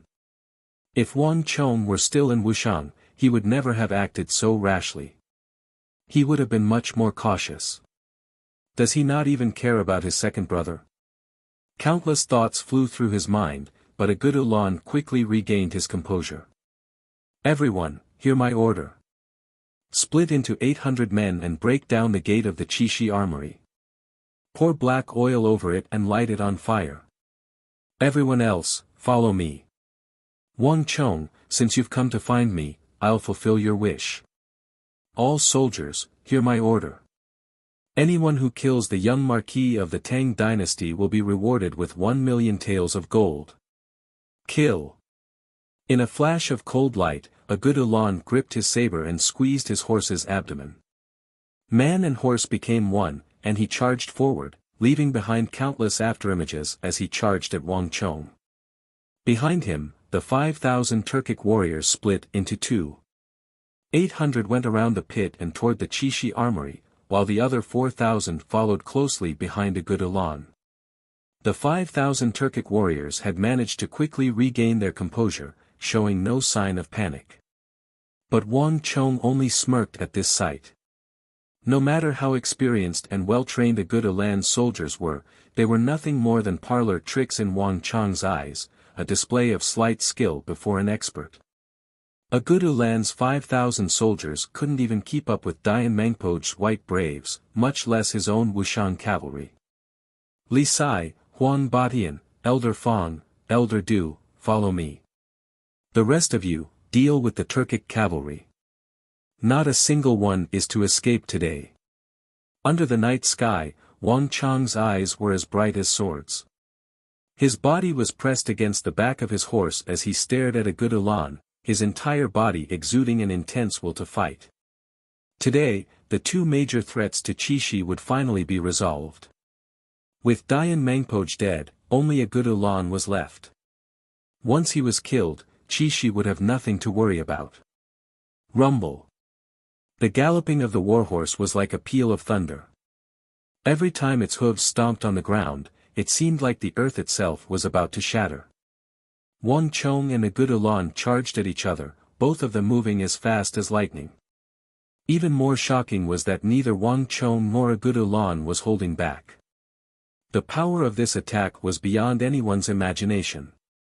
Vast heaven-earth art. Great yin-yang art. Wang Chong pressed against the back of his horse, countless halos descending from his body and fusing with his warhorse. Meanwhile, Wang Chong's body flashed with light. After activating the karmic battle armor, Wang Chong immediately used the vast heaven-earth art and great yin-yang art, the two strongest techniques of the great yin-yang heaven creation art. Bzzz. In an instant, the world transformed into an invisible dividing line. The sky was bright while the ground was pitch black, the two clearly demarcated. And at the two ends of this dividing line, one gold and one red, one yin and one yang, the images of the sun and moon appeared in the air, making Wang Chong's figure seem imposing and lofty, like a god exiled from the heavens. Rumble. Wang Chong and his horse soared into the air, and in a fierce gale, he charged at Agud Ulan like a meteor crashing into the earth. War god raises the heavens, Mount Sanmi. Agud Ulan's roar resounded through the air. In a flash, light and shadow crisscrossed, and a frightening energy erupted from his body. Ah! A low, hoarse roar came from the void. It sounded like the roar of a god. Before the eyes of countless people, the shadow of a huge god clad in armor reached into the void with one palm. Light and shadow changed in the sky above him, and there were three huge mountains that were incomparably heavy. Even though it was just an illusion of a mountain range, anyone who looked at it would feel a tremendous pressure, and they could not help but tremble in fear and worship. Mount Sanmi. The Khagan court of the Western Turkic Khaganate was also where Ishbara Khagan resided. It was said that in the skies above the Western Turkic Khaganate, those ancient beings of Turkic history had once battled in the sky. In the end, this battle had inadvertently caused a divine mountain to fall from the sky and into the mortal world, becoming the present Mount Sanmi of the Western Turkic Khaganate. Agud Ulan had always been a member of the imperial clan of the Western Turkic Khaganate, possessing a branch of the imperial family's bloodline. This Mount Sanmi divine art was something that Agud Ulan had learned from the imperial clan. It was extremely powerful and lethal, and in the entire western regions, it was undoubtedly one of the best divine arts. In the history of the Western Turks, generation after generation had used this divine art to subdue many countries of the western regions, causing these countries to fear the Western Turkic Khaganate and not dare to lightly offend it. Come! With a furious roar, Agud Ulan shot into the sky like an eagle soaring into the clouds and collided with Wang Chong. Boom! Boom! Boom! Their energies fiercely clashed in the air, and a violet flame soared into the sky and wrapped around Agud Ulan's body. Agud Ulan's expression was savage, but he did not seem to care at all. Their fists and feet were extremely fast. Li Sai, let's go. Behind them, Huang Batian was clad in a suit of black armor. When he saw the intense battle ahead of him, he shot forward as well. Standing on the left and right of Li Sai, they charged forward with all their might. Stone General. Halo of Storm. The two fierce generals of the Qixi Protectorate pushed their strength to the limit, and with a heaven-shaking boom, their attacks exploded on Agud Ulan's body. Behind him, Elder Fong and Elder Du roared and lunged down from above, pressing down with the weight of Mount Tai as they joined forces with Wang Chong, Li Sai, and Huang Batian in attacking Agud Ulan. Boom! Boom! Boom! Under the combined attacks of the five, Agud Ulan was instantly at a disadvantage. While the six were fiercely battling, the 800 Turkic warriors had also bypassed the pit and reached the gate of the Qixi armory. Brothers, this is our chance to show off. Marquis and the others are putting their lives on the line, so let's not slack off. Bastards! Do these Turkic barbarians really think that no one knows what they're doing in secret? Kill them. If you want to sneak attack the armory, you'll have to get through us first. In front of the gate of the Qixi armory, Su Ke, Qing Sanyuan, Su Shixian, and Chen Bin stood in a row. Clang clang clang, they unsheathed their Wuxia steel swords, their cold gleams dazzling in the darkness. Kill! Their eyes flashing with cold light, they immediately led their several hundred clan experts in heavy armor toward the 800 Turkic warriors. Swish! Chapter 833. The 600 men Su Ke had brought with him were all men who had been training with the Wuxian cavalry in the City of Steel. These people were cavalry themselves, so they were well versed in the tactics and strategies of cavalry. They were true elites. Although they were few in number, they possessed astonishing fighting power and were extremely skilled at dealing with cavalry. All of their techniques were ingenious, and they would never engage in a direct confrontation with cavalry. Thus, even though the Turks had the numerical advantage, they were unable to inflict any real damage. Not only that, besides their ingenious techniques, their physical strength was also formidable. Just like Su Ke, a single slash of their sword could cleave their enemy, horse, and even their thick armor in two. Swish! Swish! Swish! One Wuxia steel sword after another silently cut through the night sky, a soundless dance of death in the darkness. There was only the sound of sharp blades cutting through flesh, and then countless heavy objects crashing to the ground. Aya! The Qixi armory was littered with corpses and screams. Pour the black oil. Use the black oil to deal with them. Light the fire. Burn these Tang people to death. There was no lack of shrewd and wise Turks, and the 800 Turkic warriors quickly began to move. Water sacks were opened and thrown into the air, pouring black oil over Su Ke's group. Some of the Turks had already prepared a match, and with a hiss, they threw it at the black oil. You've all gone mad. This black oil is meant to destroy the Qixi armory. There's no time. If we don't kill them, we'll all die. One of the Turks tried to stop the others, but he was quickly intercepted. With the crackle of fire, sparks flew toward Su Ke's group. Huh! The flames burned, but when they were still several feet away, they were stopped by an invisible wall of energy. The flames burned in the air, making it impossible to approach, much less get close. Profound martial realm.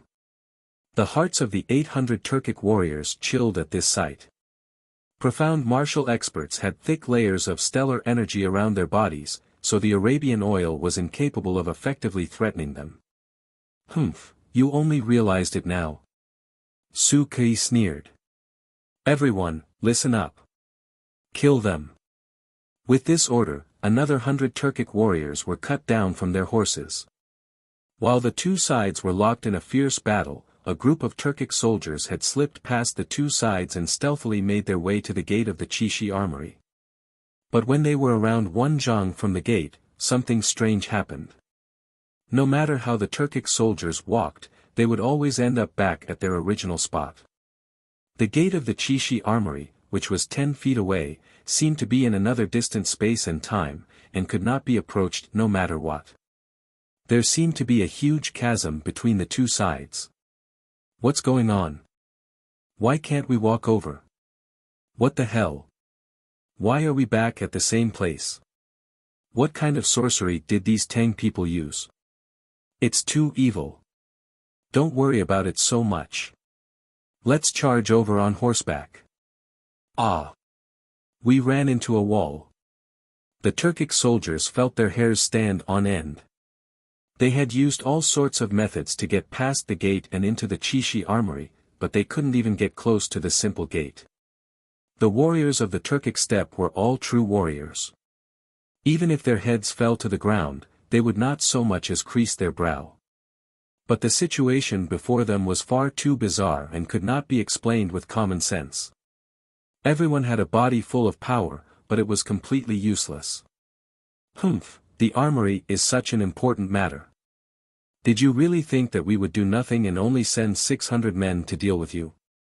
The half-kneeling Su Ke, who had just cut a Turkic horseman and his horse in two, inwardly sneered at these words. Marquis had foresight and had long ago made preparations to deal with a good Ulan. However, the Qixi armory was no trifling matter, so how could they not make any preparations? Elder Fang and Elder Du had already set up an illusory formation and a bewildering formation in front of the western gate of the armory. From a distance, everything seemed normal, but if one got too close, they would immediately be bewildered by the illusory formation and led elsewhere, and the result would be the Turks crashing into the wall. This was because the gate they saw wasn't the real gate at all. And even if they used brute force to charge through, they would still be led elsewhere by the bewildering formation. This was because under the influence of the bewildering formation, even though they seemed to be charging in a straight line, they were actually moving in a crooked manner. Su Kui didn't know how this was done, but he did know that he had Elder Fang and Elder Du try it on him once. That day, Su Kui's face was swollen, his head dizzy, and he vomited for an entire day. These Turkic cavalry were weaker than him, so it would be strange if they could find the main gate. Brothers, charge! Kill all of these Turks and let them know the might of us Tang people. Su Kui roared and charged forward, his Wuxia steel sword slashing at the hooves of his steeds. Clang! Just as Su Kui had killed more than 20 Turkic experts and their corpses were scattered all over the ground, a metallic whistle suddenly sounded. An oddly shaped golden saber abruptly descended from the sky, striking the spine of Su Kui's Wuxia steel sword. It knocked away the Wuxia steel sword in Su Kui's hand, allowing him to avoid the misfortune of having 4 hooves sliced off. An expert!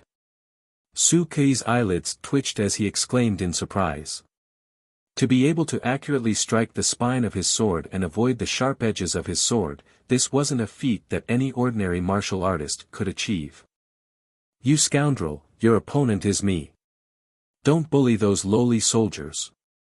In the blink of an eye, a cold voice, speaking in the Han language that he had never learned in his life, sounded from above him. Su Kui raised his head and saw a fierce-looking Turkic commander dressed in wolf armor viciously glaring at him. Compared to the surrounding cavalry, this Turkic commander stood out like a crane among chickens, his aura clearly much stronger. Ha, interesting. If you want to fight, then come. Su Kui smiled, delighted instead of alarmed. Gripping his sword with both hands, he transformed into a dazzling flower of swords that lunged at the Turkic commander. At almost the same time, Cheng Sanyuan, Su Shixian, and Chen Bin were also encountering their own opponents. Clang clang clang. Icy flowers of swords flashed through the night sky as the two groups fiercely battled. Furious roars, screams, and the neighing of Nei's horse blended together in front of the Qixi armory. In the distance, the Qixi Protectorate headquarters was deathly still and pitch black.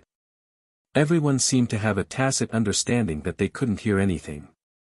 While Su Kui's side was in a stalemate, Wang Chang's side was completely one-sided, nay. Rumble. Warhorses began to drop to the ground in fear, the thuds of their bodies echoing over the battlefield. The 4,200 men that a good Ulan had sent out were utterly routed by the Wuxian cavalry, simply no match for them. In a single clash, more than 1,800 men had died. This sight made a good Ulan's heart bleed, and he felt even worse than if he had been surrounded. This was a surprise attack, not a true battle. Thus, a good Ulan had not brought all his men, only a few elites. For a surprise attack, 5,000 men was already quite a lot.